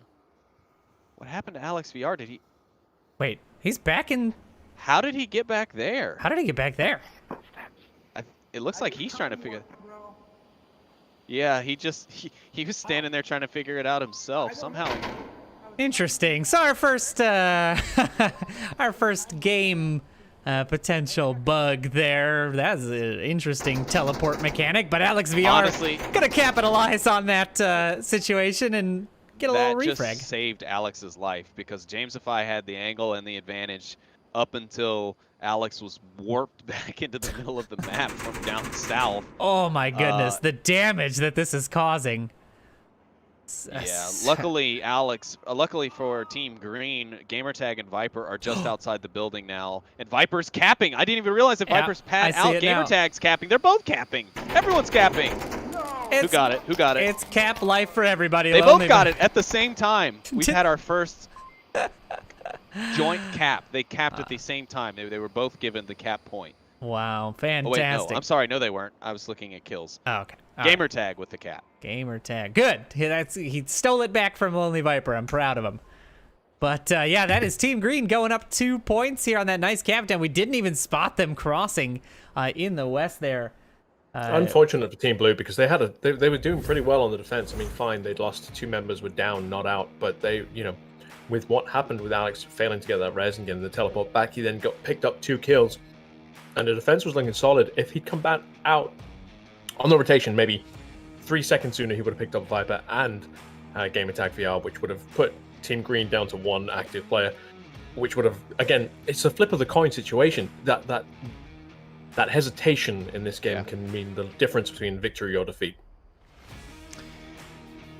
Yeah, and I think that's kind of reason why we touch on the synchronicity and the making sure you know where your guys and gals are on the field, and making sure if you've got a split push that as Noman was saying, that it's not disjointed, that the north push isn't going to strike a minute and a half ahead of the south push, because then you're either going to fail miserably with your north push because they're going to be kind of just seen coming and there's going to be no one to support them from alternative angles, or B, you're going to end up forcing your alternative positioning to run and expose themselves to angles that they would normally have to more methodically and carefully check in order to get themselves into position to be able to support you in your actions. So it's a thing that's often not really used much in the VR Master League. I've started to see some teams doing it now, but a lot of teams don't play full 5 squad tactics. They like to run 2-2-1 splits, 2-3 splits, 1-4 splits. There's always some type of a split going on,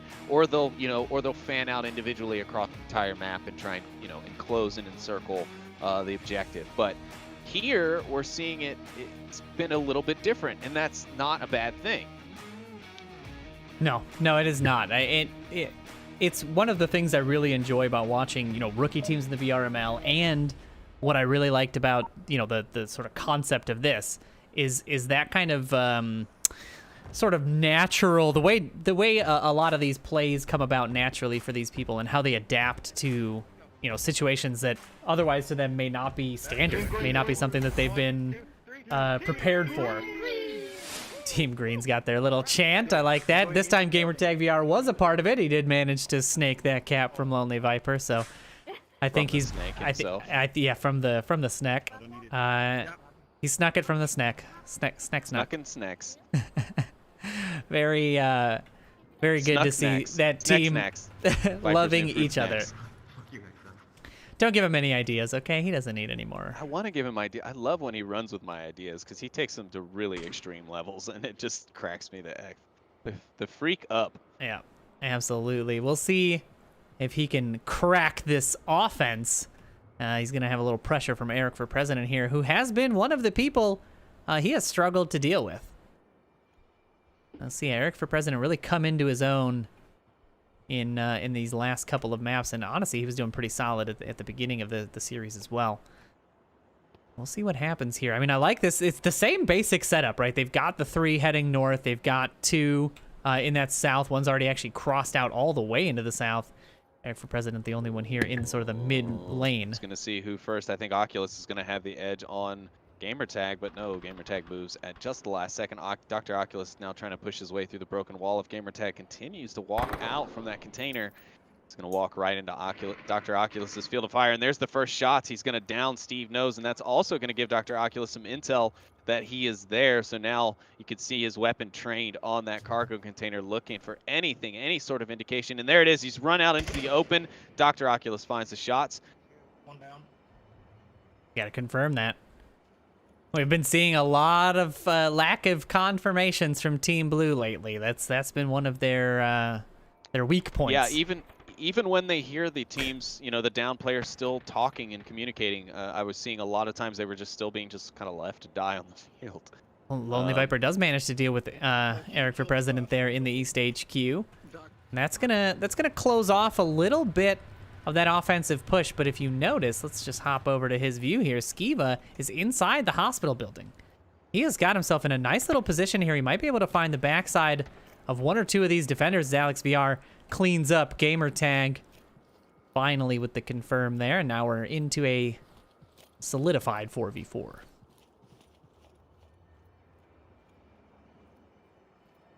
Yeah, Team Blue's still doing fairly well. That pick in the north definitely going to help out that team of 3, since they're the ones who are going to be considered most combat effective here. Skiva, as long as he doesn't unnecessarily give himself away, has a bit of an advantage considering he is behind enemy lines. He's even snuck past the Snek himself. And again, I feel like we saw this before on this objective against Team Red, where Viper was kind of off the objective, and slowly the enemy team peeled away his teammates, and he was left kind of sprinting dead for the finale at the end of a round on this. So we could see Skiva, if he's got a good little run going here and manages to pick up Nikki and MRTV, that could be real gangbusters for Team Blue and a bad thing for Team Green, as both Jamesify and Viper are a bit of a distance off the objective. Skiva's here kind of in a holding pattern. I think he's waiting for a little bit more pressure. Lonely Viper, though, coming in with those long-range shots. And SKS knocking out the rooftop member of the offense. In a good spot to even maybe pick off Alex here, because this is an elevated platform. He's going to have a line on him. Is he watching it? He's not. Backed off. Skiva making his transition now. Yeah, he's just on the south side of the center, what was previously known as the center burning building. MRTV should hear him, but he's being very, very quiet. He's sticking to the corner. He knows he's there now, but Skiva will see him at the last second, and they'll get the trade. Skiva still alive, however. Alex VR now at the nose of the fuselage.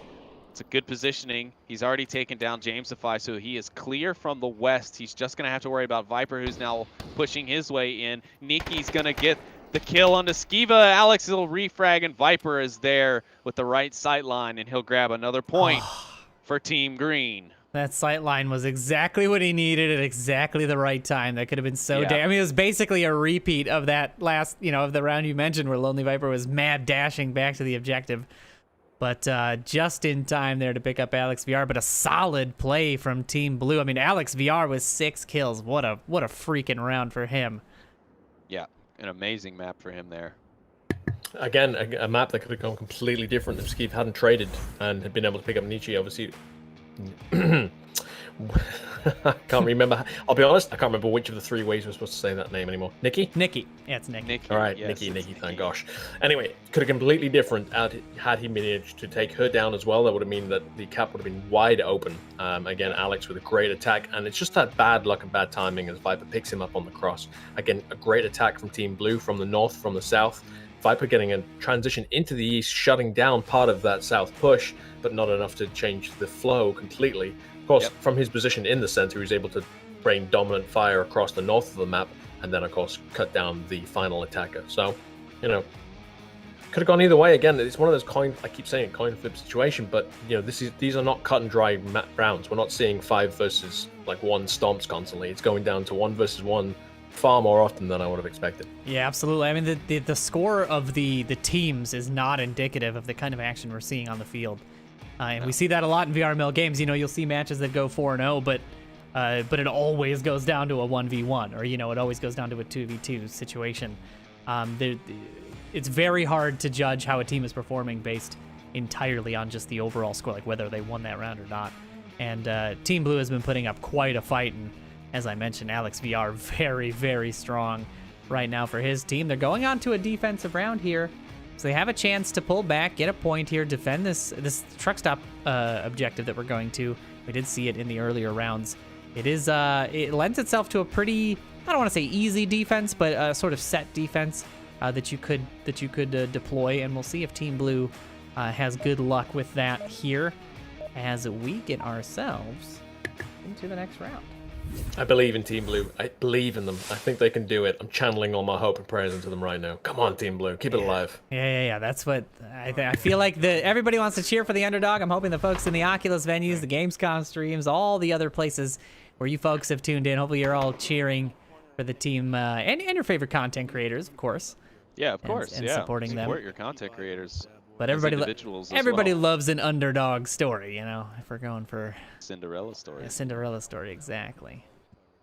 But yeah, do support all of these content creators, whenever you get a chance. Give them a little shout out, say hello, and they put out some fantastic stuff, and you can see, I mean, they've got the time in VR. They put up a good fight even in games that are not sort of their staple.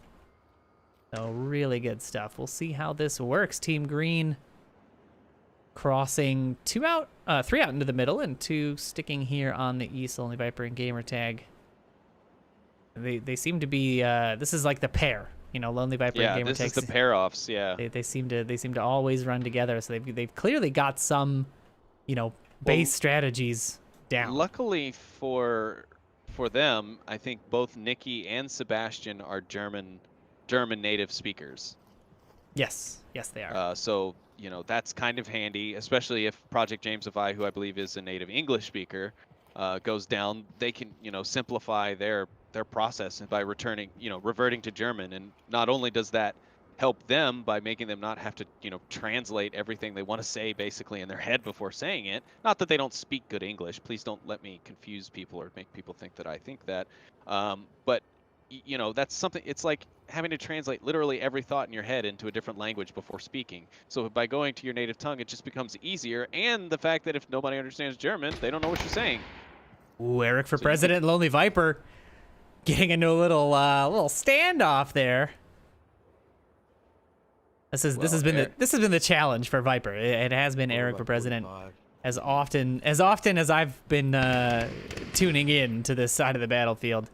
Eric giving up on that angle though, now coming to help with the approach here on the rooftop. He's taking shots out towards Sebastian. There, they do land. MRTV going down and out. Now it's a 4v5. Team Green down a man. Lonely Viper now getting aggressive on this approach. I don't think Eric's ready for this. I don't think he's going to be ready for Lonely Viper on this aggressive push. Oh, maybe I'm wrong. He checks the angle, but does he check it quick enough? The grenade flash coming out. Eric for president catching a bullet in the back, but rotating out just in time to get shot by Nikki. What a nice pickup by her. That synchronicity comes in. Because Nikki was in the right position, his rotation was caught out, and she was able to capitalize on it and still get the kill for the team. Just my apologies there. Snap to the wrong camera. Yeah, now we're starting to see the noose close here. Gamertag, VR, Nikki, Lonely Viper all pressuring the objective. They've still got to deal with Skiva and Dr. Akis in the back. And as I say that, Lonely Viper deals with Skiva on that approach. Alex VR looking for one here. He should be able to find one. He does. He's going to push the corner. Is he going to find Viper, or will Viper pop the corner first? This may come down to a trade. No, VR does. Alex VR does find the pick there, and now it's a 1v2. Two defenders left. Steve knows doesn't quite have sightlines on the objective. That smoke is good. Gamertag VR, the last member of the offense remaining. This would be for the win. If he can clutch this 1v2, this will take the series and the map, and you know, who knows, maybe the entire thing. We don't know that just yet. But he has Alex's repositioning could actually put him more at a disadvantage than his previous positioning. But I understand the feeling and the need for it, especially with that smoke on the objective. Gamertag's calling for some assistance over from Viper on the call from earlier, but no one is there. Reminder to the folks at home and those watching, you can check on the number of your teammates left by just pulling out that tablet on your back, and Gamertag barely escaping death there as Alex comes around. Will he be able to catch him before he rounds the corner? And he does! Team Blue managed to skirt away with a point here on the map and stay alive in the series. Man, Alex VR on fire. Yeah, he put his hands on his hips and just took a real deep breath there at the end. He has been putting in the work. He is up 9 kills. What a great series by him there, and to clutch that round, keep him in the series, fantastic. Instrumental in every one of the defenses so far and the attacks. Just then we see him taking down Lonely Viper, taking down Gamertag VR, being the guy who basically stops the cap, stops the push in. We saw Skeeve stopping a flank as well. So great plays from Team Blue all around as they struggle just to stay in 2 versus 2, 2 versus 1. 1 point in it before Team Green takes the series, but still Team Blue hanging on. It is. It's tight. I mean, this is a tough fight for any team, really, and Team Blue is rising to the occasion for sure. You know, honestly, and I'm going to go out on a limb here and just say that I'd love to see this happen again. You know, whether it's at Gamescom, whether we're involved, whatever the case is, I would love to see these content creators go at it on a regular basis, because this is some really great Onward that, you know, you watch League long enough and you sort of get used to say, okay, he's going here, he's doing this play, he's going to sit in this corner and wait for this long. You know, you kind of get into this standard rhythm of the meta, and to watch, you know, 2 off or 3 off meta teams go at it like this and still have these amazing competitive games, it's just so great to see. And I hope it's letting people know who are watching in venues, who are watching at Gamescom, who either have VR or don't have VR but are thinking about it, whatever the case is. These people, most of these content creators have not spent a lot of time in this game, and you can be competitive with very little effort and training, and of course that comes with time. So I'm hoping people at home are saying, wow, I can absolutely get into this, because the more people we get in, the stronger we are as a community, and the better content and the better stuff that we can churn out. So hopefully this is inspiring some new folks. We'll hopefully see you guys in the league and in other events in the future, or as content creators. And a big thank you to Cybershoes for bringing it all together as well. Absolutely. Just want to make sure to keep calling them out, and hopefully you're checking out the streams of these individual streamers and checking out how they use the Cybershoes product to move around in the game. Really awesome stuff.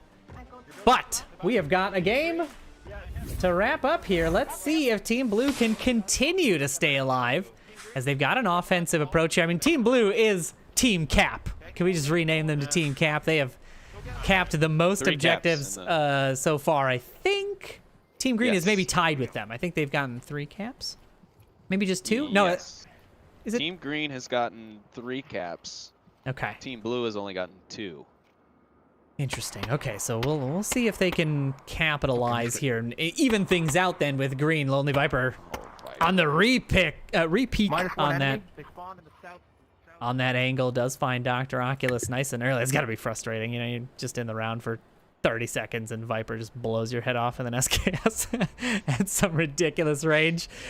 Don't worry, Dr. Oculus. If you're watching this, I know the feeling. I am usually the one who dies within the first 30 to 60 seconds of every match. So yeah, that's my role on our team. If it's not hide and just talk on the radio about how many of us are left in our time, it's run out in front of us so you die first. It's just I'm gonna go run out so you know exactly where the bullets are coming from and you can get the refrag. Rest of my team. Just stand on a corner and go, okay, look for the flashes, and run out. Don't give anyone warning. So here's the interesting play here. Gamertag VR pushed out so far in the east, he actually has a beautiful line onto Steve Nose right now. This could. He's got 2 there. He's just gonna have Alex too at some point. Yeah, he's just gotta peek it. He's just gotta peek it right now. He's looking for it. Glances over, doesn't see him. It's that camouflage. That camo is just so effective. There he is. He spots him out. Sees him now. Boom! The shots come out. I think he saw the movement from Alex too. Yeah, but he's not gonna find the angle. Some recent rock discoveries from those pesky archaeologists have added some blockages.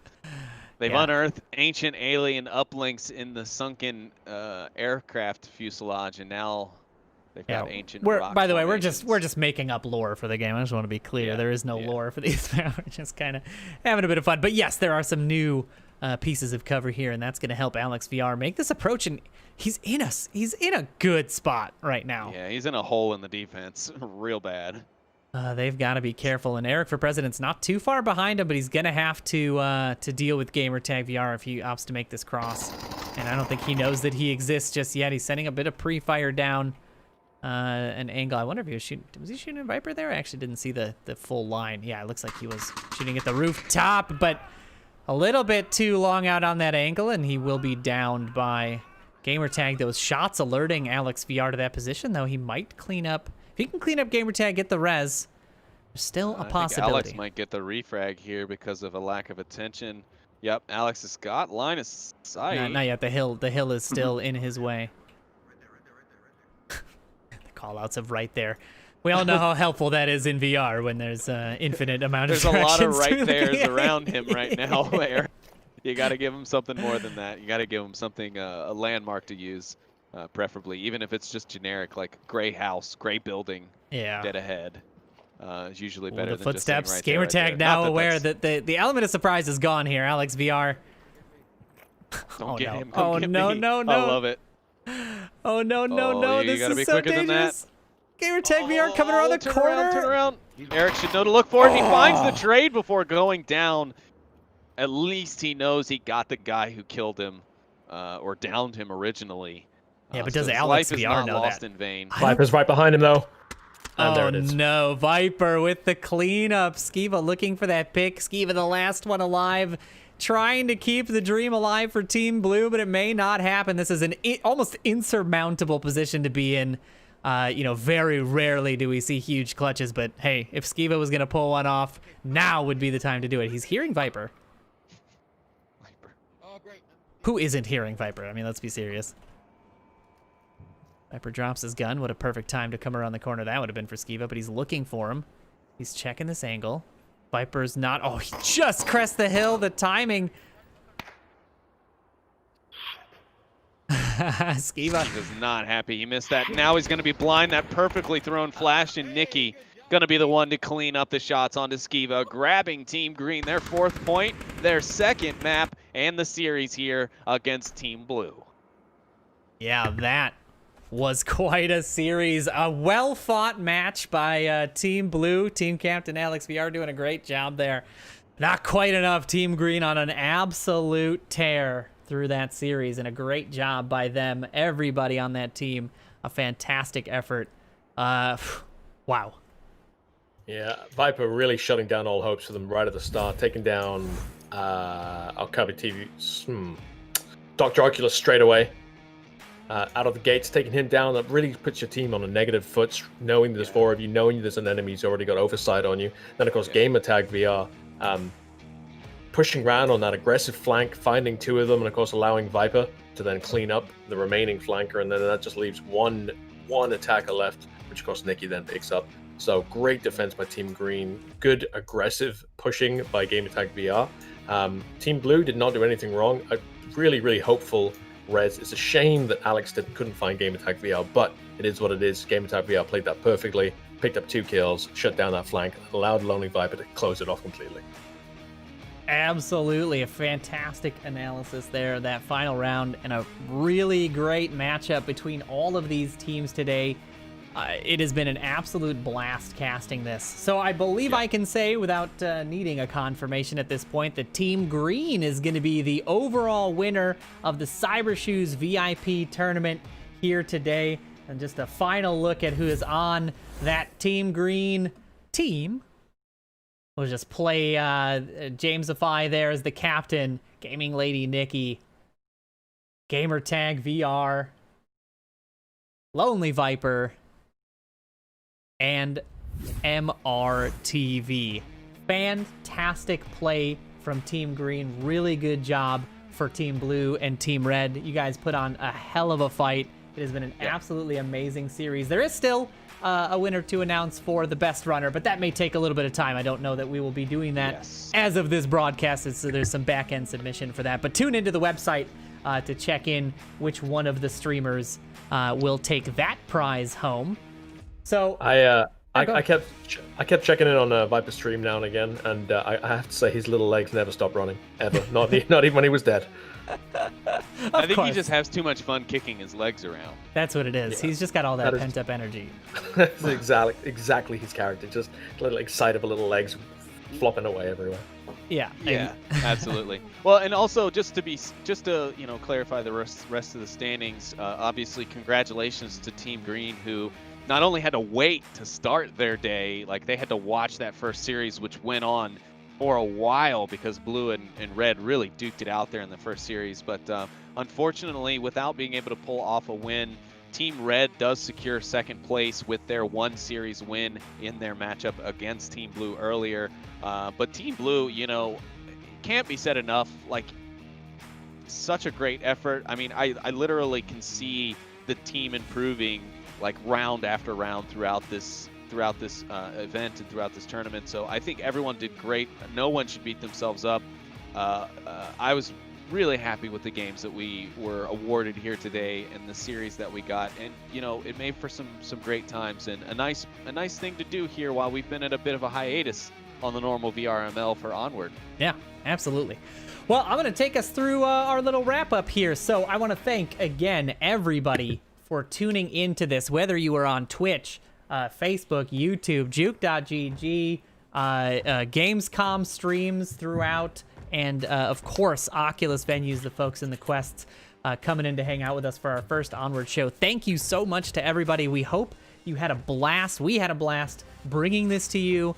It has been an absolute honor and pleasure to work with these folks, to work with Cybershoes, and get this VIP tournament going for them. So thank you so much to everybody who tuned in and participated. Again, like we said, while the chat's up here, you can use those bot commands to nab a little coupon there. If you use the exclamation coupon command there, it'll give you a nice little link to a discount for the Cybershoes product, which hopefully you've had an ample time to check out on the various content creator streams, and as that good bit of immersion that I think we all are looking for in VR. So go ahead and check that out. Again, give a lot of your love to the content creators that we're flexing here today. Make sure you give them all some love. Go watch some YouTube videos. Go check out their Twitch streams. Go follow them. They have been absolutely fantastic sports. I mean, and there's definitely something for everyone amongst all of the, all of the different content they create. There's definitely something out there for everyone. Absolutely, and I'm seeing on my side screen here that the crowd doesn't see. I'm seeing a lot of love coming from them to each other, and they're fantastic people as well as content creators. So really do give them some love. Again, big thank you to Gamescom for allowing us to have this stream during their event. Huge thank you, and hopefully everybody's enjoying Gamescom this year. There's been a lot of really awesome announcements, so thank you very much to that. The Oculus Venues folks, thank you so much for tuning in and for having us. We're super excited to be bringing you more VR Master League content. We've already been doing Echo Arena in venues for some time, and hopefully you guys are tuning in every Sunday for that at noon. And Onward, and Onward will be coming soon as well, so keep your eye on that schedule. If you're interested in the VR Master League, if you like what you saw here with Onward, if you like what you see with Echo Arena, if you've seen our streams in the past, or even if you haven't, if you like this kind of action and these casts, VR Master League is where it's at. You can join us by going to vrmasterleague.com, checking out the suite of games that we've got that you can join, either creating a team, becoming a reservist, joining an existing team, or you can even register or apply to be a caster. So we are always looking for casting talent for the many games that we've got in our wheelhouse. So please do go check that out. Check us out on our Twitch as well. And again, big thank you to everybody for tuning in, for hanging out with us, for sticking through what's been a pretty long day of Onward. But I wrapped up, basically. Sleepy, anything to add? Radar, anything to add before we sign off? Just to echo everything you said, again, thanks to everyone who was involved, who was responsible for putting it together and building this event together. Thanks to the content creators for being such wonderful people and good sports about, learning this game and using a new piece of tech that they may or may not have already been using prior to going in. And of course, as Noman said, and I'm not going to get too long-winded into it, just thank you to all of you out there, both in the community and those of you who may have just stopped in as a fresh viewer to the streams today or to the venues event or what have you. We really appreciate it. I mean, everything we do because of you guys at home and for those players here on the field. So, and we want nothing more than to grow that family. So feel free to come and join us. But if not, we really hope you enjoyed the stream, and we thank you for coming out and joining us tonight. Yeah, just want to, again, mirror everything you've already said. I'm not going to repeat it all, but it was a pleasure to see those teams play and grow cohesively as team players, as killers, as cappers, as defenders, as attackers. It was just an absolute joy to see them throughout that entire process getting better and better and stronger, win or lose. They were all just playing better and better as the day went on. And that, for me, was an absolute pleasure. And thank you very much to those teams for representing and making it so entertaining for us. And thank you very much for being two wonderful hosts. Yeah, thank you so much. Thank you so much for joining us. Yeah, yes. Thank you guys. All right, well, I am Noman with a 4. I was joined by my co-caster Sleepy with 2 3s and our off-screen but no less beautiful analyst, Mr. Radar Head of EU fame. This has been the Cybershoes VIP Tournament, brought to you by VR Master League at Gamescom 2020 and on Oculus Venues. We're very happy that we could spend this time with you. Thank you so much, and we will catch you very soon, I hope. Cheers.